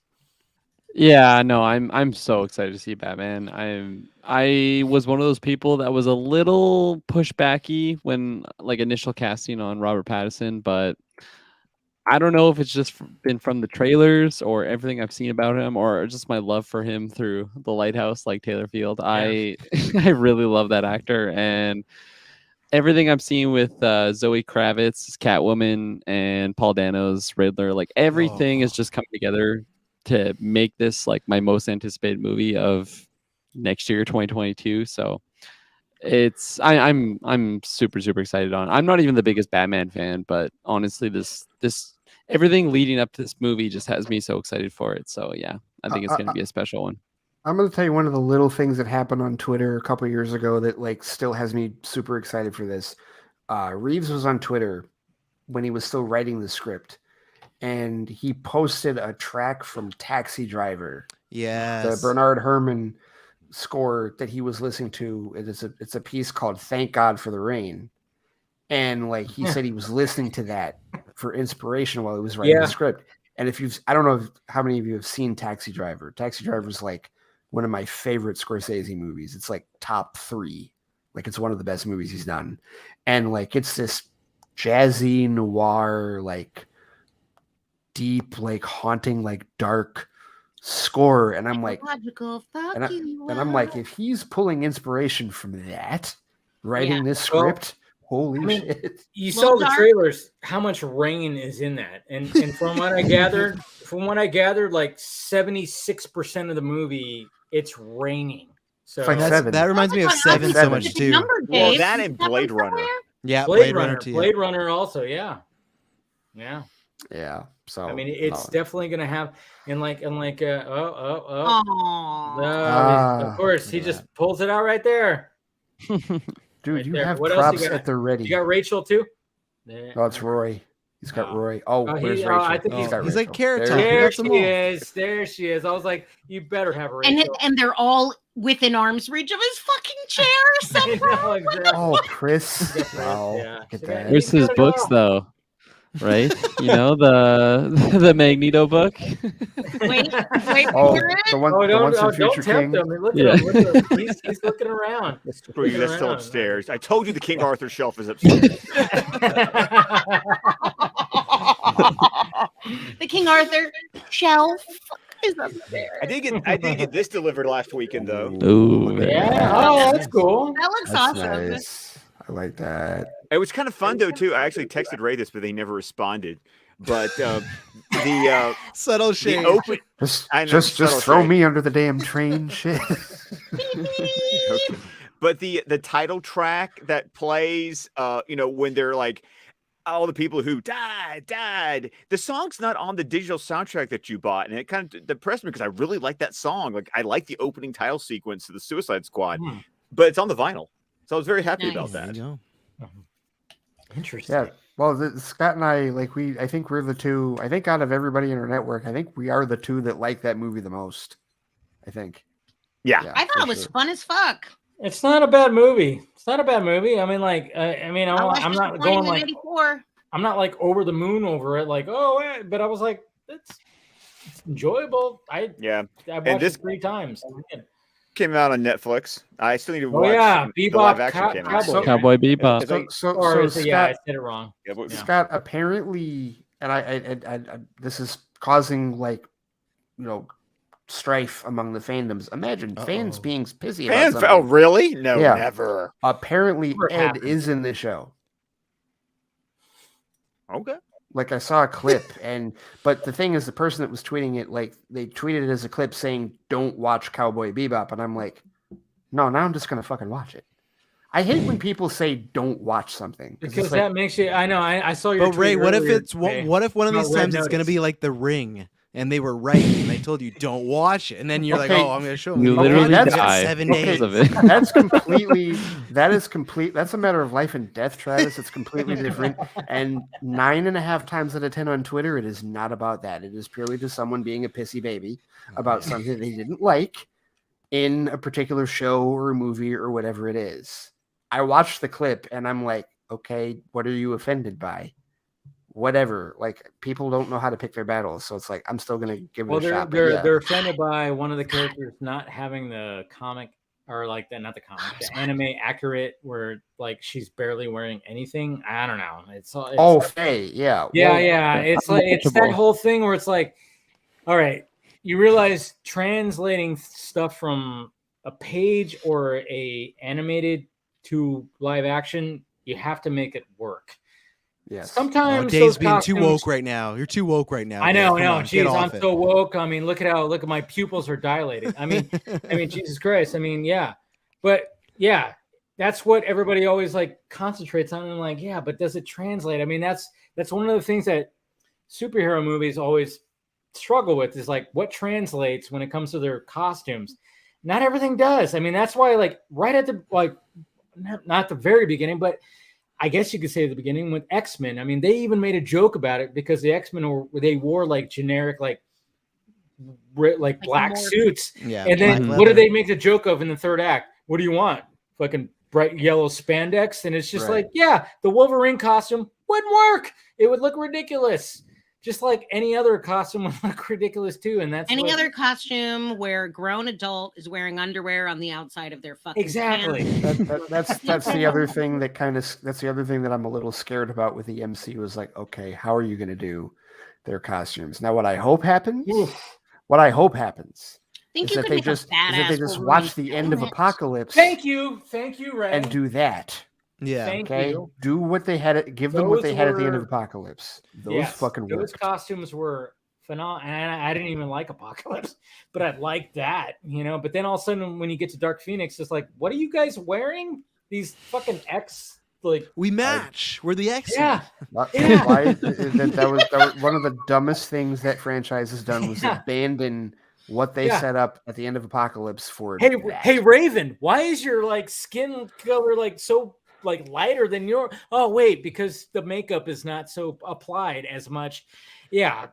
Oh God, sorry. No, I think the MCU, the costume game, they'll be fine. If you look at Falcons with like his cap one, they took that, and that's very like bright and comic booky. They did that. Wanda's isn't from the comic book, but I really like the new one they gave I her. like it. So I do I think the end, right? Yeah, that one at the end.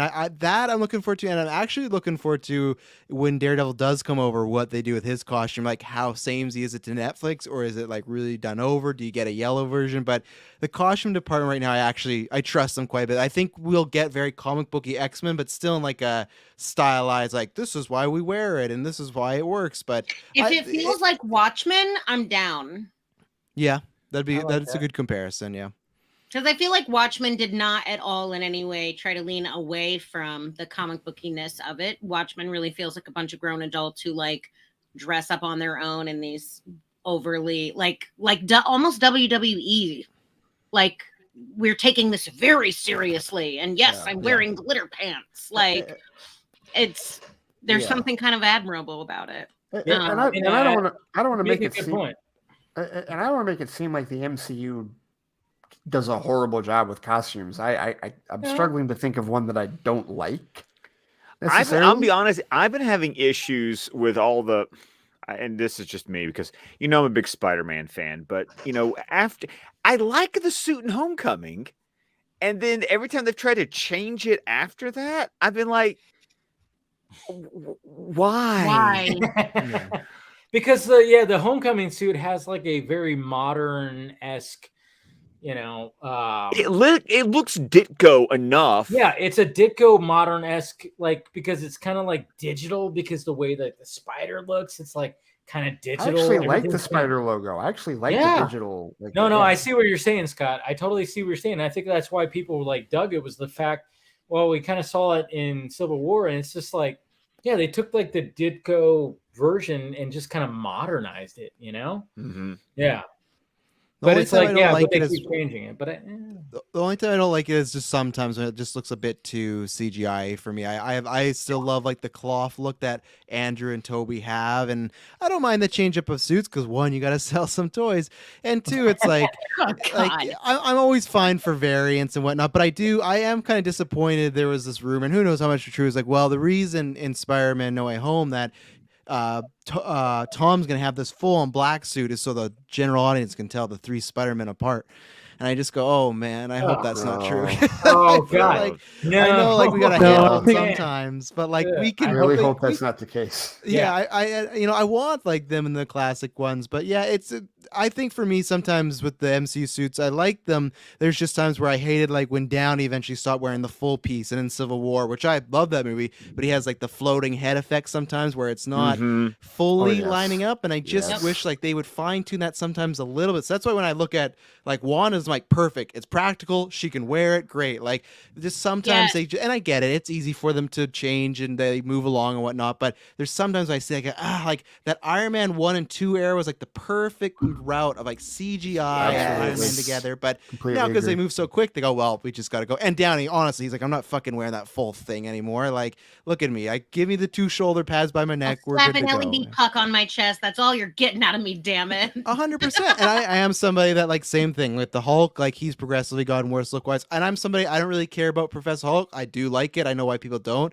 but like it's for me the look. That Incredible Hulk look is just like iconic, and it is scary. Where now he does just look like, okay, he looks fine, but he looks sometimes just a bit cartoony, and I wish he got back. And I think we could still get that again one day. I am buying people's theory that we might go the roundabout way where he's just going to get even more worse and he might become a villain. But for their costumes, X-Men, I think they are going to go, like Amanda said, like there's no reason for Wolverine to wear his whole getup. Why should he be wearing this mask? They know who, like he's a mutant, they're hunting him, but I think they're just going to say, fuck it. Like let's sell some Halloween costumes, and everyone wants it. Like lots of people just want to see him in the yellow and blue or the brown and tan and stuff like that. So I really think the brown and tan is a great way to go. And growing up in the 90s, like there's this weird, like the brown and tan was really big, I think like in the 80s. Because I remember the Frank Miller, Chris Claremont miniseries in Japan was one of the first times I really remember seeing the brown and tan. But I think it's the least garish of the costumes, so I could see it working cinematically. I mean, well, remember like when like that cutscene from the Wolverine. Remember when he lifted up? It was brown. I was just thinking it of that. was Right, that. It was that color scheme, and I think they realized that that's going to play cinematically, not like full on, just like bright yellow. Because the bright yellow, it's the bright yellow. It just pops way too much. It's just like if you were to see that on screen with everybody else, like that's why. Even look at Vision with his cape. They made it like a carpety, like it's kind of yellow, but it's like a mixture of green and stuff. It's not the full on like he is, like the Halloween episode, right, where it's like it's full yellow. No, like yellow for me, I hate yellow. It's an obnoxious color. I'm sorry if it's your favorite color out there, but I get color why. Of the sun. Come on. I get why they would stay away, but again, you do the tan and brown for a while, and guess what? In a big crossover, you get in with the blue and yellow, and people lose their shit, right? You get you can hold on to it, or you can have him tan and brown, and then you have Laura with the blue and yellow. You know, like there's options to separate them. I just think the way that the colors are placed on the brown is like the chest is brown, and then there's like yellow on the sides, whereas like the yellow and blue is like yellow and blue. And it just it's a little. I don't dislike yellow, but I also have taste. You're listening to a guy who thinks everybody loved Raymond is good. So, take it with a grain of salt. but the thing is also is that people also need to take a step back and realize that this is all based on the fact that back in the 4-color process of comic books, all the heroes were red, blue, and yellow, the 3 primary colors, and oh my goodness, all the villains were the secondary colors. You know, the greens, the purples, like literally go back and look. It was never. I mean, it's just a color wheel. It's a color wheel. Exactly. Wow. It's the physical limitations of the medium when the medium was initially produced. Yeah, and then like anytime there's like a new iteration of these characters, I mean, we always go. There's always an anticipation of the what the costumes are going to look like, and then most of the time we're like, holy shit! I mean, especially going back to the Batman. It's like, all right, what else are you going to do with Batman? And then all of a sudden, oh, well, shit. Look at that. Look at that costume right there. I mean, look at Pattinson's costume. I'm like, that's interesting. I mean, like the elements that were taken from certain sources. Very Bermejo. It's vastly more bulletproof than Bale's costume was. Oh, yeah. Seeing that fine against cats. Jesus Christ. Yeah, I'm still waiting for my gray and blue Batman one day. I am really wanting that with like the bright ass yellow symbol, and I hope we get to a place. No, in this universe, I don't think it would work for Pattinson to be walking around with all that blue, but I really want it. I really want, if they ever do some like, I don't know what route it would be. I feel like it'd be like the more family route, but I just love that look of the blue sometimes. I know, and I get that. And I remember there's always been speculation every time there's a new Batman. I remember this was back even with Batfleck.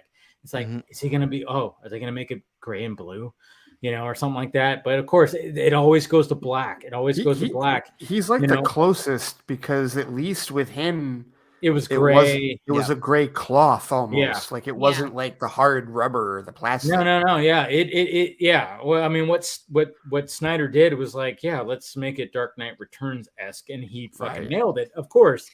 But there was like speculation. Is it gonna be like a blue? I remember because there's some mock-up that came out, and I remember I even did a video about it. I'm like, is it gonna be blue? Is it gonna be like a navy blue, a dark blue, and whatever. Well, the thing that would be really cool is that, like, I think about, Dark Knight Returns, he starts off with the blue and gray, and it's only after the fight with the mutant leader that he goes into the the black and gray because he gets the shit kicked out of him by the mutant leader the first time they fight. Yeah. And he has to change costumes. And then Tim and I just finished reviewing. 1 week ago we reviewed the graphic novel of New Frontier, and then we just reviewed the animated movie. And he changes costumes in that story, and it's a cool thing of he scares a child to death, and he's like, I didn't get into this to scare kids. Mm-hmm. And so they explain the costume change he went through from the Bob Kane purple gloves, really tall pointy ears, to the softer, as we kind of transitioned into the 40s and the 50s, the sort of softer color that he has. And I could see them, like, I think that's what you need, is that kind of like what happens between Begins and Dark Knight. You make it a story point why his costume changes. It's not just we were in one costume in one movie, wearing another costume in another movie.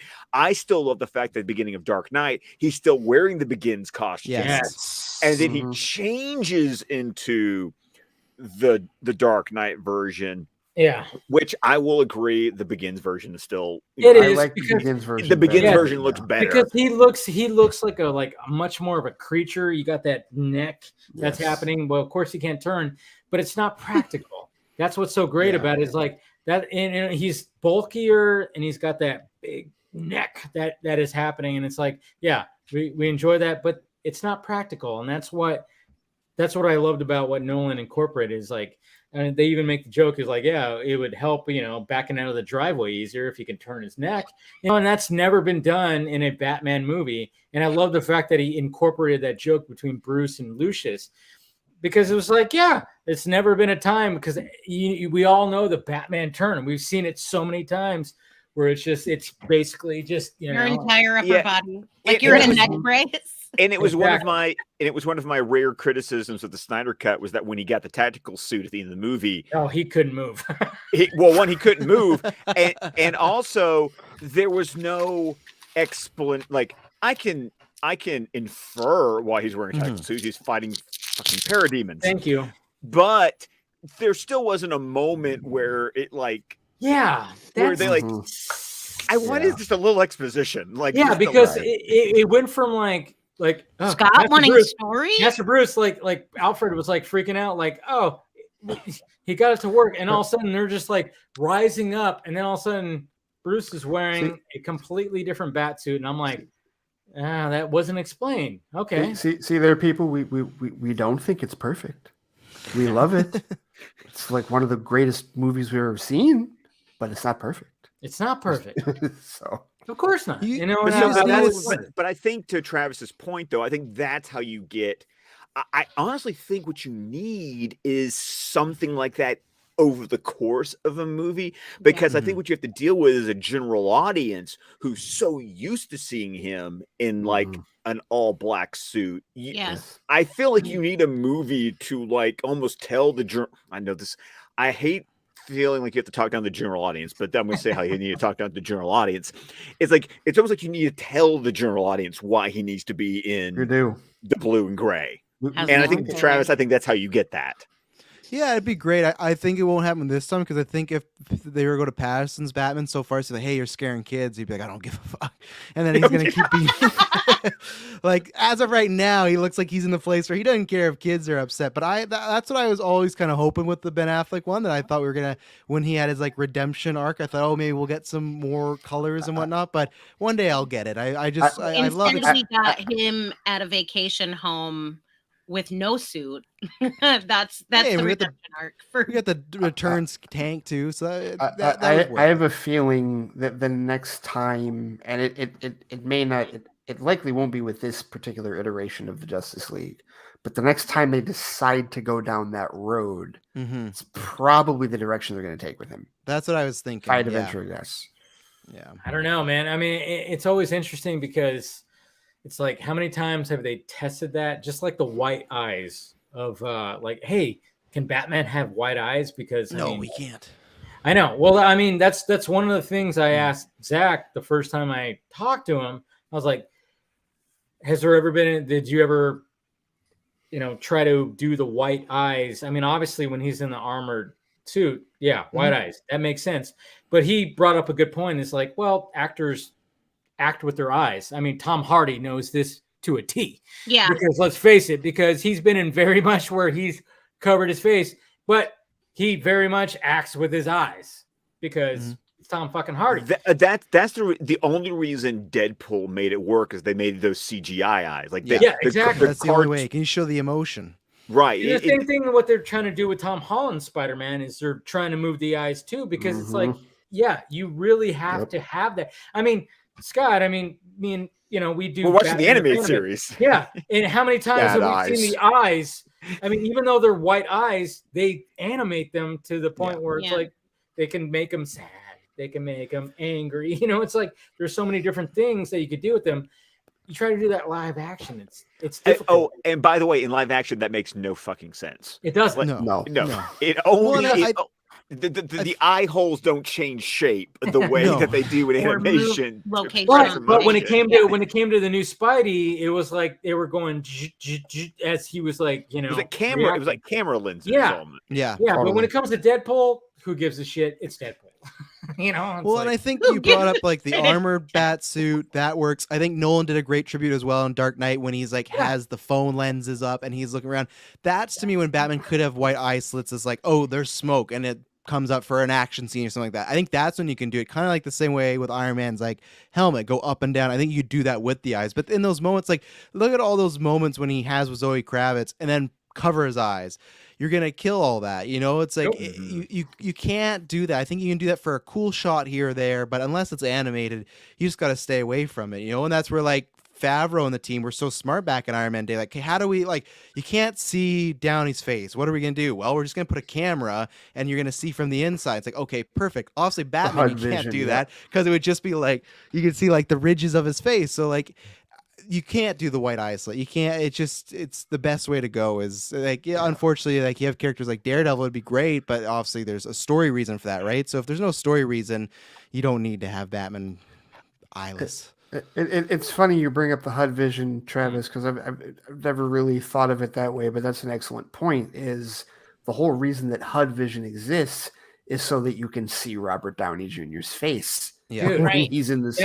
That was a thing of beauty because like have you ever seen the behind the scenes? It's literally just him sitting down with like this rig and then he's just acting, doing voice work, Yeah, and I'm like, wow, that's what made. I mean, if they didn't have that, Iron Man would not have been a success because you needed that. You needed that Robert Downey Jr. whippiness, like when he's doing all that. It's really cool because it's for the to Scott's point, to dumb it down for the general audience, it reminds you that there is a somewhat likable, charming person under this war suit. Yeah, like this piece of machinery.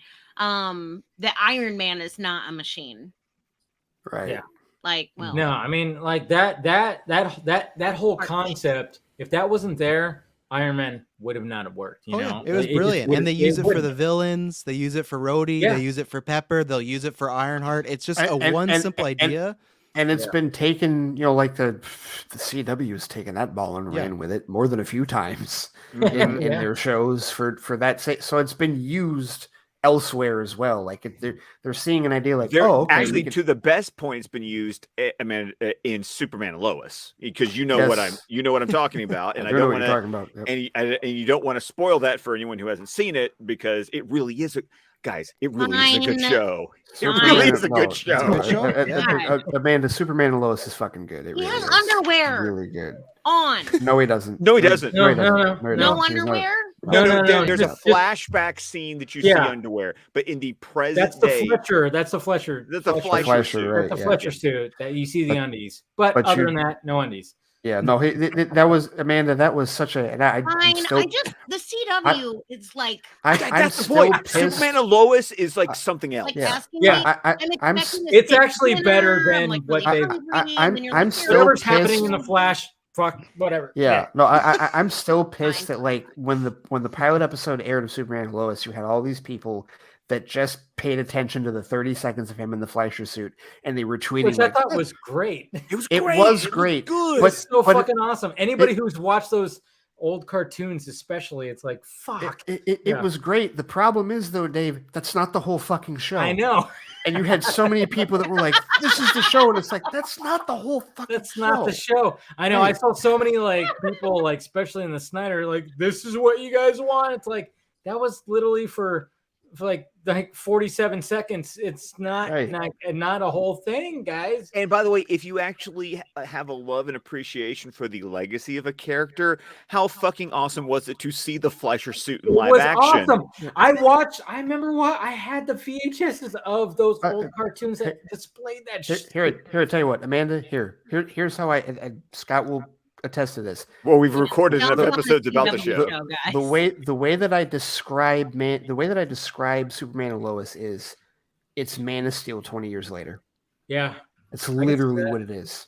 It's Man of Steel 20 years later. Man of Steel 20 years later. Is that a good thing? Like we. Yes, it's a good thing. Easy. Okay, easy, Travis. Easy. We still can boot you. Just saying. I'm just saying. Wait. Man of Steel. Fuck you! Excellent. Any way to bring out the Tremors drop, I have film. to. Yeah, it's Dune 0.1. Okay. I won't go that far.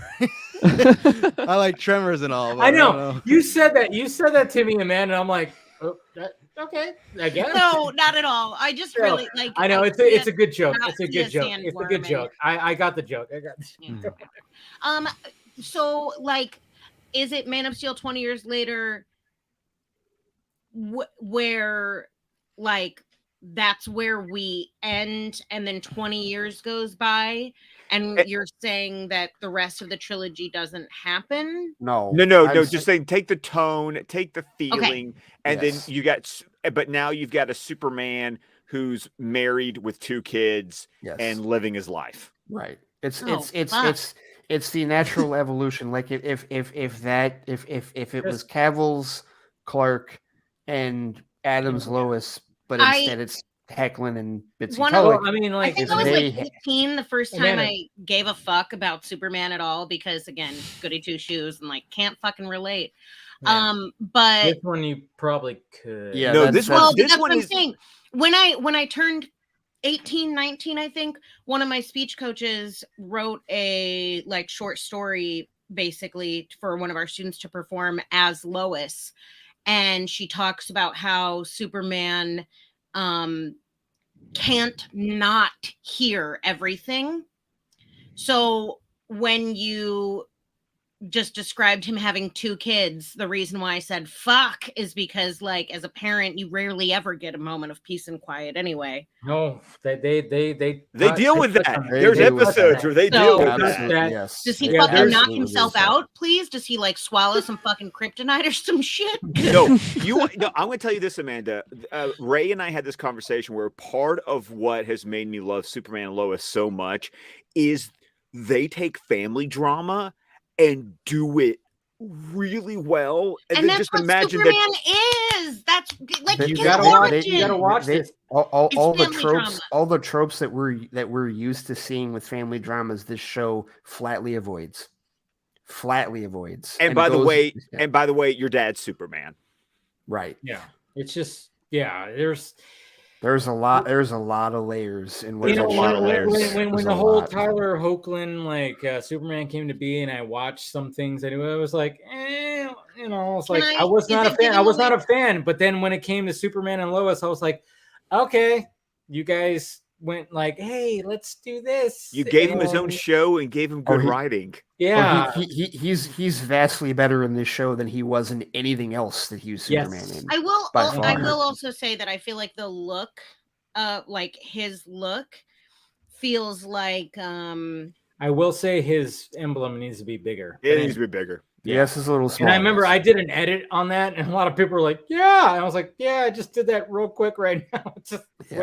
I was like, "Yeah." The rest of the costume is fine. That's weird. He looks Like he's like got a fucking John Wayne barrel chest or some shit. Yeah, he's not a big dude. He's not a big Loco. dude. Yeah. Yeah. It's still way better than those Yeah. stupid ass cape clips they gave him. I in just think Supergirl. that look is what they were trying to do with Dean Cain, the name that shall never be spoken. I'm sorry. No, that's fine. That resonated with me when I was a kid as like, oh, look at this like clean cut, Well, like slick Scott, back black. well, even with Dean Cain, like if you watch that pilot episode, the emblem is small at first. It is And then small all in of a the sudden- pilot. And then all of a sudden, like the next episode, it's like boom! It's like like all the whole- across the whole his chest. chest, and it Scott, goes and- down to like here, and I'm like, well, Scott, what- as the resident Lois and Clark fan, which is better? Oh, super! I said this. I said three hot takes. I remember when we did And sort of our season Scott review. My loved three hot your takes were reaction. this: number one, best season one of any CW show, DC CW show. Mm-hmm. Yes. Best season ever of a CW DC show, and based on this season alone, my favorite live action TV show of Superman.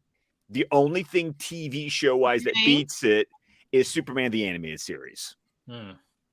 Right. So that's animated. So that Which, that says exactly. something. That says something. I mean, for me, it's like you give me, you give me Tim Daly and Dana Delaney in the Bruce Timm, Paul Dini, Alan Burnett TV show, and then you give me Superman and Lois, and like that's my Superman television right now. It's just so hard. Can we to talk about be Dana Delaney? animated. She was also in Mask of the Phantasm. Yeah. Yes, under Right? She voiced That was the yeah, animated and couple I was going to shout out earlier. When we were talking about Yes, couples. that was. Yes. They got some Oh, wait, sexual fuck. chemistry going on. Big Who's the time. villain? Who's the villain you would fuck? We already. I feel like Scott would say Rose the Hat too.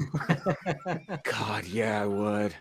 Yeah, I know. Yeah, yeah. You liked my pick, Scott, right? Yes. Yeah. Yes. I mean, even though me and our you have friend, all- we've swooned over Rebecca Ferguson, the fact that she played a villain. Oh my god. God, and she had that weird, like, she had that like weird hippie like look where it was like Yeah. all the flowy skirts and loose, and like the button up shirts that were like really loose and airy, and there was something like she had to die. She had to die.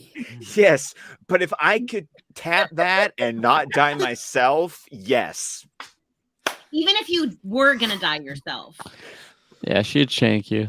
Come on now. Oh God! I- No, she wouldn't shank. She would just No, suck she your would dig soul my, out. she would suck my soul out. And cut my Yeah, it heart would out. start Well, good. that's and you'd why, be like, that's wait, why I something made the feels joke. wrong. Like she would suck the life out of me, and not the good way. Yeah. Yeah. Mm-mm. Nope. Yeah.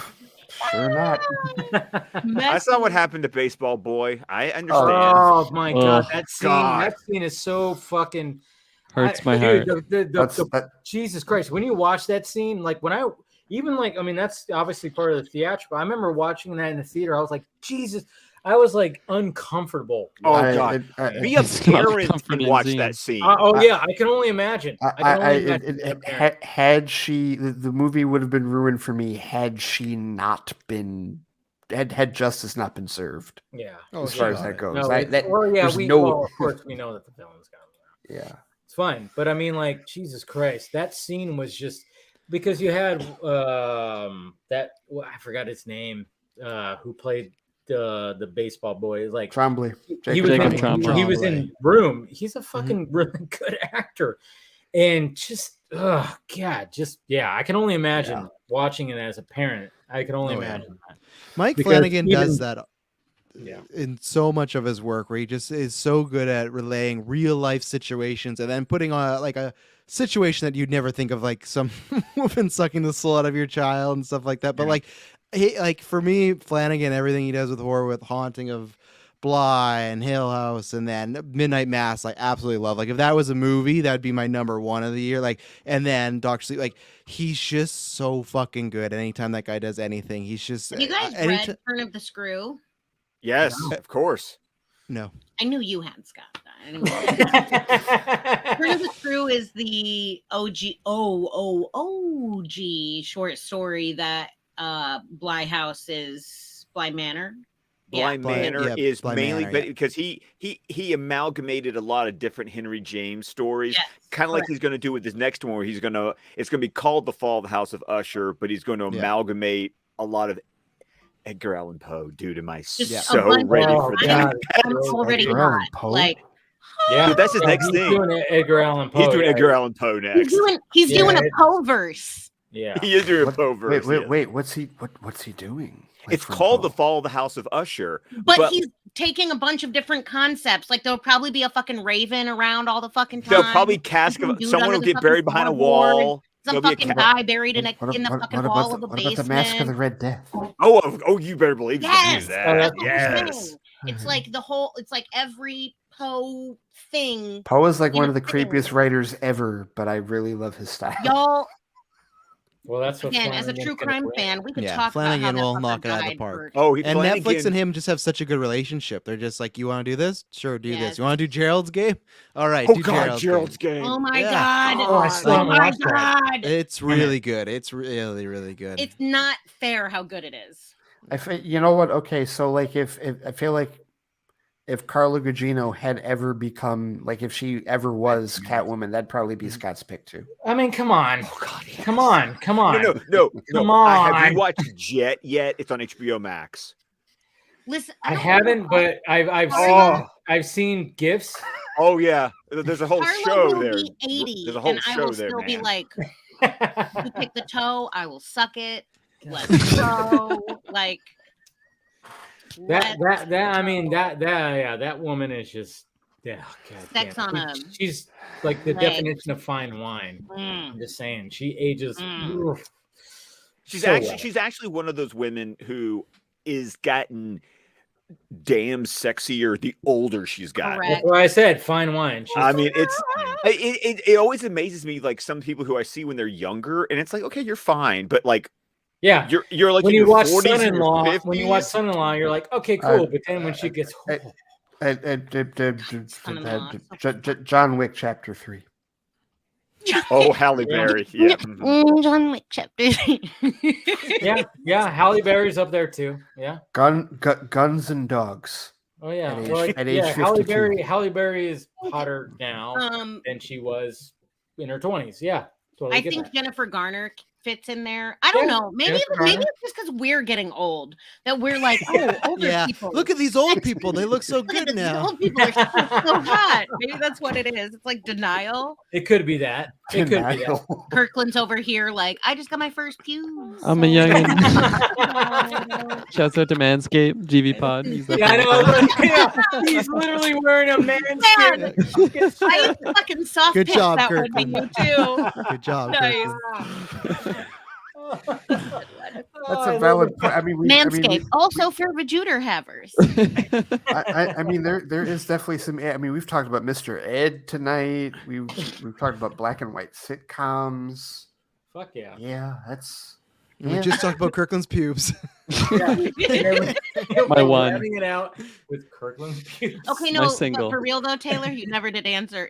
Did the orange juice have pulp or no? I always do no pulp orange juice. Oh, come on. Unless Extra- I'm making if I'm extra making pulp. it from There we go. if I'm making homemade orange juice, 100% it's got to have pulp in there. Of course. Well, yeah, because then you don't know if it's real unless it's. Can't filter out the pulp, man. Come on.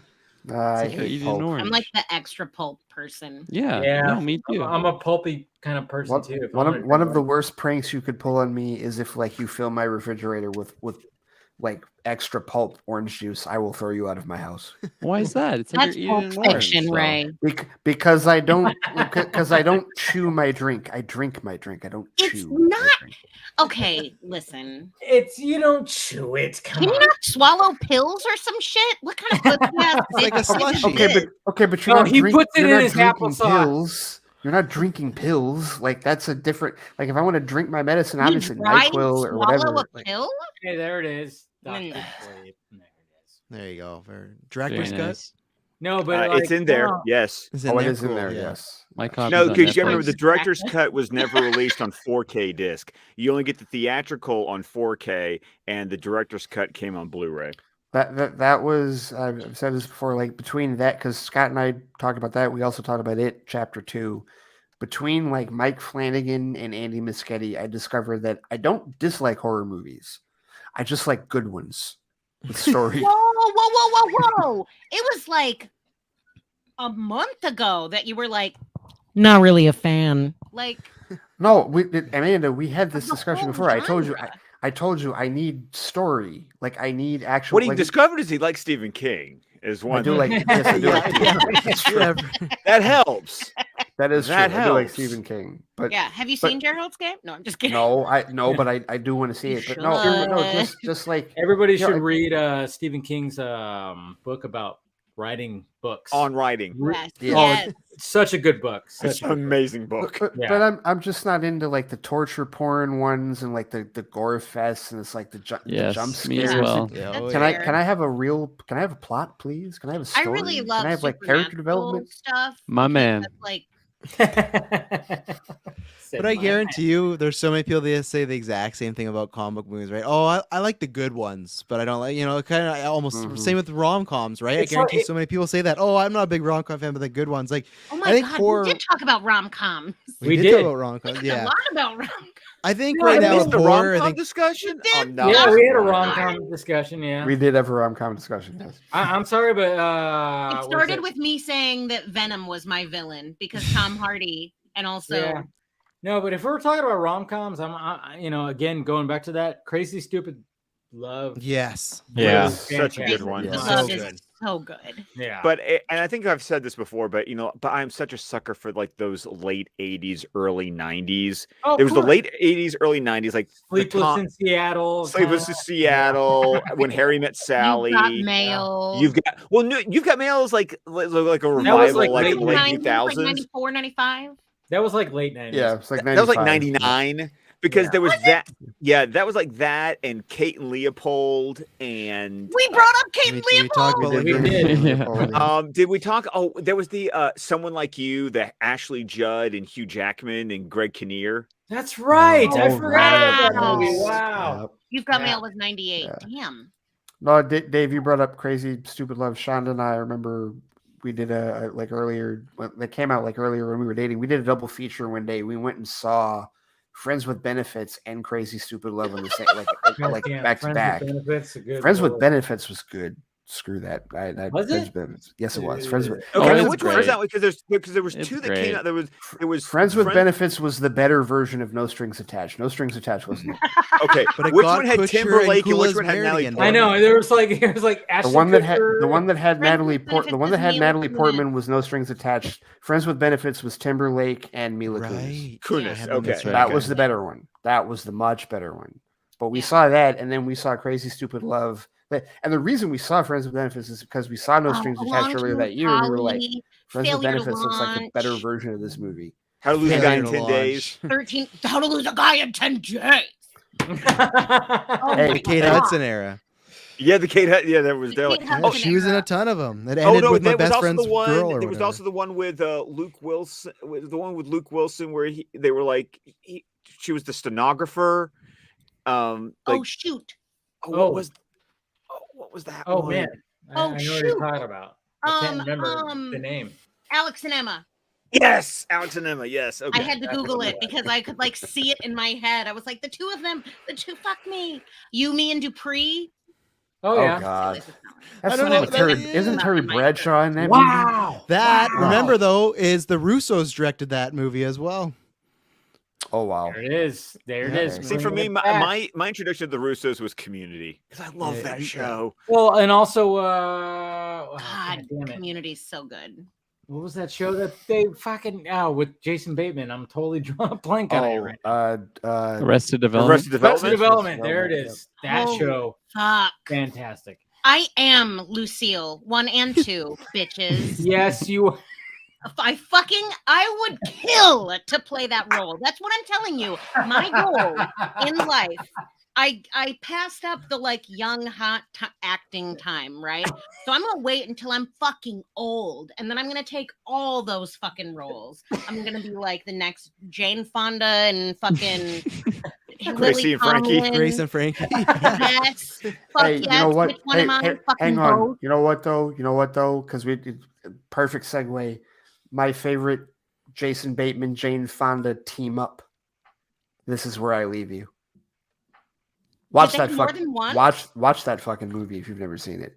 It's Jason Bateman, Jane Fonda, Tina Fey, Timothy Olyphant, Corey Stoll, Adam Driver. Fucking amazing. Movie. You're talking about what's that movie called again? This is where I leave you. That's fucking amazing movie. Seriously, really good. Yes. Okay. Yes. Great ensemble cast. By the way, Amanda, I tweeted at you earlier when you were asking about film Twitter. What do you need to get caught up on? I'm going to say it again to your face. Get your ass to Belfast, because that was an amazing movie. Okay, I almost saw it like last week, but I was like, oh man, I just kind of wanted to. When I say I need to get caught up, I wish I did, because I keep hearing great things about Belfast, and I'm like, damn it. I'm willing to say just on a sheer artistic level of production, black and white. It's Branagh's best made movie. Okay, I really do feel that way. Kenneth Branagh is who directed it, right? Yeah, he wrote and directed it. Damn. Oh my god. And Jamie Dornan. All right. Yes, and that's the weird thing. As I'm sitting here the whole time going, wait a minute, isn't this the guy from 50 Shades of Grey? Of course it is. Whoa. I don't even. That's not where I know Jamie Dornan from, though. That's not where I know Jamie Dornan from. I know Jamie Dornan from. Ooh, not The Following. Ooh, what the fuck is the name of that TV show? He's a stalker and fucking hot ass fucking Gillian Anderson is the fucking cop. Oh yeah. Fuck me. It's on that because I saw The Fall. Yeah. Hang on though. Kieran Hines and Judi Dench. They play husband and wife. Why the fuck haven't you told me about this? Okay. Why not? I literally already looked up the show times. And by the way, if you want to talk about children actors, the kid who plays the main character, damn, that kid's got a career. That's what I keep on hearing about that movie, is the fact that kid steals the fucking show. The kid is amazing. And so his parents are played by Jamie Dornan and then the girl from Outlander, because they're both actually Irish. So they're actually talking with the real Irish accents. And then you get Kieran Hines and Judi Dench, who play the grandparents. And it's just amazing. I'd have to drive all the way to Novi to see this. I'm gonna have to wait. It's a movie that it's not like watching on a big screen is like this necessary thing. But I still love the fact that I got to see it and drink a beer while watching a movie about Ireland. But it is so good. The soundtrack is like 60s. I'm going to the theater just so I can pretend that Rachel is sitting next to me. That's all. Oh. Last time I drove all the way to Novi for a movie was Tinker Tailor Soldier Spy. Oh, Tinker Tailor Soldier Spy. Such a good movie. That's a loaded ass cast right there. Kirkland, have you seen it? Yeah. I've never heard of this. Is this in my lifetime? Tinker Tailor Soldier Spy? Yes. Well, Okay. I don't know. Yes. You heard Okay. Belfast though, because we get a You know how old trailer I every am, fucking right? week. Kirkland, hold on. I'm I going to can stop finally right drink here. this year. Okay, Kirkland, listen, boy. Listen. School him. We're going to school now. Okay. Educate me. Teacher. I'm going to educate you. Okay. Tinker Tailor Soldier Spy is a novel written by a classic British espionage writer by the nom de plume of John Le Carré. He wrote a ton of novels focused on his character by the name of George Smiley, famously played by Alec Guinness in a British miniseries. You already love it. See, Alec Guinness. Yeah, Alec you know who Guinness is in Alec that. Guinness is? See? I do not. Obi-Wan Yes, you do. fucking Kenobi. Yes, you do. It's Obi-Wan Yes, you Kenobi. do. Yes, you do. Think of a Like, lightsaber. Look behind you, right there. Okay.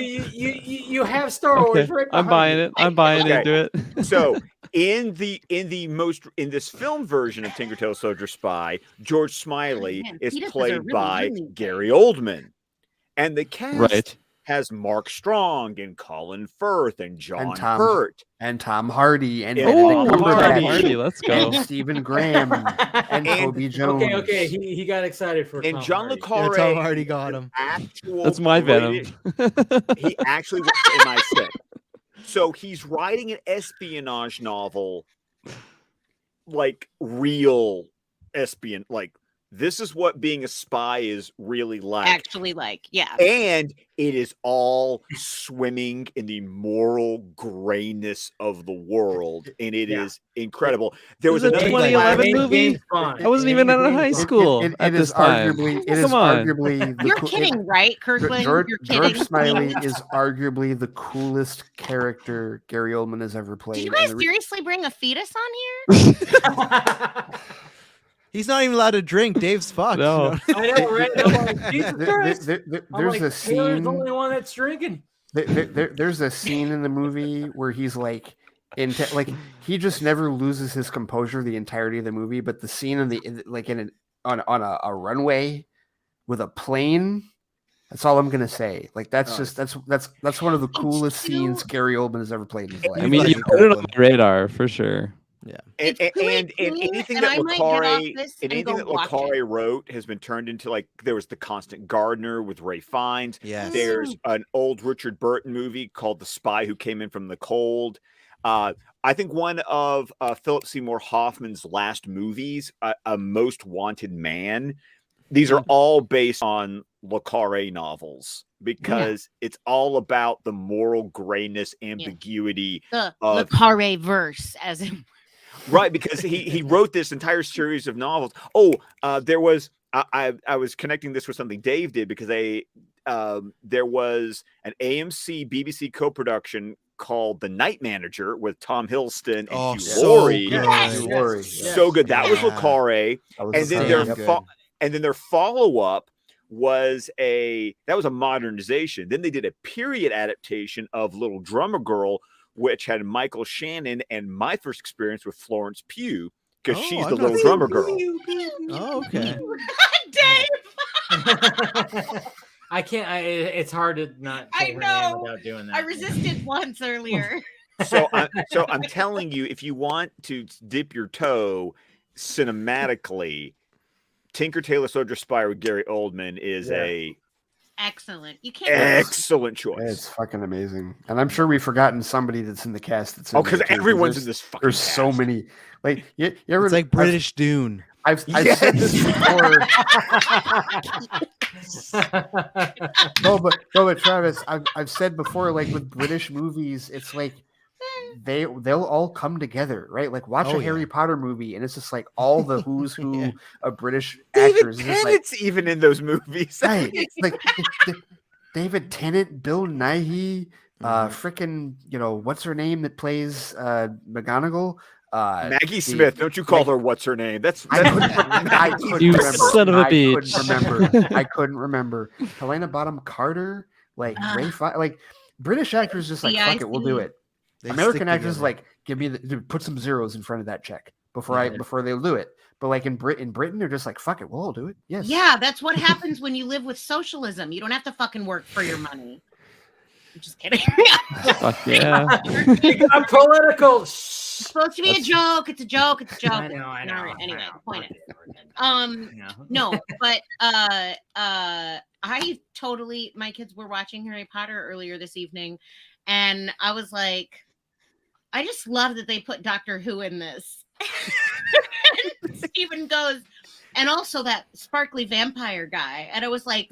Mm-hmm. Holy fuck, he must make so much fucking money. Like he's in Twilight and Harry Potter, the royalties up the he's set for life, seriously. He's Batman. Pattinson doesn't need to do anything anymore. He didn't need to do Batman. Batman's just gonna like add more to what he's already collecting. I know. It's the fact that he grabbed the fact that he got Batman.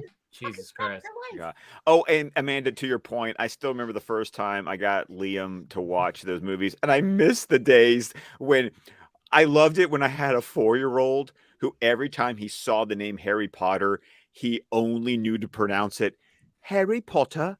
Yeah. Because Because he watched the movies, and that's how they said it. So I have a video. I have a video saved in the cloud of Liam when he's like in kindergarten, and I'm like, and I go, Liam, what movie are you watching?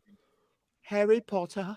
That's so cute. We have a street in our city named Diagonal Avenue, which is a fucking missed opportunity. I know. Yeah. And so I call it Diagon Alley because duh. And now like the kids they pick up on it. Shep at least notices. Rory doesn't give a shit, but Shep notices. He's really excited to try. We told him that they make the real candy, that like they like a lot of the foods and treats and things, like you can actually buy that. And he's like, oh, will I turn into an animal? Like he's so excited. And, yeah. So there are so many British actors in like the Harry Potter series that like we were talking about Domhnall Gleeson earlier. His father is in the damn movie. Oh yeah, in the movies with him, like father and son.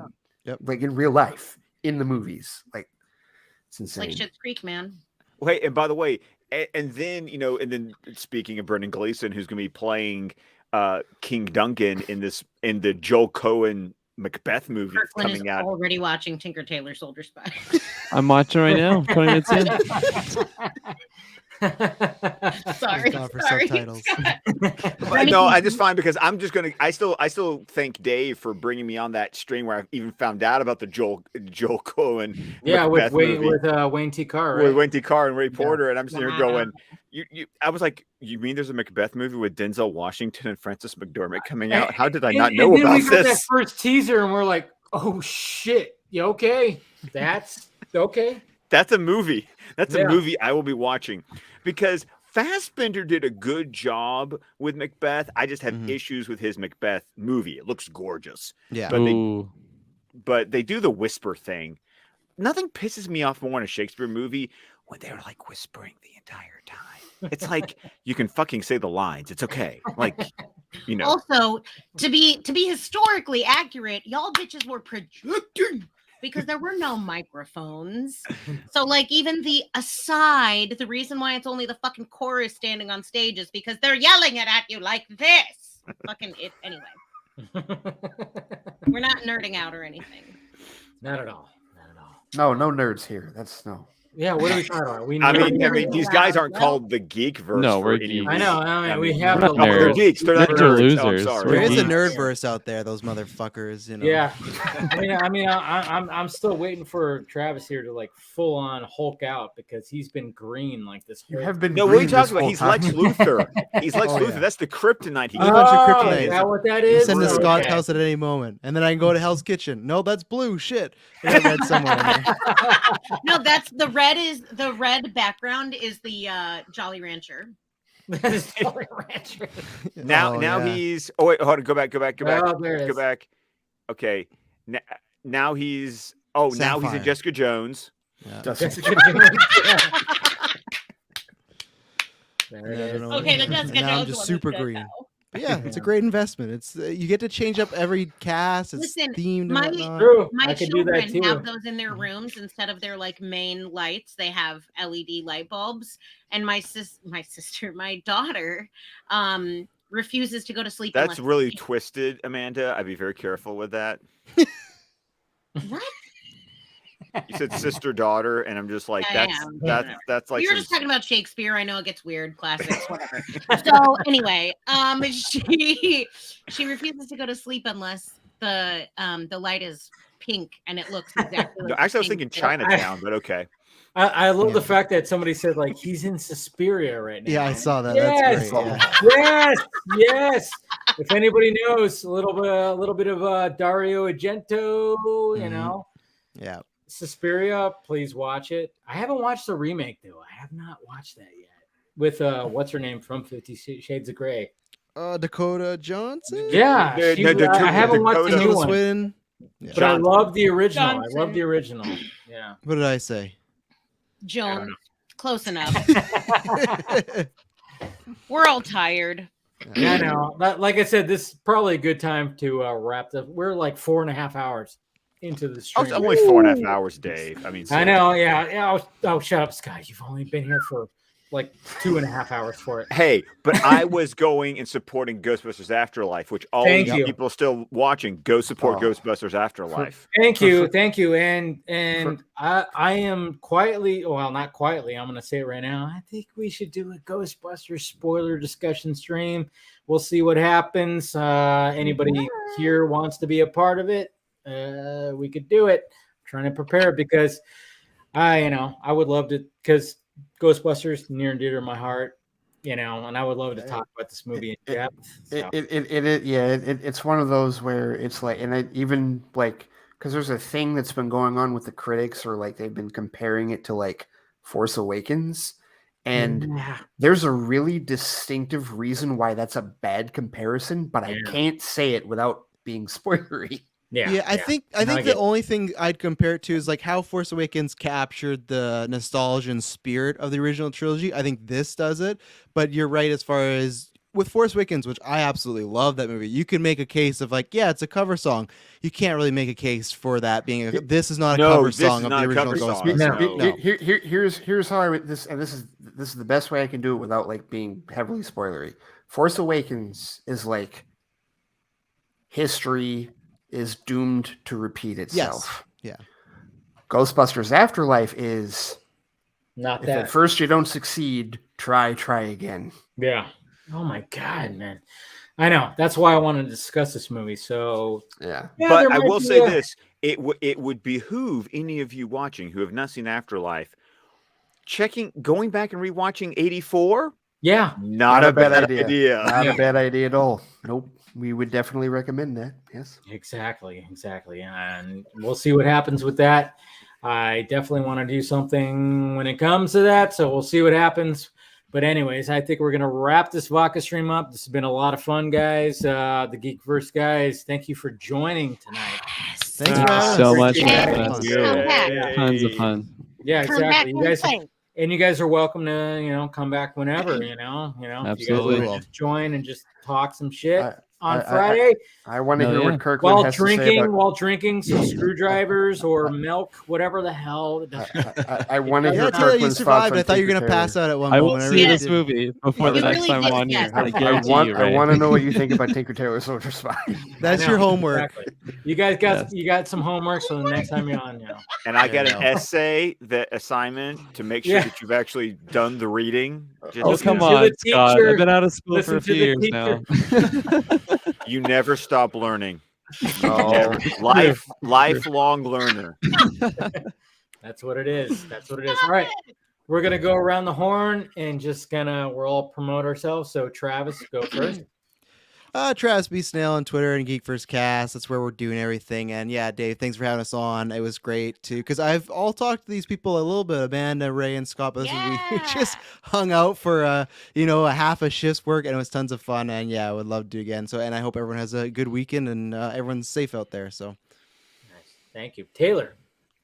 Taylor the Field, Twitter, Geek Verse Podcast. Yeah, I don't normally drink a lot. How hungover are you going to be tomorrow on a scale 1 to 10? I have to go 4x4 tomorrow. It's going to be rough. Oh man. Ooh. Just blame me. It's okay. No, I blame my wife. She's the one who made me that drink. Oh yeah. That's not blaming. That's not blame your wife. That is give your wife all the credit in the world. Yeah. Yeah. There you go. Yeah. We're having a good time tonight. Yeah. There you go. All right. Thank you, Taylor. All right, Kirkland. Kirkland at Kirkland Patzer on Twitter, Geek Verse Podcast, Manscaped, GV Pod. Go use that promo code. You little shill. The possible new Tinker Tailor Soldier, #1 fanboy. We'll see what happens. Kirkland can't wait to use a Manscaped when he gets his first view. Absolutely. I'm waiting. I'll let you know when that day comes. We're on Tinterhooks. That's our OnlyFans, right, Kirkland? You're gonna post that picture. Absolutely. Look, guys, big That's day. another YouTube channel for that guy to subscribe to. Oh man, absolutely. Oh, I fucking love it. I love it. All right, Ray. At the Flightcast on Twitter. Theflightcast.com is where you can find my weekly podcast and my blog. Tomorrow it will be a spoiler-free review of Ghostbusters Afterlife, but the spoiler-filled review will be on my Patreon at patreon.com/theflightcast. And of course, I also still co-host Fans Without Borders with a gentleman that these three men know, Brent, over at Squadcast Media. We're probably going to be talking a lot about Disney Plus Day, because it's on our next episode, which I think we're recording this week, if I'm not mistaken. But yeah, that's where you can find me. There it is. Amanda? You can find me on Twitter at the thing below me. And I just wanted to say, since we did talk about this, it's a rare condition in this day and age to read any good news on the newspaper page. Okay, that's all I can sing before. Love and condition that are grand design. Oh my God. It's even harder to You're find. welcome. Yeah. Anyway. I'm going to watch Family Matters again. I'm going to go watch Tinker Tailor Soldier Spy again. Not everyone loves Raymond, Amanda. Come on, it's on Netflix. It's ready to go. Raymond. Raymond. Everybody loves Raymond. All right. And then Scott, send us home. Of course, you can find me on Twitter at ScottDC27. You can find my podcast, the DC Squadcast, wherever podcasts can be found. We're on Vero, Facebook, YouTube, with the entire network of shows at squadcastmedia.com. We are a fan-supported network. If you go over to patreon.com/squadcastmedia, where we will be publishing our review of the 1994 classic, The Mask. And of course, you can find me every Saturday night here on the Film Junkee YouTube channel, where tomorrow night, Dave and I will be talking about the first appearance of Jarvis Tetch, a.k.a. the Mad Hatter, in the classic episode, Mad as a Hatter. Love it. Cannot wait. It's going to be great. All right, guys. You guys know what to do. Smash that like, thumbs up. Thanks for watching, Mom. Yes. Mama Film Junkie was out there. She was. And yeah, smash that like, thumbs up before you leave, and make sure you subscribe to the Geek Verse channel, of course. Check those guys out. These guys are great, and hopefully we can have them back. And then, of course, everybody else too. Yes, do all that. Subscribe to everybody. Merchandise, all that stuff. It's all down below. Subscribe, do all that stuff. Anyways, guys, we love you. We'll talk to you later.